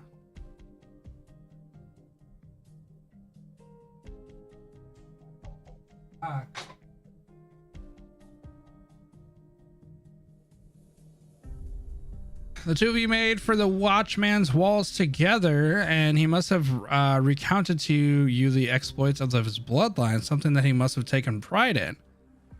Walls, yes, but no mere city walls. It was to the south, yes, the south, atop the hot lands that even Sargonians would set, not even Sargonians would step foot on. There stood the entrance to the lands yet undiscovered by man. Knights of Mora. The Knights of Morin was created Padishah, and the Ibiat region was once the city of its political exploits. He didn't choose to merely wallow in the luxurious promised to him, but the Lord's Emir. Instead, he for his conquest drove him to conquer these deserts. Yes, the Padishah wanted to conquer those golden sands. He led the people and built an entirely new city, a nomadic city.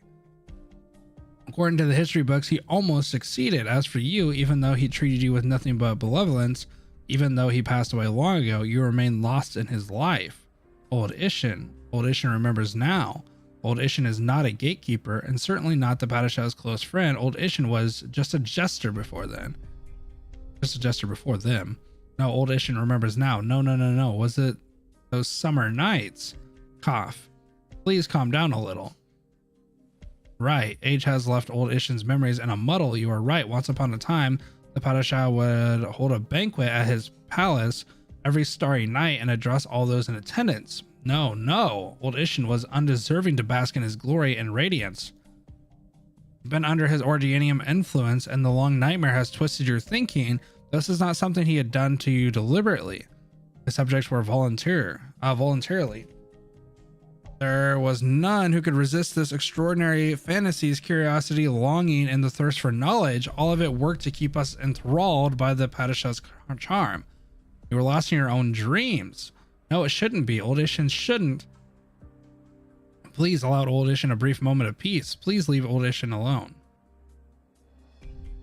So wait, he's been under arts this entire time? Like a memory wipe type of thing? We're leaving tomorrow. What about Old Ishin? He needs some time to clear up his thoughts. The Knights Mora had been tormenting him for way too long. He's been trying to embrace this past in his dream. I don't get it. We have no use for the box anymore. It was our final trump card, but now that we're leaving Sargon behind us, it makes no difference to us anymore. This is mine. The last thing I still have. That's why I'm leaving the decision to you. What will you do? You're forcing me to make a decision. I'm not forcing you to do anything. Even if you're actually able to replicate technology behind it and break away from its original form with where the Orgianium industries are currently, that will do you no good at all. Tusk. Young researcher sets the box down after hesitating briefly. He has almost completely forgotten what's inside the box, despite the fact he has kept it on his person for the entire journey. The blue Orgianium crystals are discharging tiny stable sparks. It's beautiful.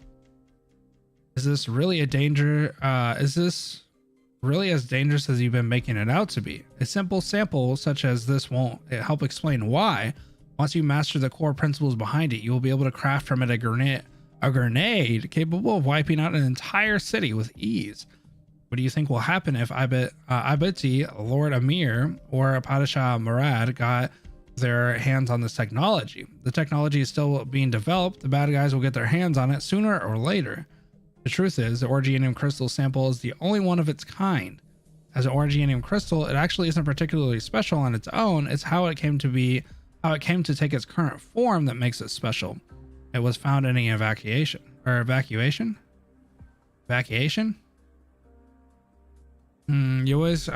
can always count on the archaeologists to discover new secrets.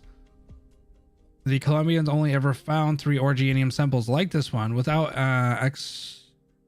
inspection, they all came from the surrounding of a certain Sarkaz ruin. What's going to happen if you destroy them? The sample's explosive range is hardly comparable to the electrical devices we use in experiments. However, because of its nature, it will nonetheless put us in danger, the danger of being infected with orpathy. So is this how Elliot becomes infected? Well, all right. You said it's one of the kind. Well, then I know how to take care of it now. Wait. You can't. Monster, protect him. Dissatisfied shrieks. The boy smashed the beautiful crystals to pieces. In an instant, the bright light of the electric sparks has engulfed everything in the immediate area. Why are you stopping me? Didn't you hear me? This is a piece of orgianium. You will get infected. Ah. So what? You hate the infected. Do you despise them? Haha. Well, perfect. I don't know you anything anymore now. I'm infected myself. What? It hurts my head. Oh, that's kind of cool. Those are the symptoms of an acute infection. We need to treat you right away. I don't need it. I'm just keeping you from turning to orgianium dust within the next few hours. You chose the wrong path, Elliot. Even if you were trying to shatter your own fate, this is the worst possible method you could choose. Elliot, you dumbass. Elliot Glover? You are now infected. This is the fate you've chosen for yourself. Well, this is just the perfect fate for me, then. If you don't want to live a life of suffering, I have many ways to set you on your way. No, I just, perhaps this will help me break away from these shackles. Now I have nothing to do with my past. Sorry for dragging you into this mess. I'm surprised you can still apologize. That's because I hate you too, Kal'tsit. I thought you weren't going to treat me like a Colombian anymore. No, that's not why. Do you really think you can decide someone else's fate for them? I've never once thought I could. That is exactly what you're doing, Kal'tsit, even though no one could say you made the wrong decision doing that. Sigh, but it's all coming to an end now, isn't it?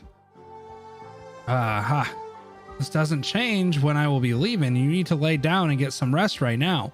This is what orpathy is. It differs from person to person. So does that mean I don't need to use those art units to conduct arts device experiments now? You haven't received any in-depth orgianium arts education, and it will just kill you even sooner. So you're saying I can do it? Yeah, that's not so bad. Oh my god. Elliot, you're kind of just stupid. Keep going straight and you will reach another way out of the black market. Only old Ishin knows of its exit. No one has ever been there. An altar. A grave. My lady, there will be no obstacles in your way. Okay. Oh, damn. Nice little scene. Elliot, I'm going to Ursus. I know that. Why are you telling me this now? That's not important. What I'm asking you is, are you going to stick with me? You could go back to Colombia to continue your business before you make your decision at the very least. ... Or you could stay. Explanation point. Old Ishin is right. No one controls fate itself. He will help you. If that is my lady's wish, Old Ishin will offer you an assistance, dear child.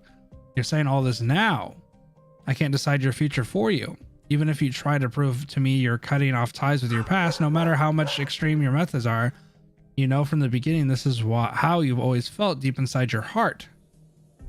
I'm stopping war. I'm stopping the Sargonian civil unrest set off by a legacy of Sarkaz witchcraft. I am preventing a large-scale orgianium infection. That's my goal, to put it simply. So you're saying you've already succeeded. And what you do, or what do you think of all the people who died on your quest? I get it. I know you saved me. You were really there to save us, and I owe you my life. But they weren't just making preparations for war. That's not their crime. War has already started, Kal'tsit. You've seen it, haven't you? You've been in so many battles on your journey. How many people have you killed, and how many of them were out to kill us? The Padishah, the Lords of Mir, the civil war has started already. If all this comes to an end, does it really mean that they will gladly set aside their differences and start throwing parties? You don't understand how the Sargon nobles and the Lords of Mir work. Their corruption and pride will bog them down. Even so, you'll just come up with some pointless summary and get up and leave. I can't, Kal'tsit. Sorry, but I can't. That's getting very interesting. So what do you do? I will find every last one of them. Okay, from Sargonian to Colombia. All of them. Persistence. Looks like the child has made up his mind, my lady. ... This is the choice he made, Ishin. Old Ishin knows. Old Ishin respects both of your wishes. Old Ishin is very old after all. Old Ishin wants to leave behind a kindling that will spark a new fire. Will you help me? To the best of my ability, my child. Thanks. Thanks. Then Kal'tsit, it's time for us to say goodbye.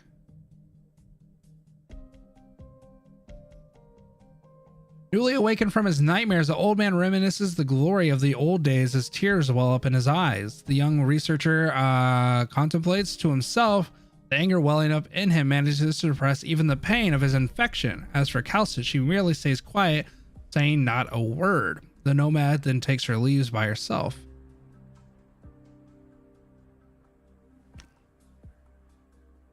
My lady, please do not forget old Ishin's reward. In some 20 years, you will return with a gold coin to take away with you this hopeless soul. Helpless soul, rather. Dot, dot, dot. Monster, it's time to go.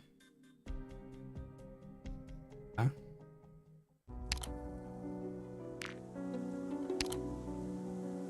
So...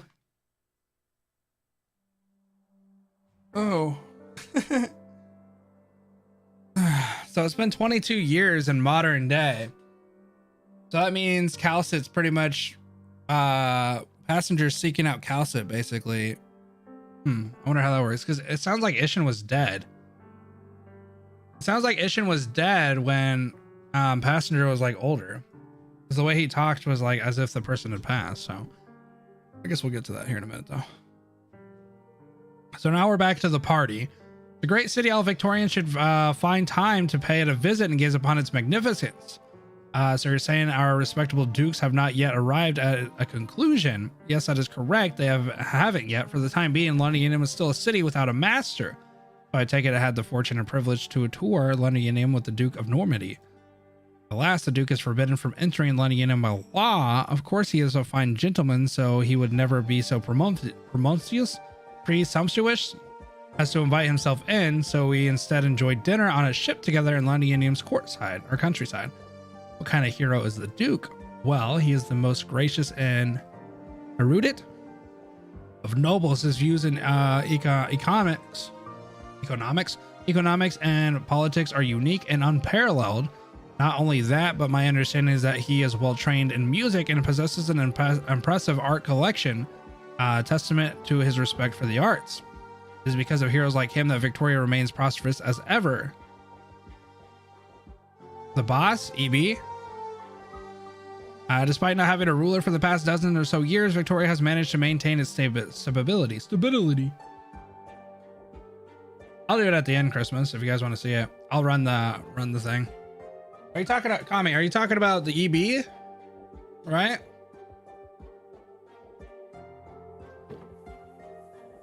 But the truth is the Dukes were getting in each other's way behind the scenes, and that's not all. Yeah, okay.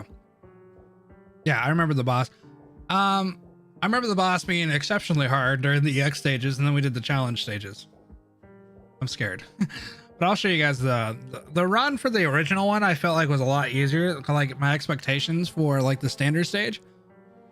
But the EX challenge stages were, I don't remember how many hours we spent. It had to have been like probably a total of like, I want to say upwards of 6 to 7 hours in total to do the EX challenge stage stuff.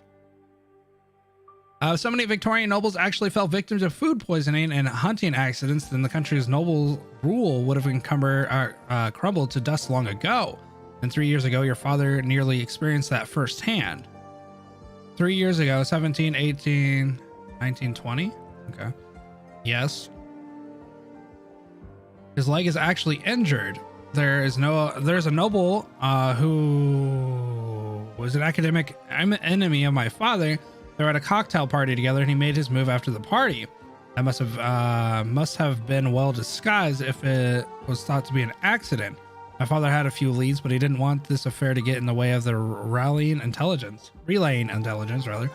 How many of Thompson's men are there in this manner right now? A lot of them, such as the ones you were talking to earlier. They also paid my father's villa a visit before tonight's party. Richard was quite critical of your father just now.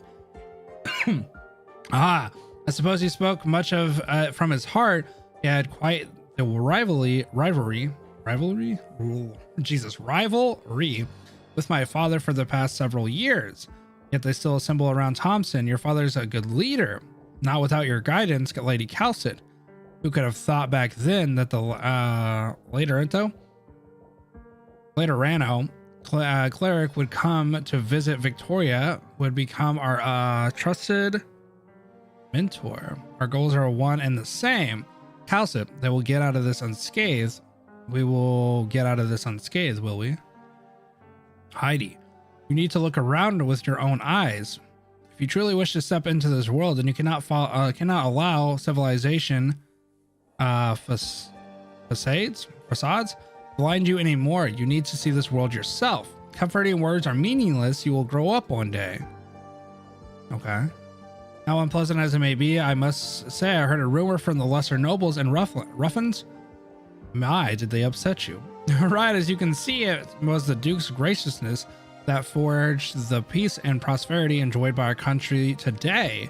However, and this is something that even the traders in Columbia are aware of, we cannot deny that it has been a long time since Victoria has seen a rightful ruler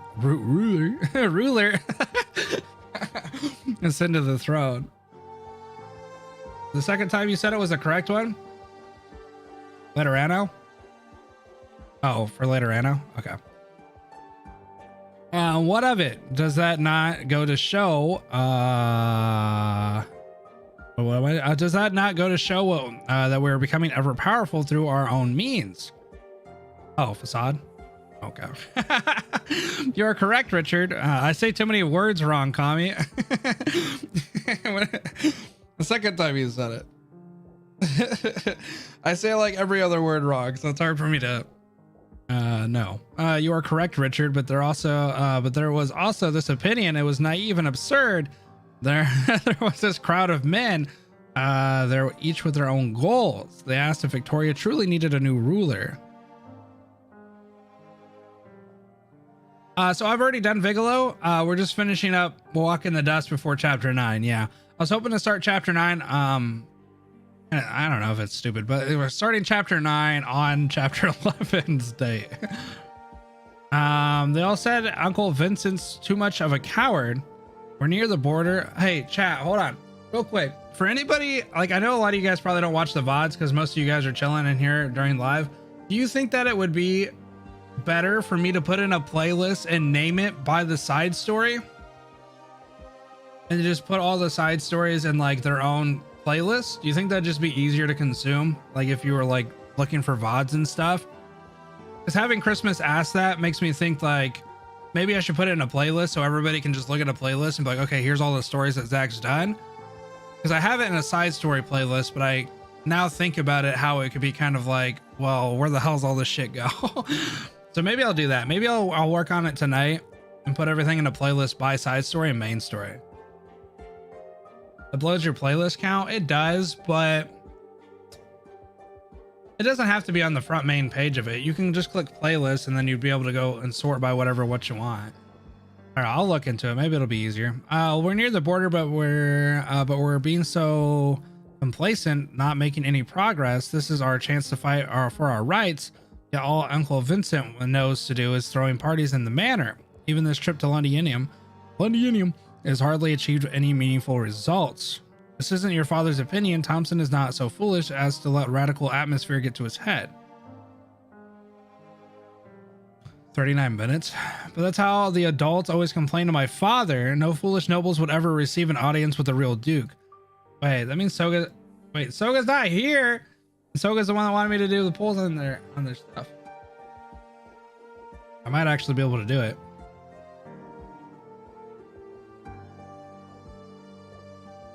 Do you think that the Duke of Normandy really didn't intimidate Vincent with any harsh demands? Turan is near the border and there are a few people here. In other words, this place is not under the influence of any major forces. I love drinking coffee, but coffee always makes like air come out of my like stomach or something. I don't know what it is. Or maybe it's just reading all the time. Uncle Vincent, this nobleman says, may seem uninterested in anything except celebrating this false peace with music and shows, but he's actually doing his best to uphold Turan's peace. They're both stacked on each other. It looked weird. My dyslexia is going crazy. That's despite the peace here is fragile and easily broken. His arrogance and temperance are just at the right level to hide his thoughts well, and those who actually understand his true intentions are far and few between. Thompson, who would never place so much trust on an account severely lacking in courage, insight, and judgment. They may seem like they're heading down different paths, but these paths will lead to the same destination. Hee. It's nice to hear you say so. Kal'tsit, are you not going to look at your mail? Mealtime. From Londinium to Tehran, those letters have made it halfway across Victoria. How many hands has the letter passed through, though? And how many of them know of the whole truth of those events? There are lots. Workers, newsboys, popcorn hawkers, park gardeners. They know nothing of the latter's contents. They didn't even know who those words ultimately belonged to. And now this letter has made it to Thompson and now me. There's nothing to worry about. I see. But what about the other one, the one from Kazdel? It was handed straight to Thompson by a Sarkaz messenger.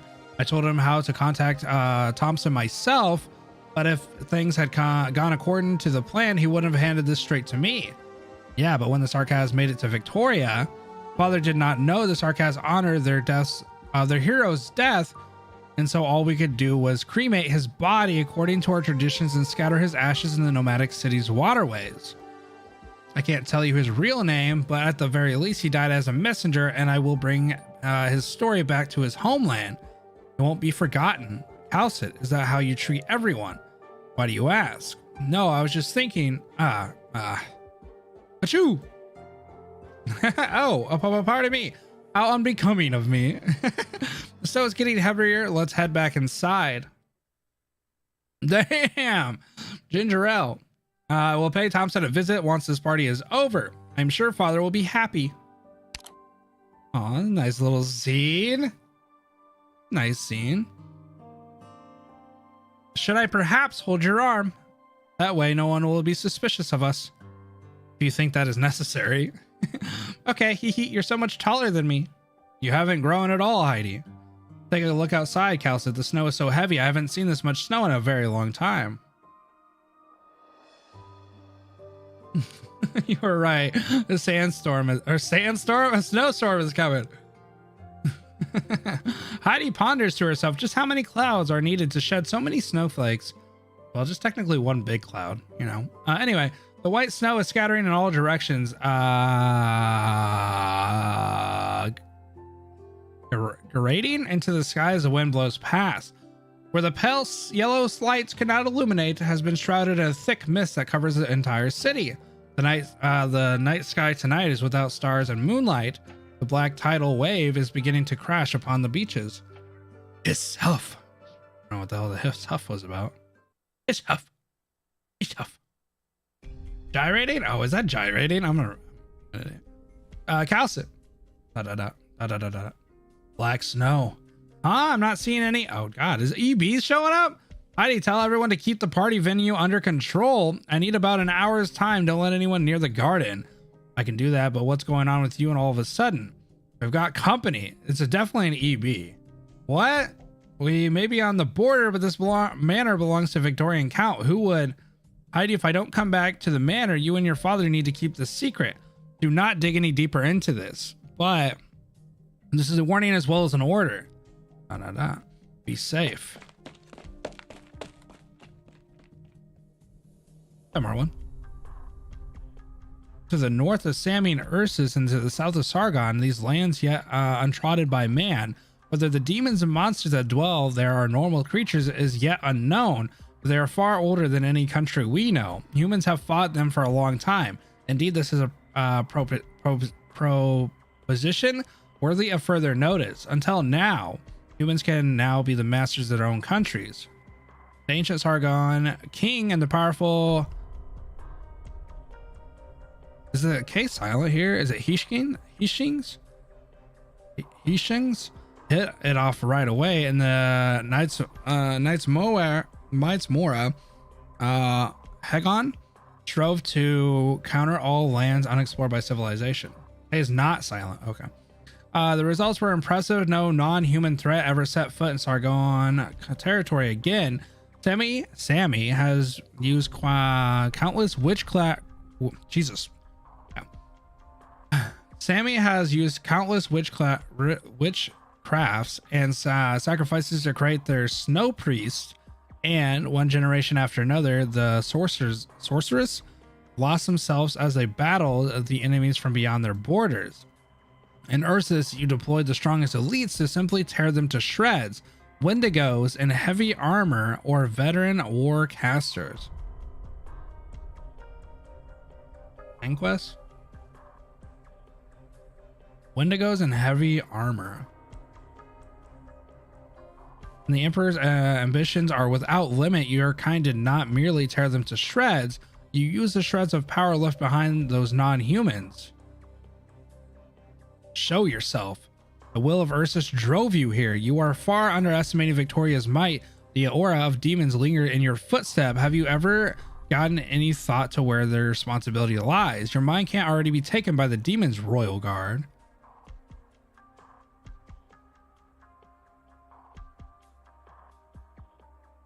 Wait, so the EBs are deployed to take care of the northern demons. The Wendigos are also deployed to take care. Oh, so basically right here she's saying that these are how they deal with the demons up north. Damn, I want to see some Wendigos. As a figure steps out in the light, the unilluminated darkness surrounding it begins to quiver. So EBs are... I can smell the fear in you, traitor.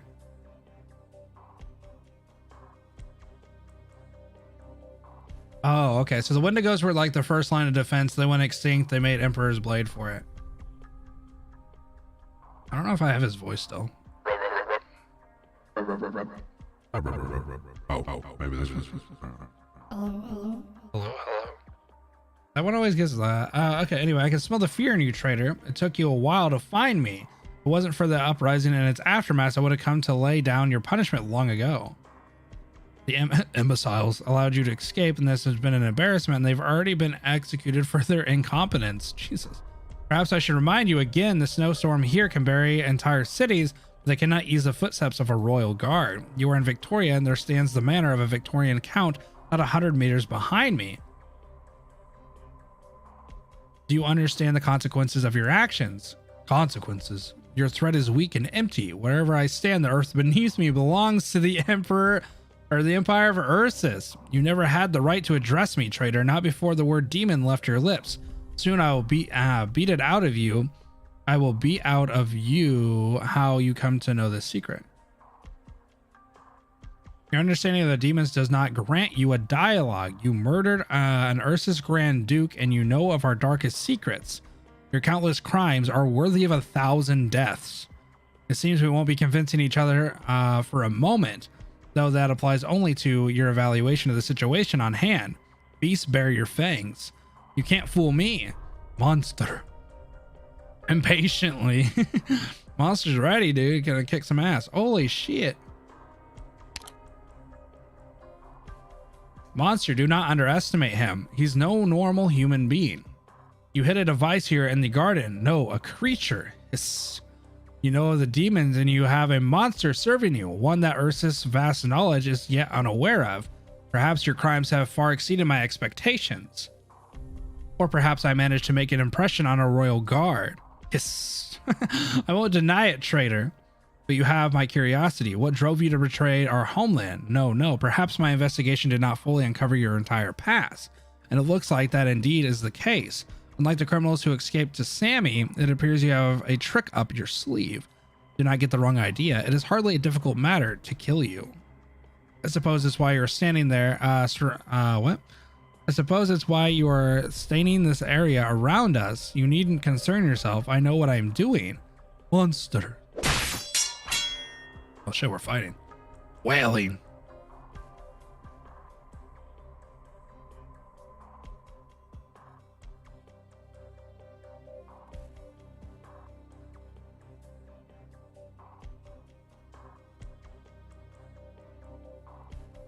Okay. Hiss. Although I guess this is not a hiss. This is probably like the release of the mechanism they use, right? Probably the release of that, like a Darth Vader type of thing. I did not expect it to be this hard. If your own flesh and blood is also as hardened, then indeed it makes you a formidable foe. Monster, come back. Don't chase after him. Avoid the black mist. That's not mist at all. This is far beyond the normal realm of Orgianium arts. It looks like it has really been too long since I last dealt with the Emperor's blade. You and your men have made more remarkable progress. Okay. You know this much about our secrets.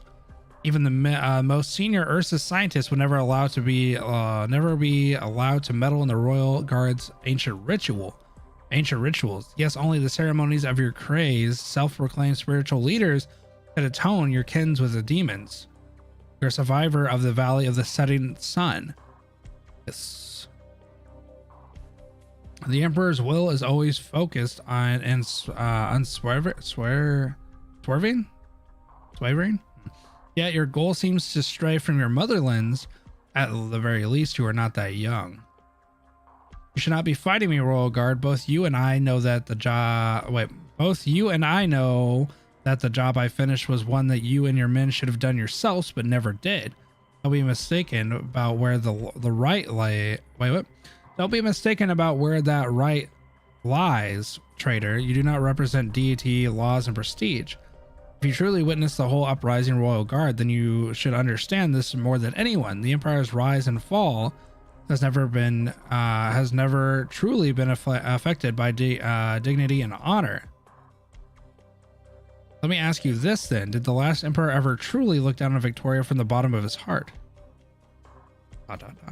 Perhaps I do not give you enough credit, traitor.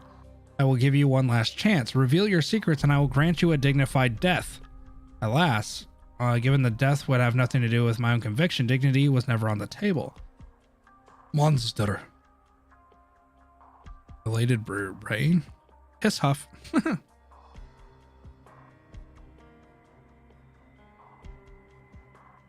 As the fear in the air heightens, the Royal Guard draws his blade and he's about to execute Ursus' will.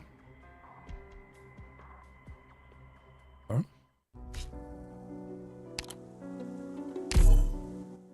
For the story. You be pissed. Fear neither hardship nor darkness. We're counting on you again today, little apple.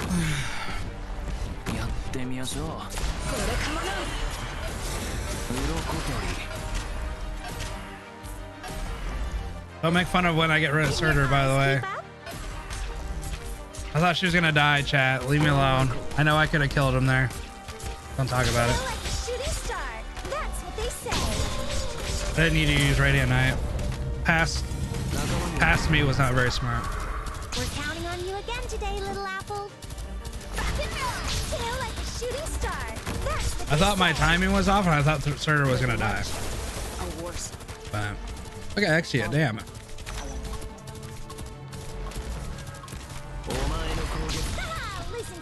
My Thorns actually might be a lot stronger than he was previously, but he still dies.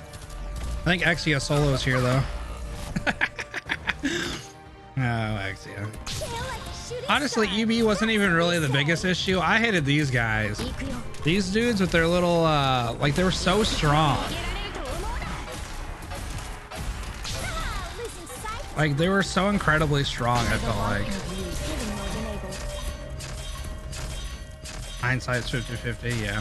I even think I think I remember saying that about the Surtur thing even after I watched my auto for it the last couple of times. Sorry. I actually kind of forget what his miss does. As your heart wills, and be as your intoxication wishes. Myrtle's chilling. We're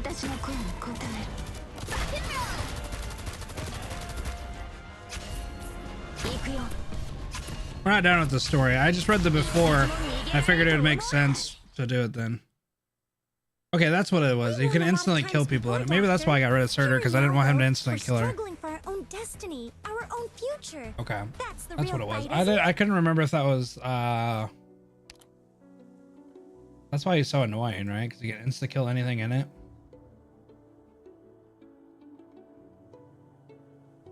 Okay, maybe that's why I got rid of Surtur. No, we're not done with the story. I just played it because I don't know, it makes sense. We killed EB.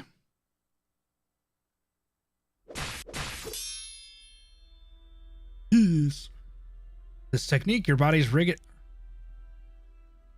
and your judgments are nothing alike. What are you? Health. Wait, monster! No! Sorrowful. You humiliated me, monster. This is what you deserve. Oomph. Oomph. Wait, he knocked monster out? Readjust, he's on his last legs. Hiss. There are no major or minor injuries, Royal Guard.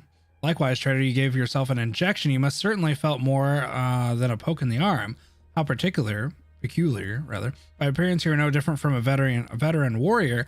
You possess all the traits necessary for you to be the perfect soldier, yet you rely on a beast, a monster, for your power.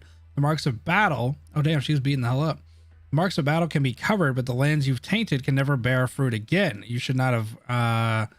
You should have. What? You should not have been so obstinate in your actions. You fear, certainly. If you truly know our secrets, then you should feel nothing but fear right now. Each Royal Guard is himself a nation. The language of this saying is certainly colorful, but it also speaks the truth rather plainly. Need I remind you, your mask is fracturing. Reality is reacting to the evil that lingers in your body. The cage created by the ritual is beginning to You really believe that Victoria will turn a blind eye when an Ursus Royal Guard sets off a horrifying annihilation at a court's manor? No. The Royal Guard's duty rests with all that exists in Ursus. Don't make me laugh. I don't need a traitor to teach me what my duty is. Tell me then, who do you serve, Ursus as it is now, or the great shadows of the past? Tell me, Royal Guard. Do not bring shame to your title. Tell me, what does this current Ursus Emperor think of the Pine Valley affair? Or do you mean to tell me that the seeds of that uprising, the origins of the crisis, were all the will of the Emperor? Okay, this was 13 years ago from present day, right? You were the cause of it all. So this is still in the past. Roar. Feel free to keep deceiving yourself, but the truth is the young Emperor is unaware of the events that transpired here. You believe he has no need to know. Oh, so Emperor is actually working on his own accord. You, of all people, seek a bygone era. I won't judge whether this is correct, but when a Grand Duke is allowed to die in a political conflict, his death will always lead to a new rebellion. This is not for you to judge. I can foresee the many circumstances of his death, or consequences of his death.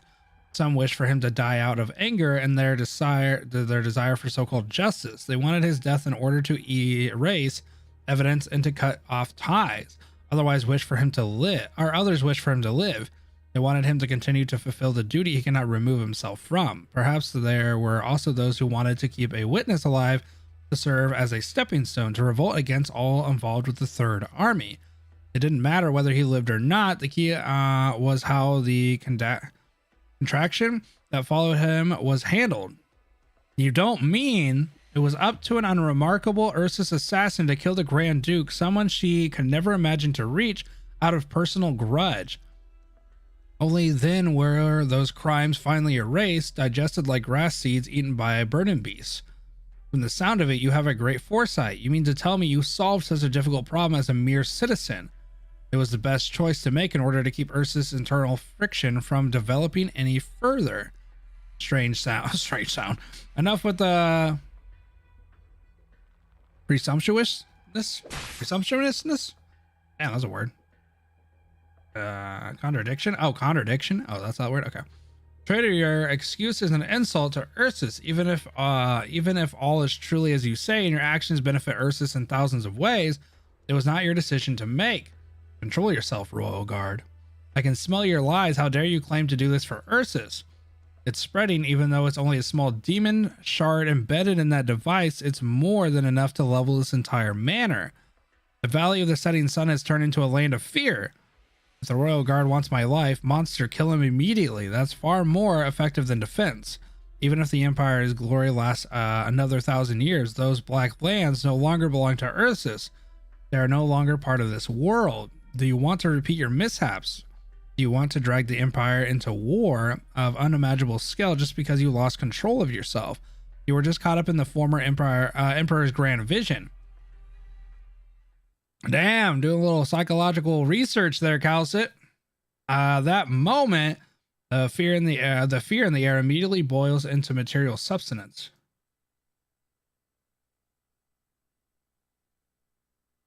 Once the earth-shaking emotional release comes to a halt, there remains nothing but a faint, ominous black glow emanating from the cracks of the royal guard's mask.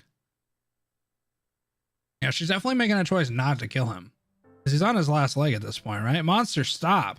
The satisfied whining. Monster just wants to kill, dude. What is this? You let your chance get away. Your one and only chance. I know your tactics. If I let Monster attack, you would have pierced right through my chest with those black spikes of yours. Looks like I need not test you anymore. You know like the back of your hand how the Royal Guard operates. You call me inhumane, and now you address me as a man. I suppose you still have a shed of my approval. It would have nothing to do with that will that you're excreting now.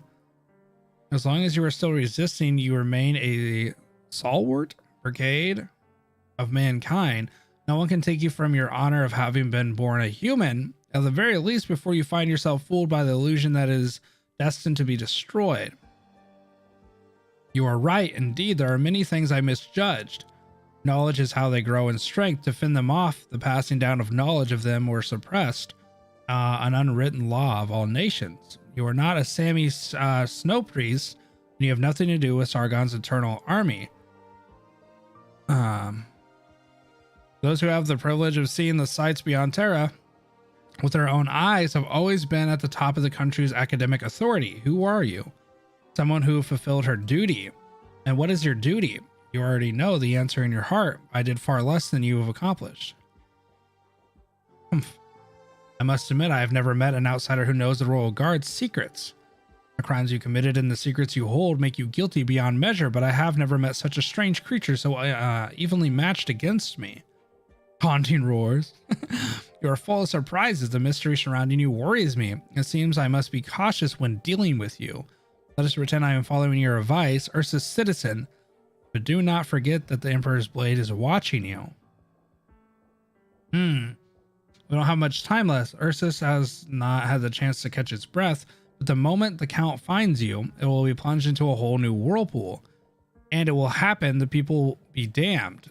Don't get so cocky. I simply did not expect it would take this much time to deal with a traitor. Uff. You are worthy of my caution, traitor. It was your responsibility to guard Grand Duke Venya, and finding the cause of his accidental death is your one and only mission. I ensured a quiet death for him. I then escaped from Ursa's territory. Perhaps what I had done can't truly be considered a violation of Ursa's rights. If so, it seems to reason that a life is too great a price. I trust all you royal guards are capable of making such a sensible decision. You. Regardless, you must return to Ursus right this moment. The pain may mean nothing to you, but with your windpipe ripped by a monster, you will suffocate and drown in the demon's influence, even just a shard of its corpse. Be quick about it. You might still make it back to Ursus territory in one piece. A target worrying about my well-being, this will indeed be a valuable experience. On top of that, you are a traitor and you understand me far better than men in our armies. I've never had such a long chat with a royal guard of the Emperor's blade either. How long have you lived, and who exactly are you?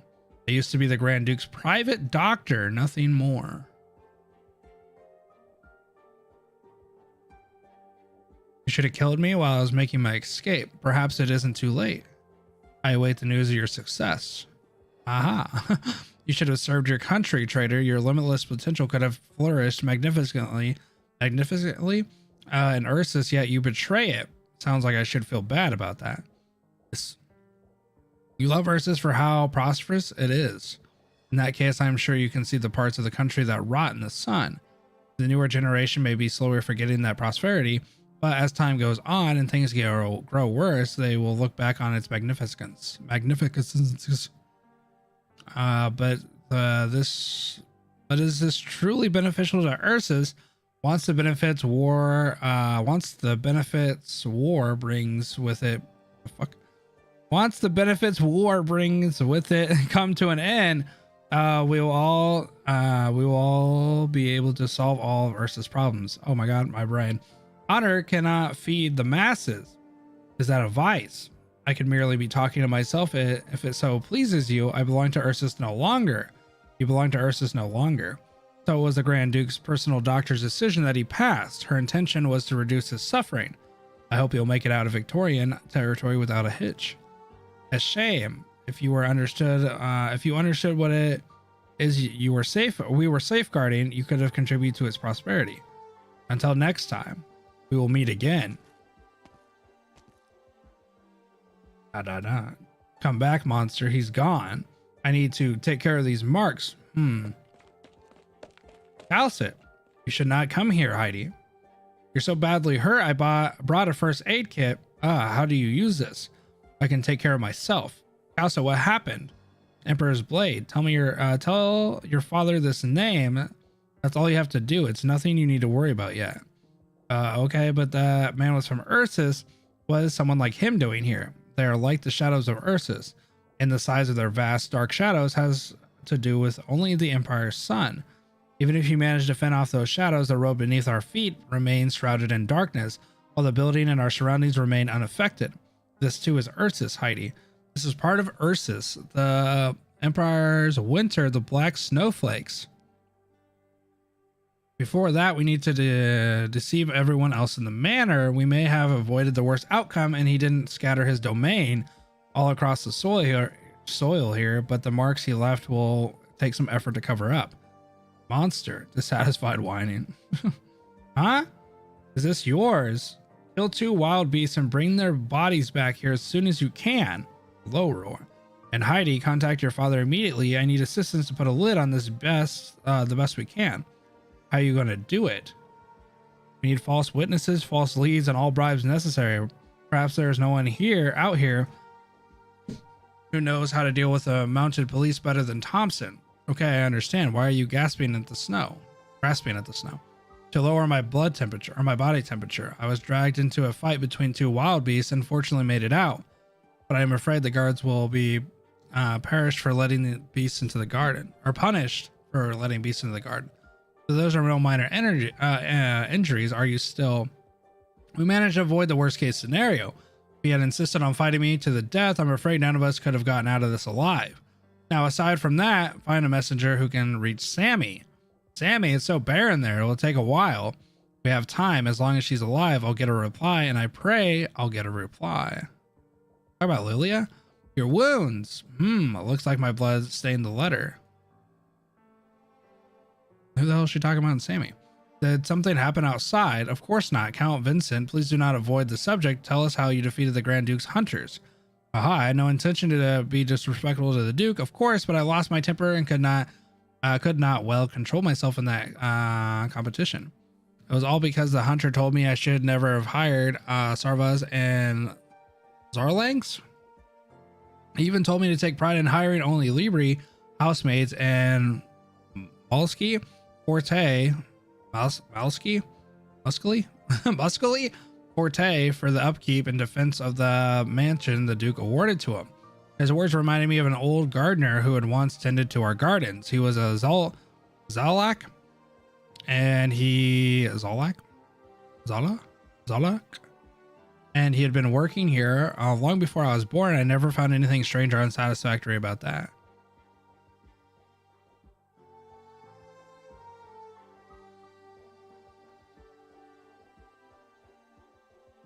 Oh, the squirrel people? Oh, okay. Oh, how progressive. In the end, I was the one who shot down the foul beast while the Duke's hunter missed the opportunity. He set a fine example for the rest of us, Count Vincent. I should have saved the Duke some face, of course. When the Duke thinks so highly of you, what's wrong with putting your gallantry on full display? Haha, you are right. There were the hunter, the bow, and the foul beast, but no one knows me better than myself. Yeah, Matterhorn. You know, I know what Forte. I was just, was the word before that mask? Muscly? Like Buff Boys? Dear Dame Kal'tsit. It's the letter. It was just as you predicted. The Sarkaz court summoned Her Majesty Teresa for an audience. Although the ancient bloodkin held General Thersis in high esteem, the Lord of Banshees sent only the youngest successor. It was thanks to the General. Is that Thersis? I can never say this guy's name. I know the other one's Teresis, right? Or is this Teresis?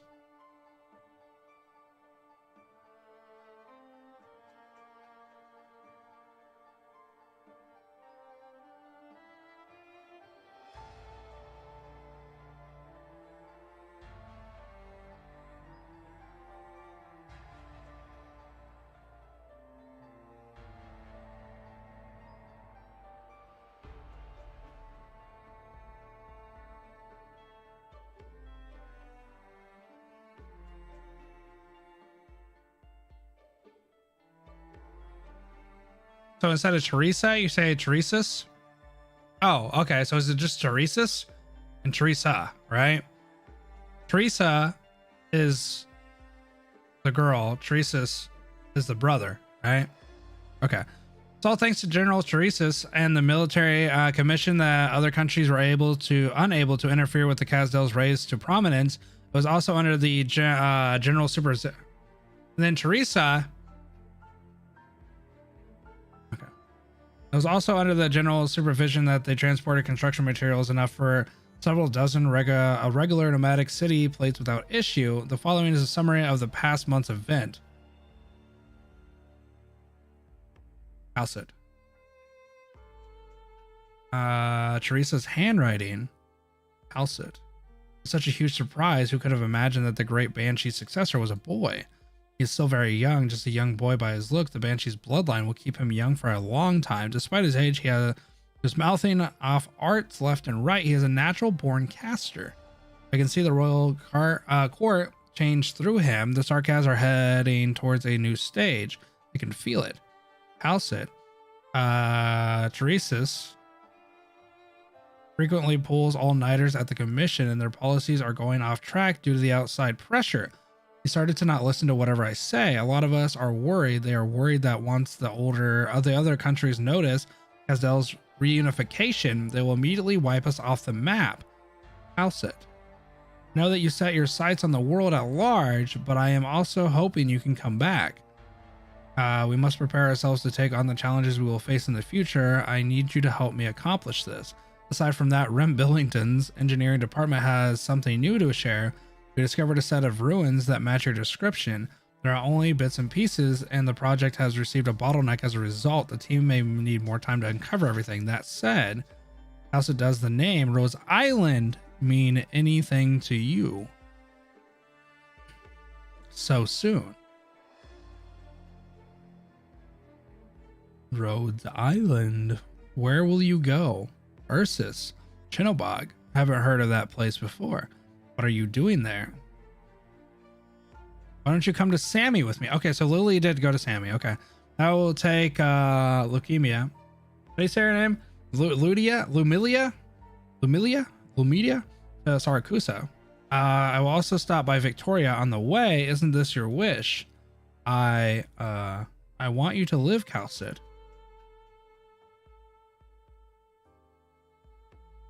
Kal'tsit.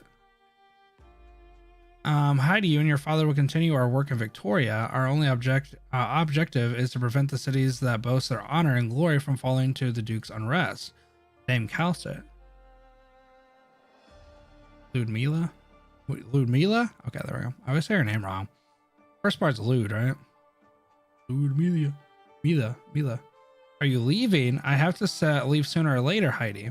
Try not to make the Count suspicious. Let's head back to the party. Dear God, what happened? How are you injured? So, get a doctor. Hurry. Uncle Richard. I saw something just now. There were two fierce beasts. What was that? Were you attacked by the beast? I would imagine that Amiya's alive. She'd be young, but I think she'd be a kid, right? She'd be like a young. This is 13 years. Oh my, I heard the catastrophe is a few I heard that the catastrophes a few years ago infected some of those fierce wild beasts. I'm okay, ladies and gentlemen. It's just some simple flesh wounds. Heidi has already tended to my injuries. Are you sure you can stand? I'm not sure I would have called it simple. How could something like this happen at one of my dinner parties? Those useless guards. Please lie down and get some rest. Someone head to the garden at once. I want to know what happened there. No, Count Vincent. Please let me go. You know my swordsmanship. Richard, you are my guest, but very well. This is just the time for us to rely on your gallantry. Come, Lady Kal'tsit. My physical physician will tend to your injuries. He will be here soon. Okay, be like a baby. My apologies, Count Vincent. I did not mean to disrupt your party. No, my lady, I am responsible for this mistake. I allowed an assassin to waltz right into my manor. Please don't look too much into this affair. Oh, right, I understand, though I am surprised you don't seem at all shaken by this.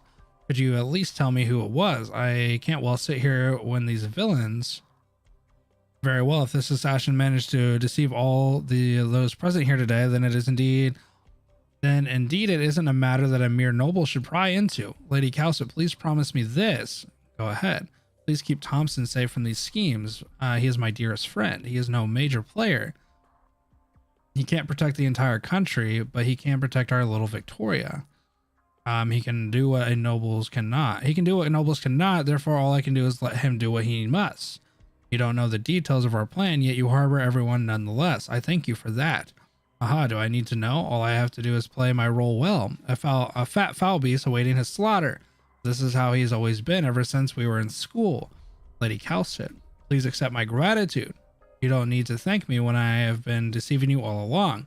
As long as my family and the masses get to live another peaceful day, let the whole world ridicule my foolishness. Both you and I know it in our hearts.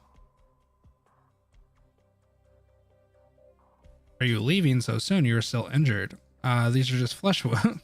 It's just a flesh wound, fortunately. Count Vincent, about the damage that those two beasts have done. Right, I understand. Kal'tsit. Looks like I should just leave the farewells to the youngsters. I will head back now. Everyone was shaken by the presence of the beasts. Oh. Please take care. Cleric Kal'tsit. The count is right. The weight of the... Is it? What? The count is right. The weight of the future is for the younger generation to bear, whether they are ready for it or not. His Uncle Vincent actually, the Victorian he protects may just be a remote corner of the countryside, but there is not an ounce of falsity to the peace he upholds. Protecting your home, this is a truth that generations after generations of Victorians have worshipped. Your father is trying his best, but winter is here. Are you ready? Will you be ready? Yes. Now go ask your father. He knows how to find me. Perhaps we'll one day meet each other again somewhere. Called me?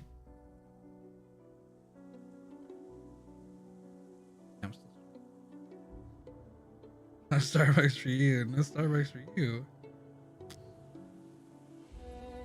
I can't feel it when I'm in.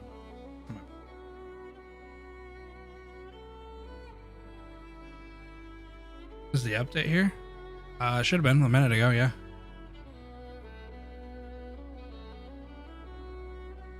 Huh?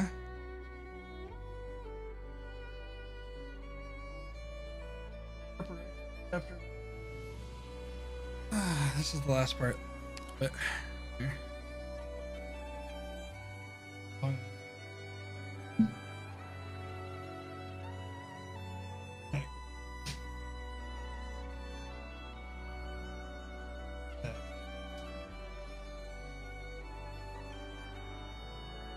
That.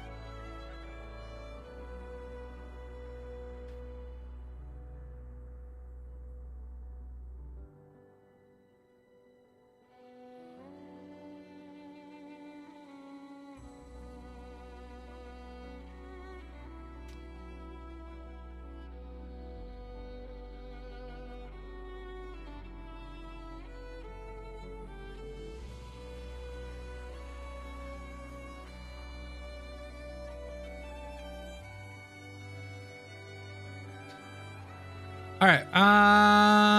Okay.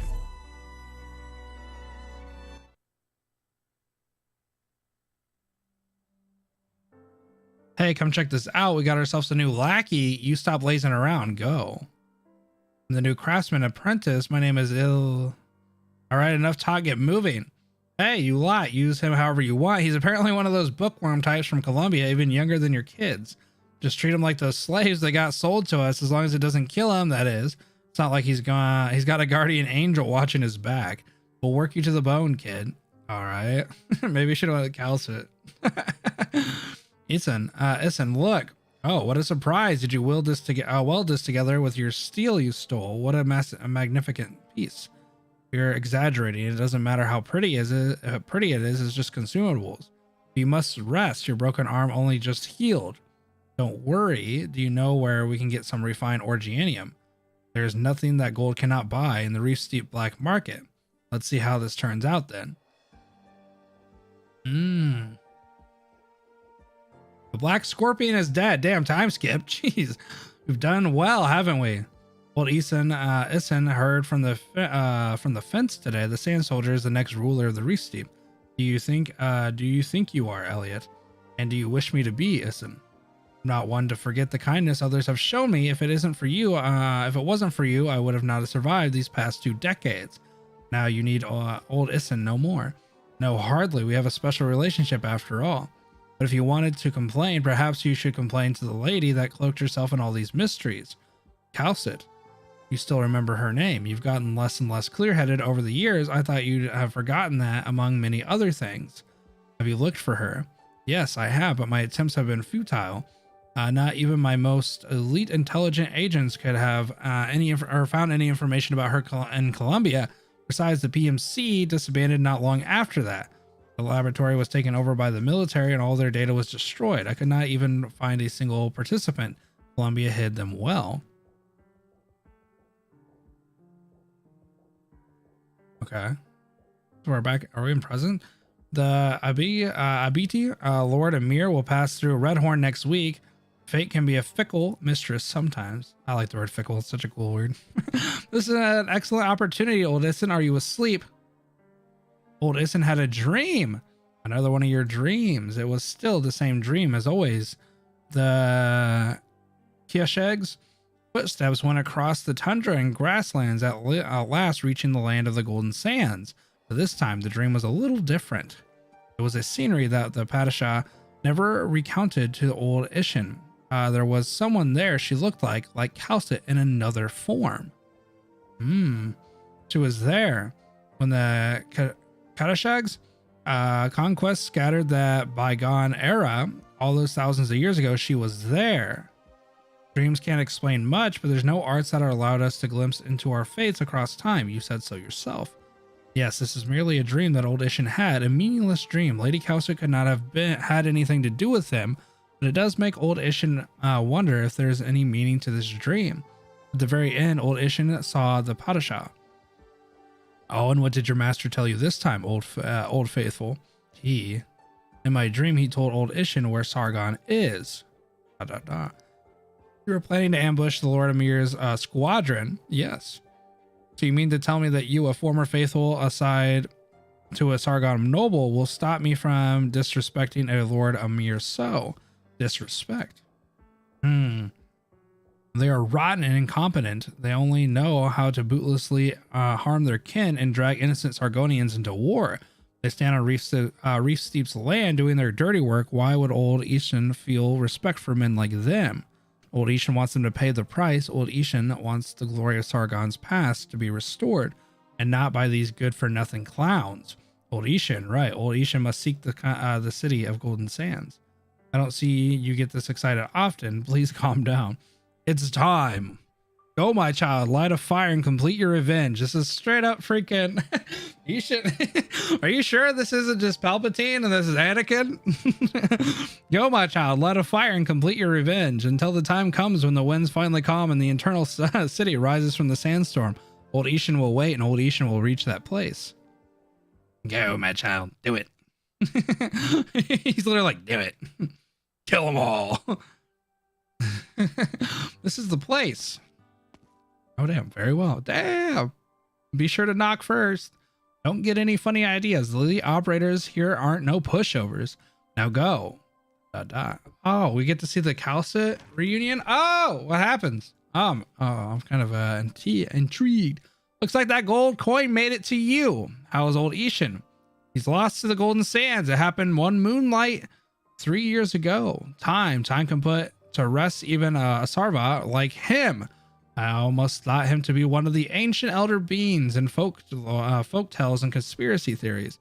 Time has warped me so much, transforming me into a man my past self would have hated. And you, Kal'tsit. It looks like nothing about you has changed. Are you still the Sand Soldier? I already said this when I came on board. This is all in the past. I have a new name now. You can fool yourself, but you can't fool me. Perhaps you've always thought everything you said was absolute, and unfortunately for me, you were quite often right. We have always had a good memory, Elliot. Don't call me by that name. Don't we have those code names exactly for this purpose to shroud our secrets? Oh, Lilia's daughter. Dr. Kal'tsit, oh, my apologies. Do you have a visitor? Ludmilla. I don't know how to say her name. No matter. Please, as you were. Okay. So wait, what's her code name? Folinik? How do you say that? Oh, folic? Like as in folic acid? Folinic acid. Folinic? Oh, it's folinic. Folinic. Okay. Ludmilla. Ludmilla. Oh, wait. No, this isn't Ludmilla. Oh, this is Louisiana. How did I get their names mixed up? Oh, wait.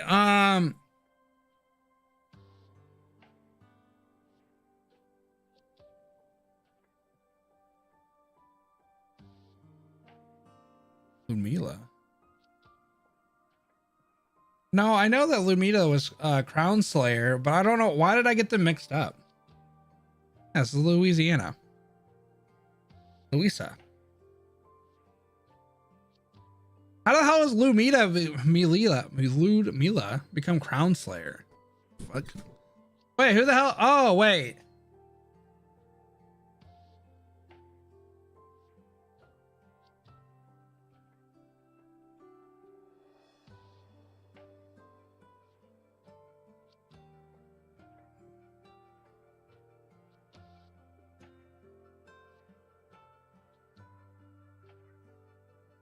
Okay, no, the reason I'm getting it mixed up is so it wasn't Lilia, didn't Lilia take, I don't know, I don't want to say custody, I don't know how you'd say that, but didn't she take over?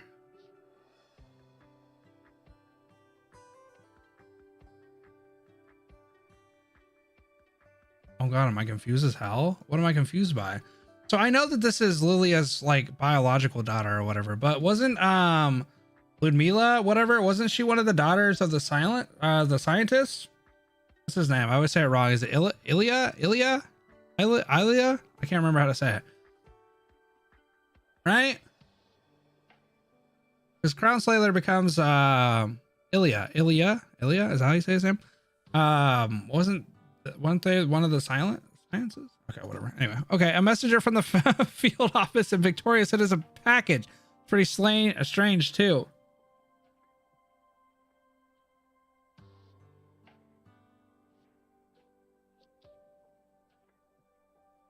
No, I know that Lilia is different, but I thought Lilia.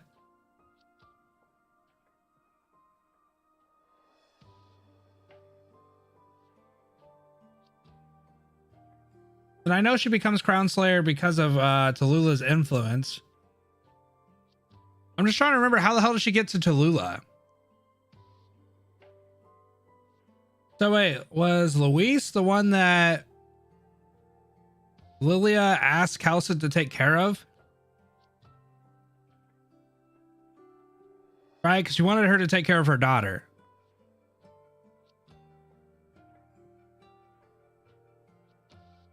So why do I feel like Lumidia, or what the hell, how do you say her name? Ludmila. Ludmila. Okay, didn't they talk about the young Lumita? I'm so confused.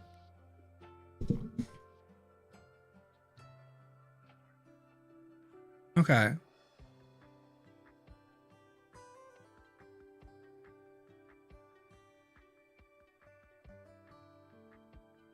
Okay, so Lilia only told her to take care of okay. I thought she told him to take care of both of them, but I guess I'm stupid. Where the hell Lumilia, whatever the hell her name is, where the hell does she go? Because I know she was one of the scientist's daughters. So that's why I guess I got confused, because I thought that Lilia was in charge of both of them.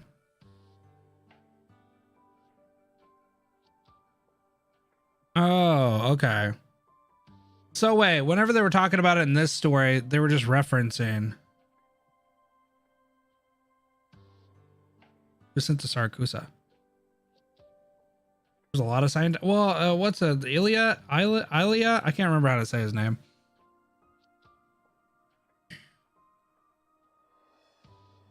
Okay, so I'm not getting confused that Lilia said to take care of both of them, right?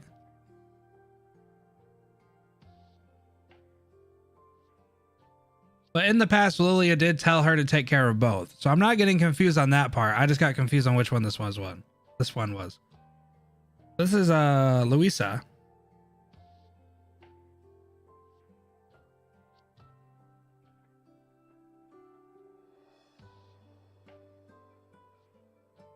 Lilia does know. No, Lilia does know her.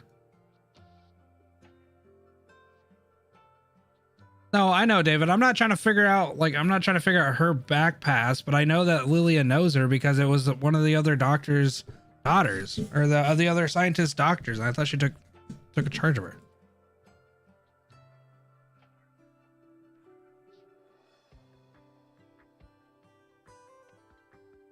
Folinic acid. Folinic?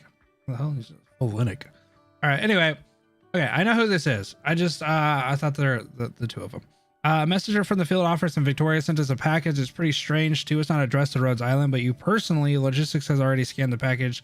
There's an information storage device inside. The sender's name is Heidi Thompson. Do you know her? This is just some intel I needed. Leave it here. Oh, so this is gonna be the messenger that can get to Sammy.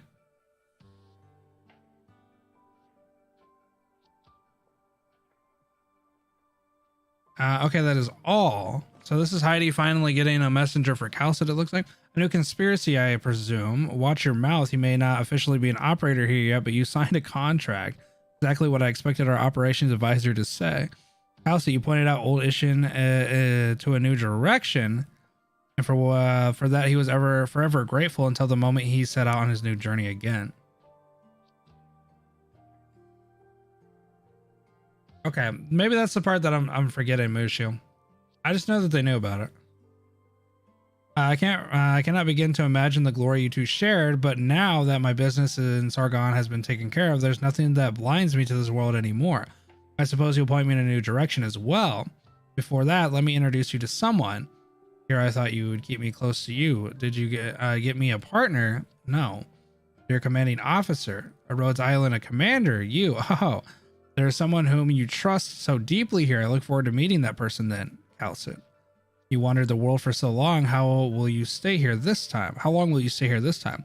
You have no right to ask. Very well, of course, you needn't answer if you don't want to, as you are now my superior. But if this is yet another false identity and this place where you belong is yet again false, then I'm afraid it would hardly be meaningful for me to serve this place. How am I to tell you are not using me yet again? You have the right to be suspicious. I need only a little assurance. Will this Kal'tsit who invited me here disappear all of a sudden in a few days, a few months, or perhaps a few years? Will she again set off on a journey to take care of some business that a bystander could never come to understand, to drift the world from her own purposes? Will you?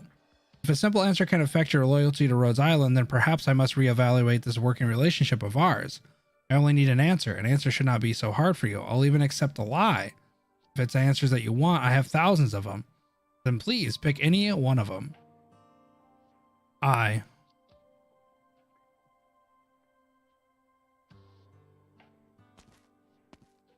Dr. Zach, here you are. we're finally here. Something the matter? Closure has finished resupplying, but there seems to be an emergency there that needs your attention. Amiya is heading there already. Don't keep her waiting. She has been working very hard, and you should be there at her side when she needs you the most. Of course, that goes for you as well. Don't push yourself too hard. Rose Island needs you. Thanks. I have an unexpected consultation to attend to in a moment, so I'll leave you here and Amiya to wrap things up. If things go well, perhaps we'll get to announce the whole ship before sundown. Announce the whole ship before sundown. Time to set sail.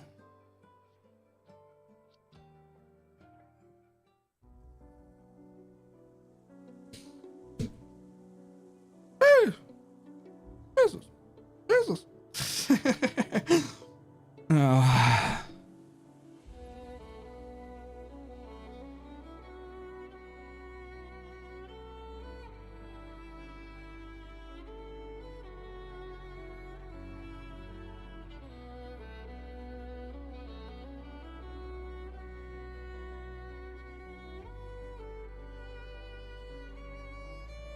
Thoughts? Story good. Just kidding. Okay, so actually I didn't how do I want to say this? Remy. Chill, puppy dog. Let me think for a second.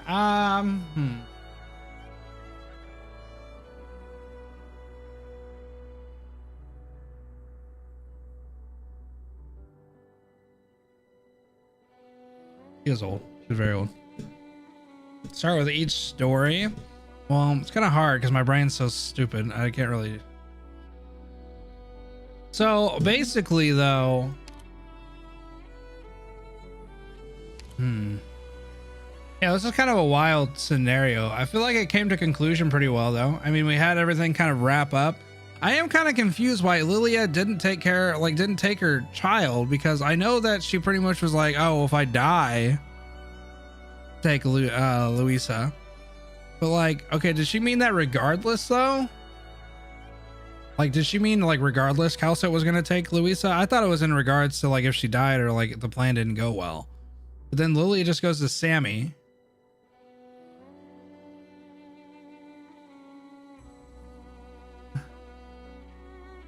Hiding.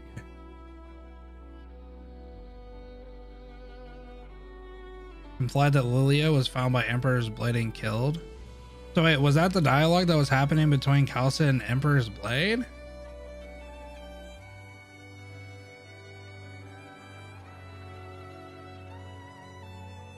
Or where was that implied at?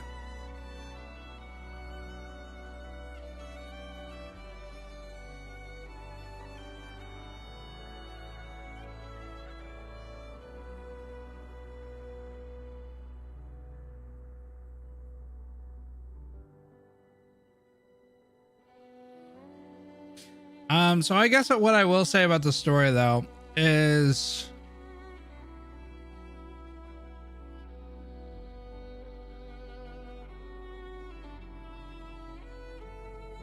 like it had to do with Kal'tsit quite a bit, but I actually feel like most of the story was driven by the characters that Kal'tsit was interacting with, because it doesn't seem that we have like a ton of backstory on Kal'tsit. Like obviously it was just kind of showing some of the different past things that she has and the past knowledge, so it just gives us more of a grander idea of like why she knows all the stuff that she does, and not even really a scale of how old she is, because there's like references like she would know stuff that was like thousands of years ago.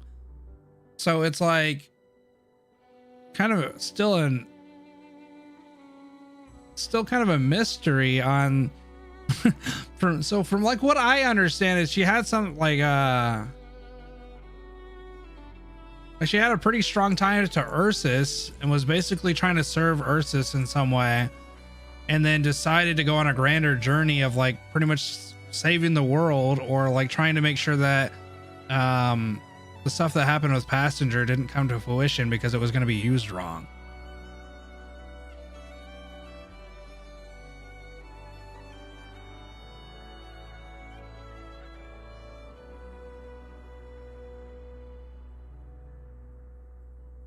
Oh, okay. start chapter 11. I can't start chapter 11. I haven't read chapter 9. Yeah, I was gonna say, that's what I was gonna say. It almost raises more questions about her than it does give answers. I do think it's kind of interesting the way that she acts though, because she's always kind of seems like kind of cold and heartless in some regard. But many times during this, we actually saw that she has some sort of like empathy, maybe even for people, like living people and humans and stuff like that. But it's also kind of hard to say, because it's like, I don't know if she does it for her own benefit, because it almost seems like she shrouds it in the fact that it's like for her benefit, but she actually kind of genuinely cares about the people in the story. She's obviously doing a lot for them. But even like Passenger, she almost made it sound like she was doing it for like, you know, herself or whatever. And in some regard, I guess she did, because she left Passenger. But I don't know. Just seems a lot of the interactions that she has with the characters in the story, that she has some sort of genuine interest in these characters at least. Although I kind of wonder why Elliot was so pressed on her at Rhodes Island. I guess because she just seems like she's like off doing stuff all the time. But it also makes me wonder why Kal'tsit's so drawn to Rhodes Island, because the only thing that we really saw was that Teresa had pretty much mentioned, like, do you know of Rhodes Island?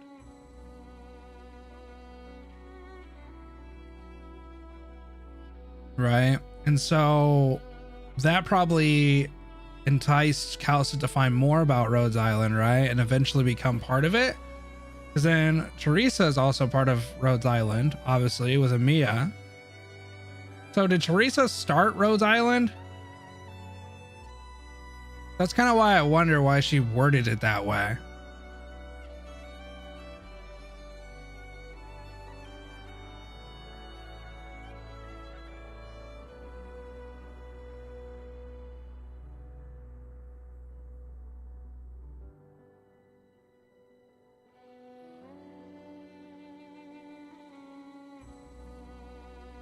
Kal'tsit was actively looking for it? Why no? She had motivation after the letter.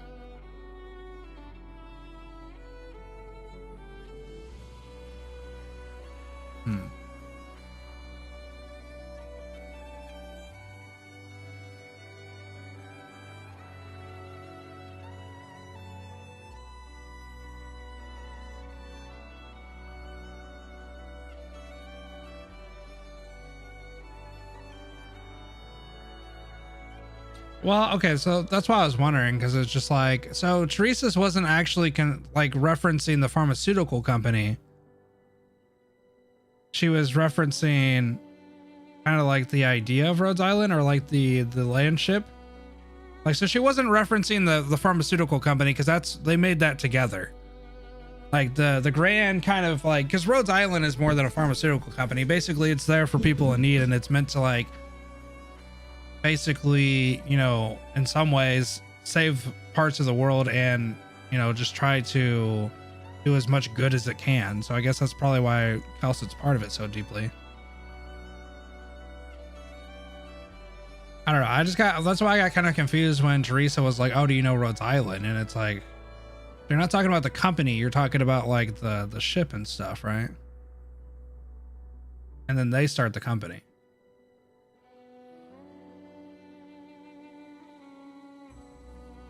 So I remember in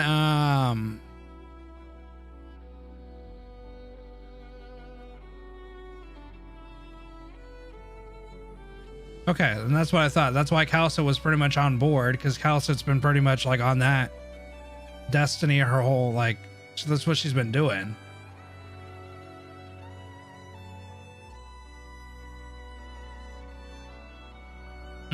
Okay, that's why I was kind of confused, because I was like, so I didn't know which ones they were referencing, because I was like, I thought Kal'tsit was there from the beginning.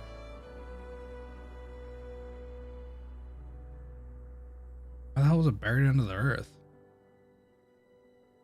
Yeah, no, I'll say, like, honestly, I think this is a little, like, I don't want to say, how do I want to say it? In my thought process, I would say this is one of the more confusing side stories that I've read, because a lot of the other side stories and even the main story, I feel like I can kind of keep along pretty well. But in this one, it felt like I was kind of like trying to make a lot of, like, there's a lot of connections that are kind of more, what's the word for it? Like, you have to be kind of paying attention pretty closely to make the connections. Like, a lot of stuff is either implied or you kind of like have to uncover it yourself. Like, it's not as direct. And most of the other side stories and or main story, they're pretty like direct. Like, this is what's happening. This is how it happens. This is why it happens.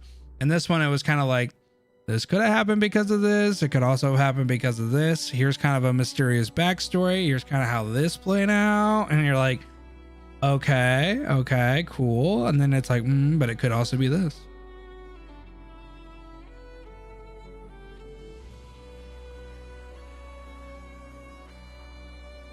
Yeah, like there needs, like, it's almost like half of the story. Yeah, that's a good way to put it, Christmas. Like, it feels like I'm only having half the details.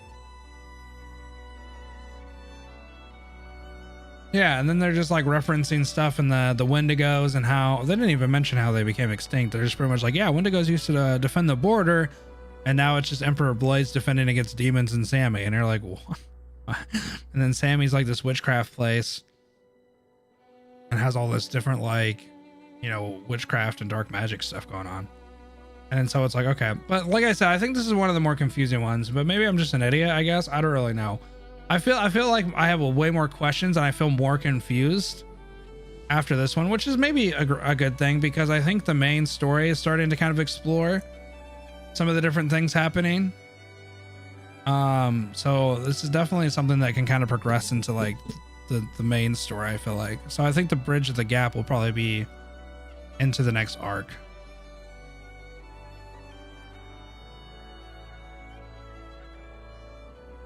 I guess at the end of it, I didn't know if I was me that was stupid. I was just like, I don't get a lot of this stuff. Like, I know how it all converges at the end, and I know all the different parallel storylines. Like, that's kind of what I was trying to remember, the years and the dates, because I knew eventually it would like go into the end of it when she's at Rhodes Island, and I was wondering how that was going to make sense. So yeah, I do think that it, like, you know, it tells a pretty good story, like Passenger, what's going on with him, Lilia, and how that kind of worked out. But it also doesn't seem like the true motives for what Kal'tsit was doing was also completely explained for the Duke, because at first it seemed like she was doing it for Lilia, and then when she was talking to Emperor's Blade, though, it made it sound like she was doing it for like Ursus to help stop from the rebellion and stuff, and kind of like put to rest that. So it's like, was she doing it for Lilia, or was she doing it for Ursus, or was she doing it for both? Because the way she shows some sort of like empathy towards the Duke would assume that she had some sort of like, I don't know if I want to say respect, but maybe understanding or something. So that's why I was kind of like, oh, was she doing it for Lilia? Because obviously Lilia had the motives to do it under revenge, but it seemed like Kal'tsit had the motives to do it out of not for revenge. So that's why.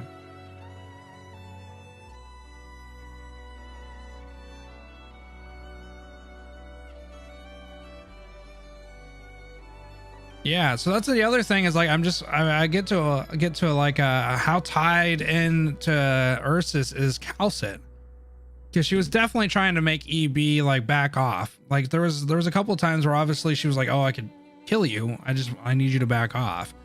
And she obviously has a deep understanding about how EBs work and how that has all come, like, because he referenced a million times like, oh, you know more than most of the people in my battles, you know more than, you know, some of the scientists have ever said about like the way that we do stuff in the process and all the different stuff. So it's like he obviously has some sort of like respect for Kal'tsit knowing all of that. So it's like, how the hell does she know all that?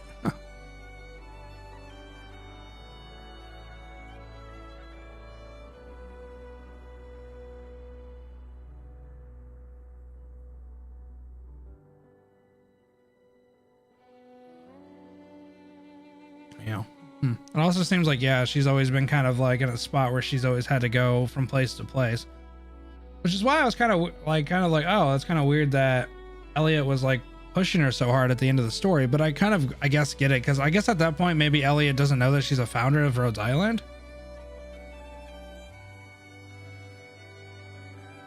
So maybe he was like convinced me to stay.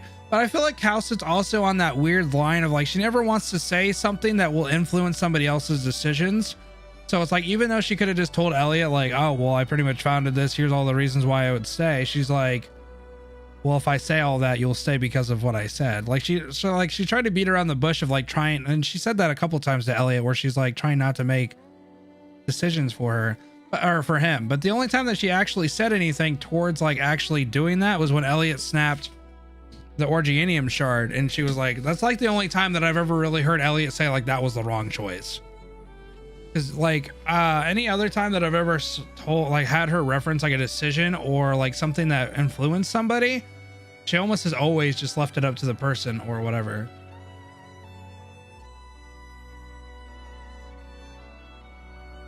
Messenger also blames Kal'tsit for his problems, but also misses her and regrets not going with her, so he wants a reason to stay.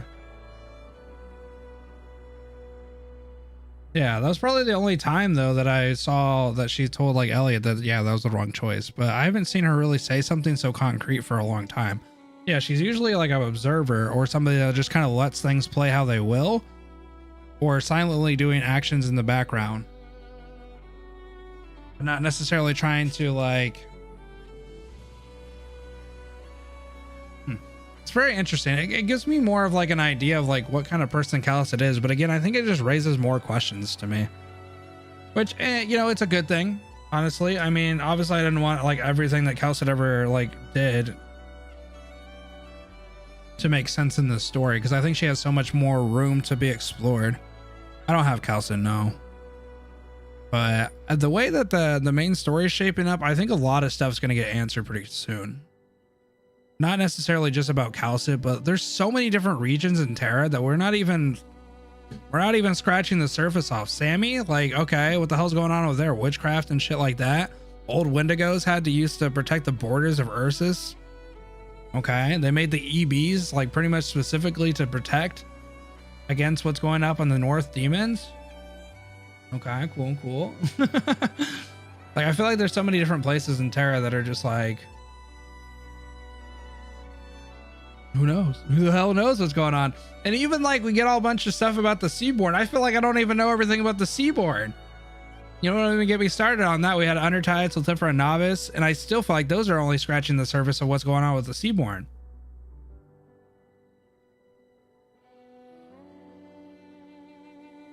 Well, and that was another thing that Eisen, whatever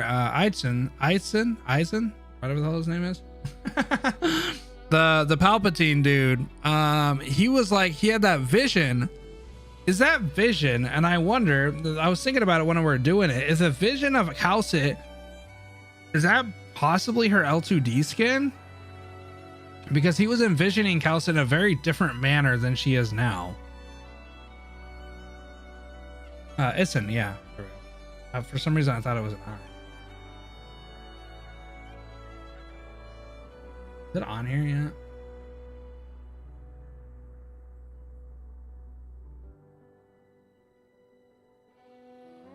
Unlikely. Oh. It's probably, it might be unlikely. I was just wondering because like, why would he referenced her looking different, and that's the only time that I've seen that she was kind of like different.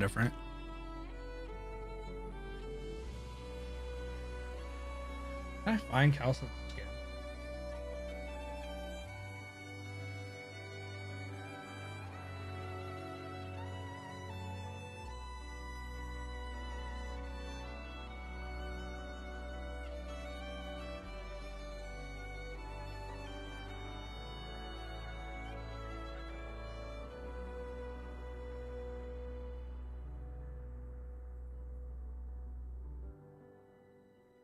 Has Billy really not posted it?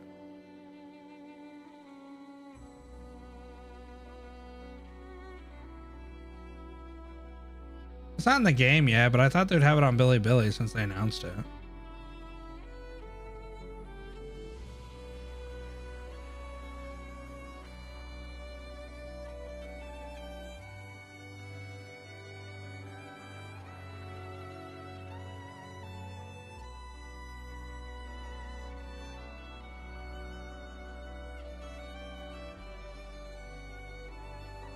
I mean, probably not though, right? Because it has Rose Island symbol on it, so it's definitely not that.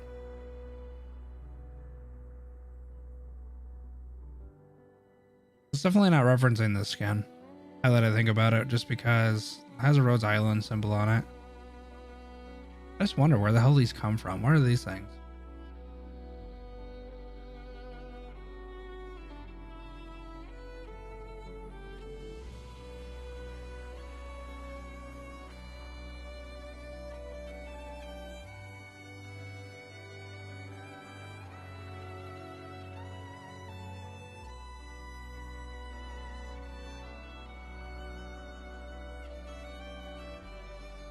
The shard behind her.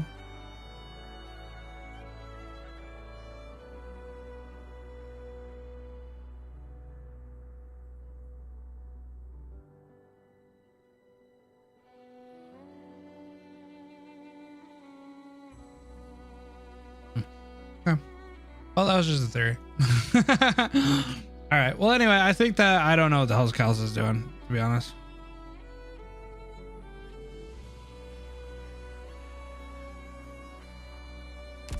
Doctor, 疲れた?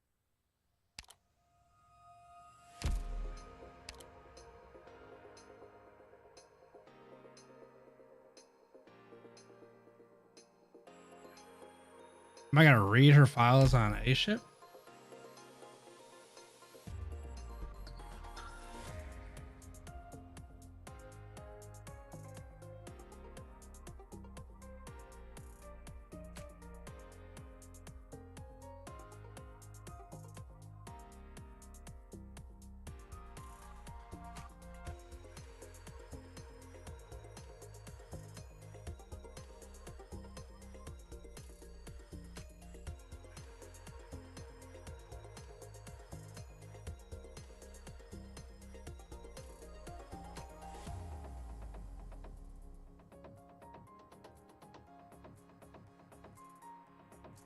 In this stuff, archive files.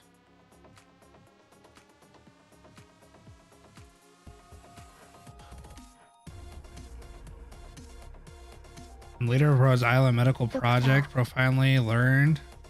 いや、なんでもない。Oh. 寝てると思った。今はまだ寝てはダメ。Before she was playable? Oh, okay.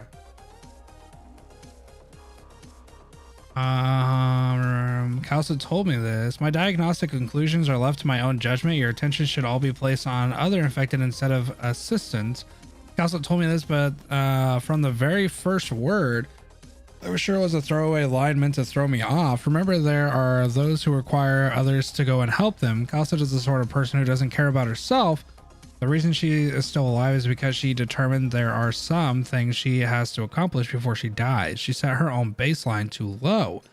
Yes, she's very strong. Everybody believes Kal'tsit deserves to speak for herself in her own specialties. Those of us with years of experience get that we do. It's just not. It's just that it's not specialist proposals. Some need it a little it's to relax a little. And some don't need others to extend a helping hand, but that's not to say that they should be left alone, to be left all alone. By help, I mean to tell them that there are others by their side. If you can see this message, that should mean you care about her very much. So keep it up, fight on. Don't leave it up to closure to make a show. Also, yeah, Kal'tsit really doesn't let people give her physical exams. Mysterious message that appeared at the analyst report's original address, signed by ... of the HR department. Okay. Columbia, fresh name. Victoria has already decided on retreating. You don't need to pay close attention to this. Die is cast. The Duke of the Frontier certainly overestimated the accumulation worth of his fervent venture. When has Victoria ever concerned herself with the great noble's personal interest? This is stupidity. The other dukes would never run this sort of business in plain sight. He began embroiling and disputes asyled back and forth. He hasn't even a chance. In time, yes, Gaul has considerable pressure on Victoria in this. The frontier dukes defeat defeat in this conflict is presumed Victoria's strange decision making. Victoria has sent no assistance to him, not even a single ship. Similarly, they're watching with folding arms, deliberately seeing him to his death. Victoria does not have just one in mind, but no matter what, Victoria will be too busy to concern itself with those cities stopped over in the northwest wastes. This conflict has facilitated the birth of this Columbia, an opportunity. Teresa, perhaps it is. The founding of a brand new country is always an opportunity, but opportunity often signifies a source of ruin. The next calamity Casdell faces may very well be brought by it.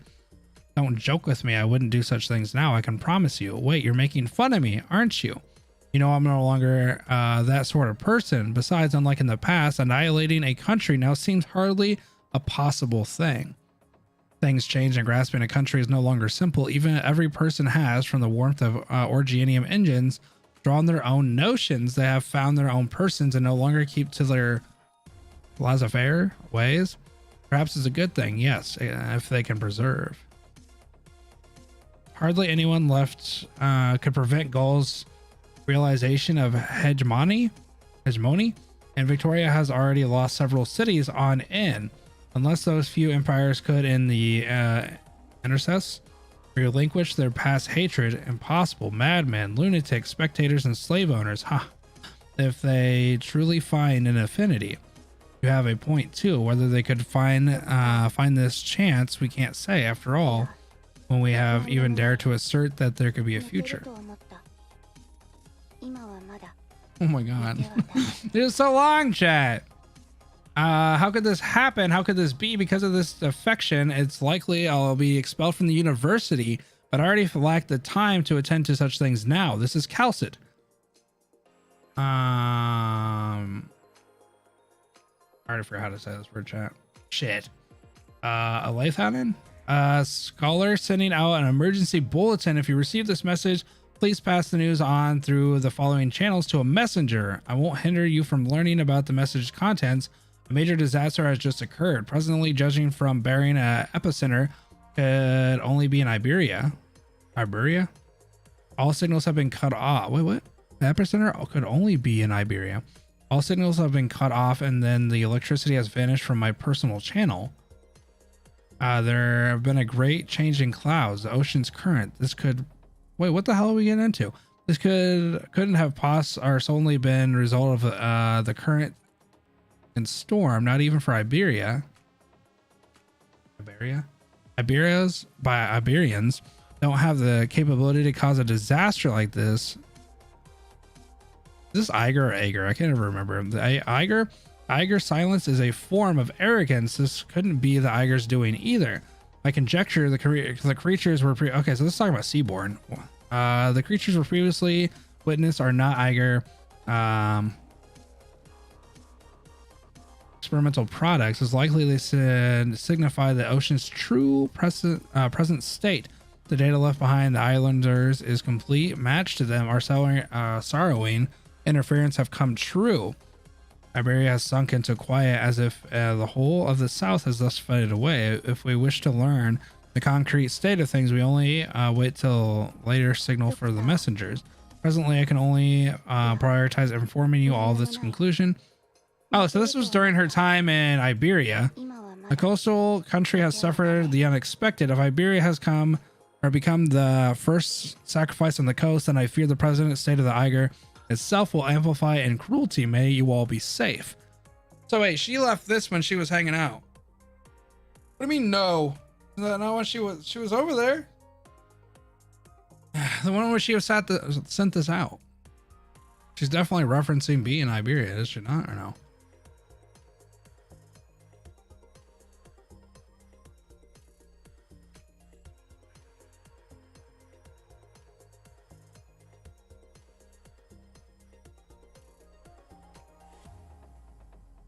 Oh, I thought this was during Undertides when she was left over there. Lords of Fiends have died. Babel has collapsed. Do we, on all these ruins, intend to build a new Babel? No, she wouldn't wish for that. Am I to decide? What should we do?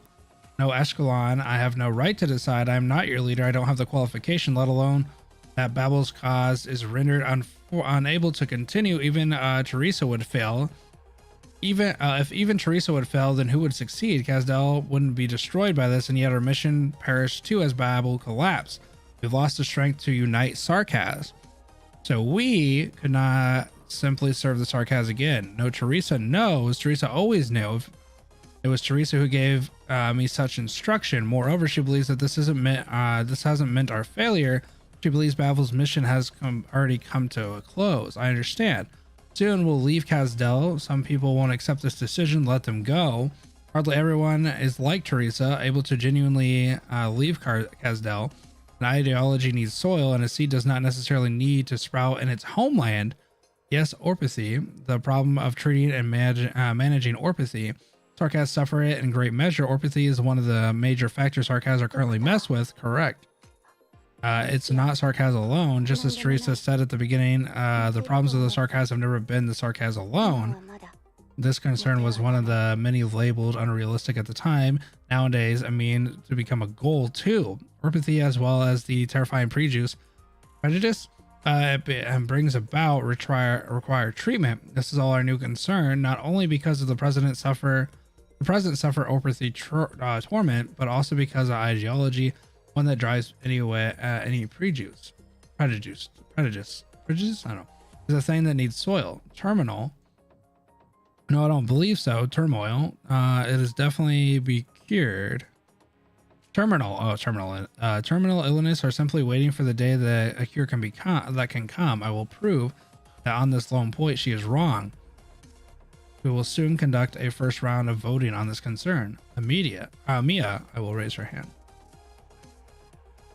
Okay, so this is basically when they decided to give up on Kazdel, because during her walk in the dust thing, she was talking to the Sarkaz, saying that the Sarkaz were trying to rebuild Kazdel. But this looks like they decided to get rid of, or the idea of that, and rebuild Kazdel, but not on the homeland.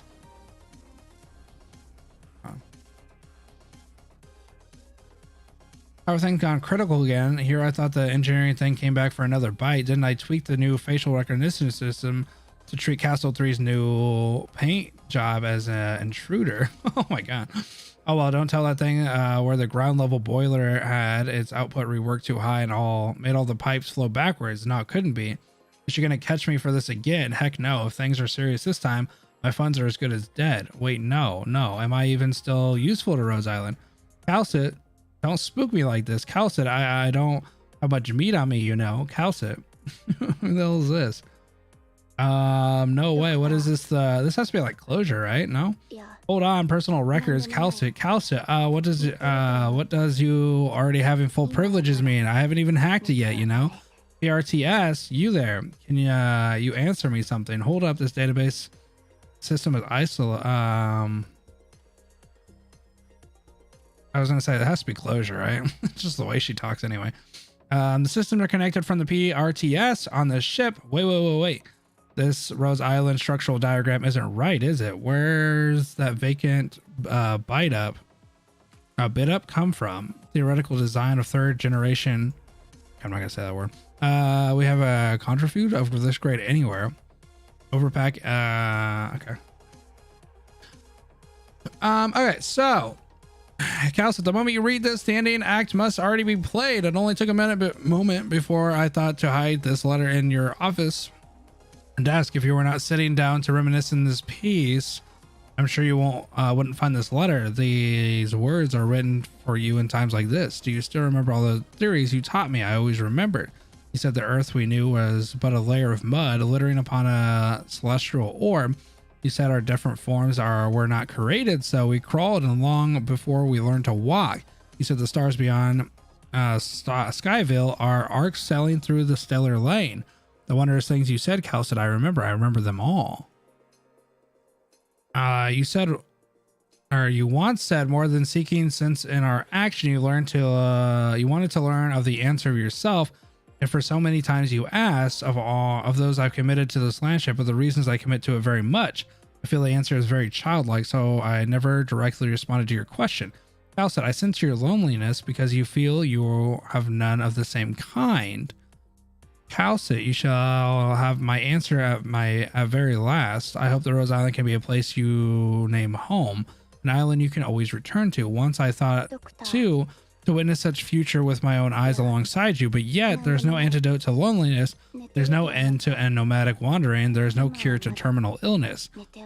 I already did everything I could do. I won't harbor complaint from my own end. Babel's mission is concluded, and and you in this landship I've only just set sail. Now go onto your initial grand quest through the grim perils of the loneliest nights. Rhode Island shall breach into the promised dawn.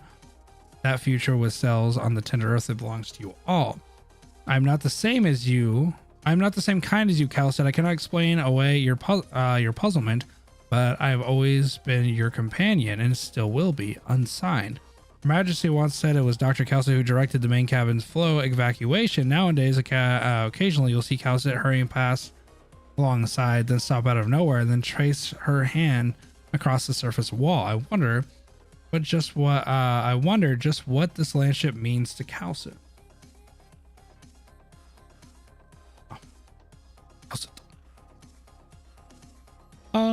Heals a friendly unit.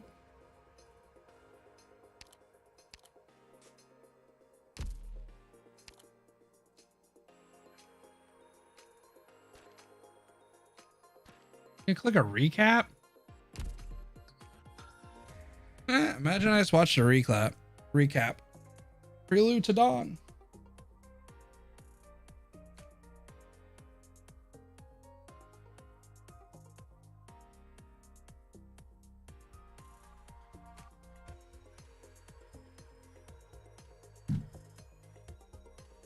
Oh, it's just a retelling. Oh, I actually might watch that, to be honest. Before we start chapter 9, I might watch it. Just so I can. It's been a while since we were.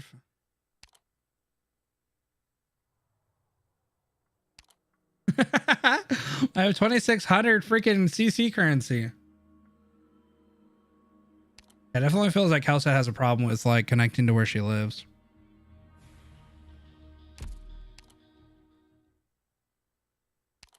One temple.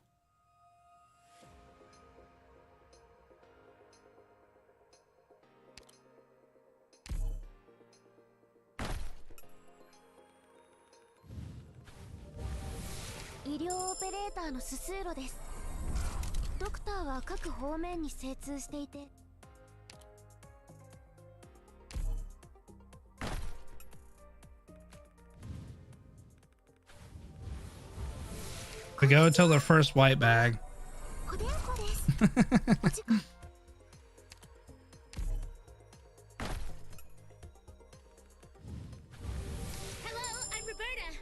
Oh God, Roberta, get out of here. Once I sign here, I'll be your personal stylist, right?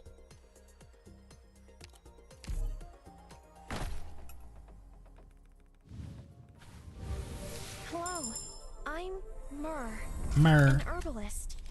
Dr. Kal'tsit gave me this title.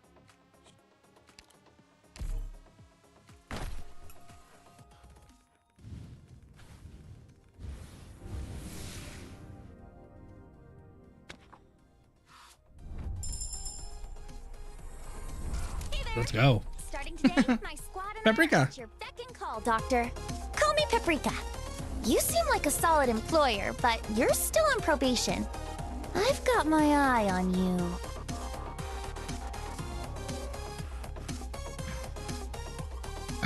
Nice. Wait, there's a bunch of invoices I added. Wait, is it only Paprika and Stainless's voice acting that got added?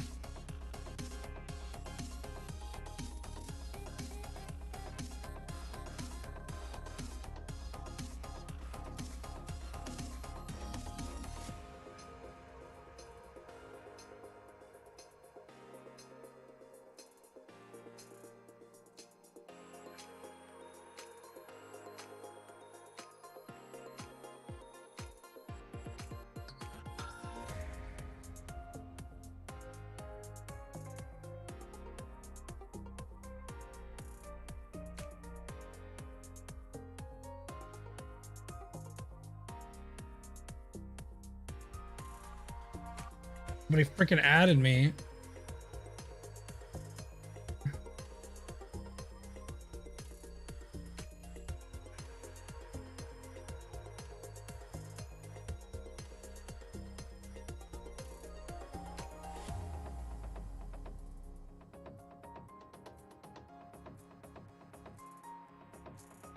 Okay, yeah, but it wasn't like a what we can kind of get like with the group shit, like where a bunch of operators get. Oh, she's a chain medic. Oh.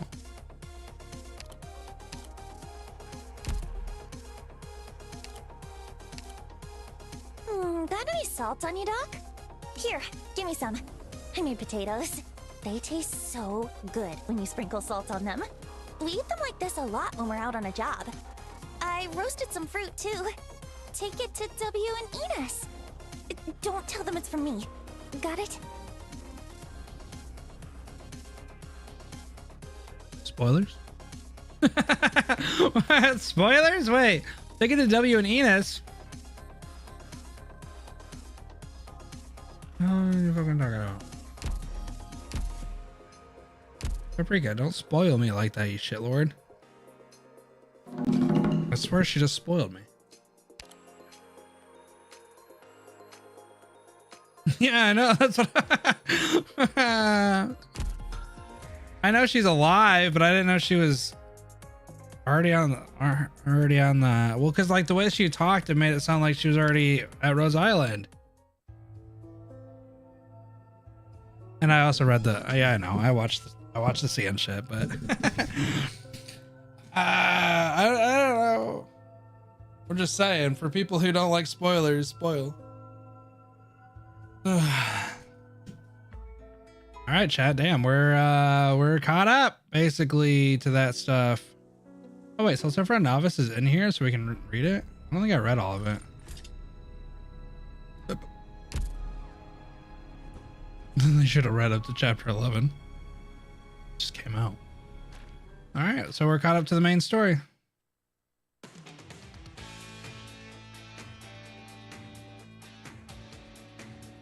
All right, chat, I'm gonna hop off. What do you guys want to listen to?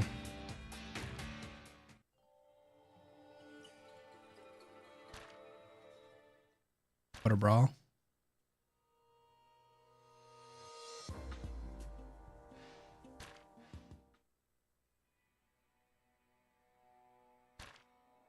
Whatever, we'll listen to this. All right, chat, I'm gonna hop off. Well, I don't know what I'm gonna do tomorrow. Probably maybe chapter 9 start. Shit, who knows? Probably chapter 9 start tomorrow. Yeah, that was my plan. So that's what we're gonna do. Sogo wants me to do their polls. I'll do their polls for stainless. And then yeah, we're cruising to the main story now. We're in Arknights Curator again. So I'll probably play, I don't know how long it is, but we'll play through chapter 9 as far as we can get tomorrow on a stream. I might make like a review on Walk in the Dust thing as well. So yeah, we'll go ahead and we'll play and read the story just like normal. Huh? So it probably won't take us as long because chapter 8 is kind of wild and it was really hard. But we'll read and play through chapter 9 tomorrow. All right, guys, thanks for hanging out. Peace out. See you tomorrow night. Well, tomorrow morning, I guess, for me. Have a good rest of your night, day, whatever it is. Thanks for hanging out, guys. Peace, peace.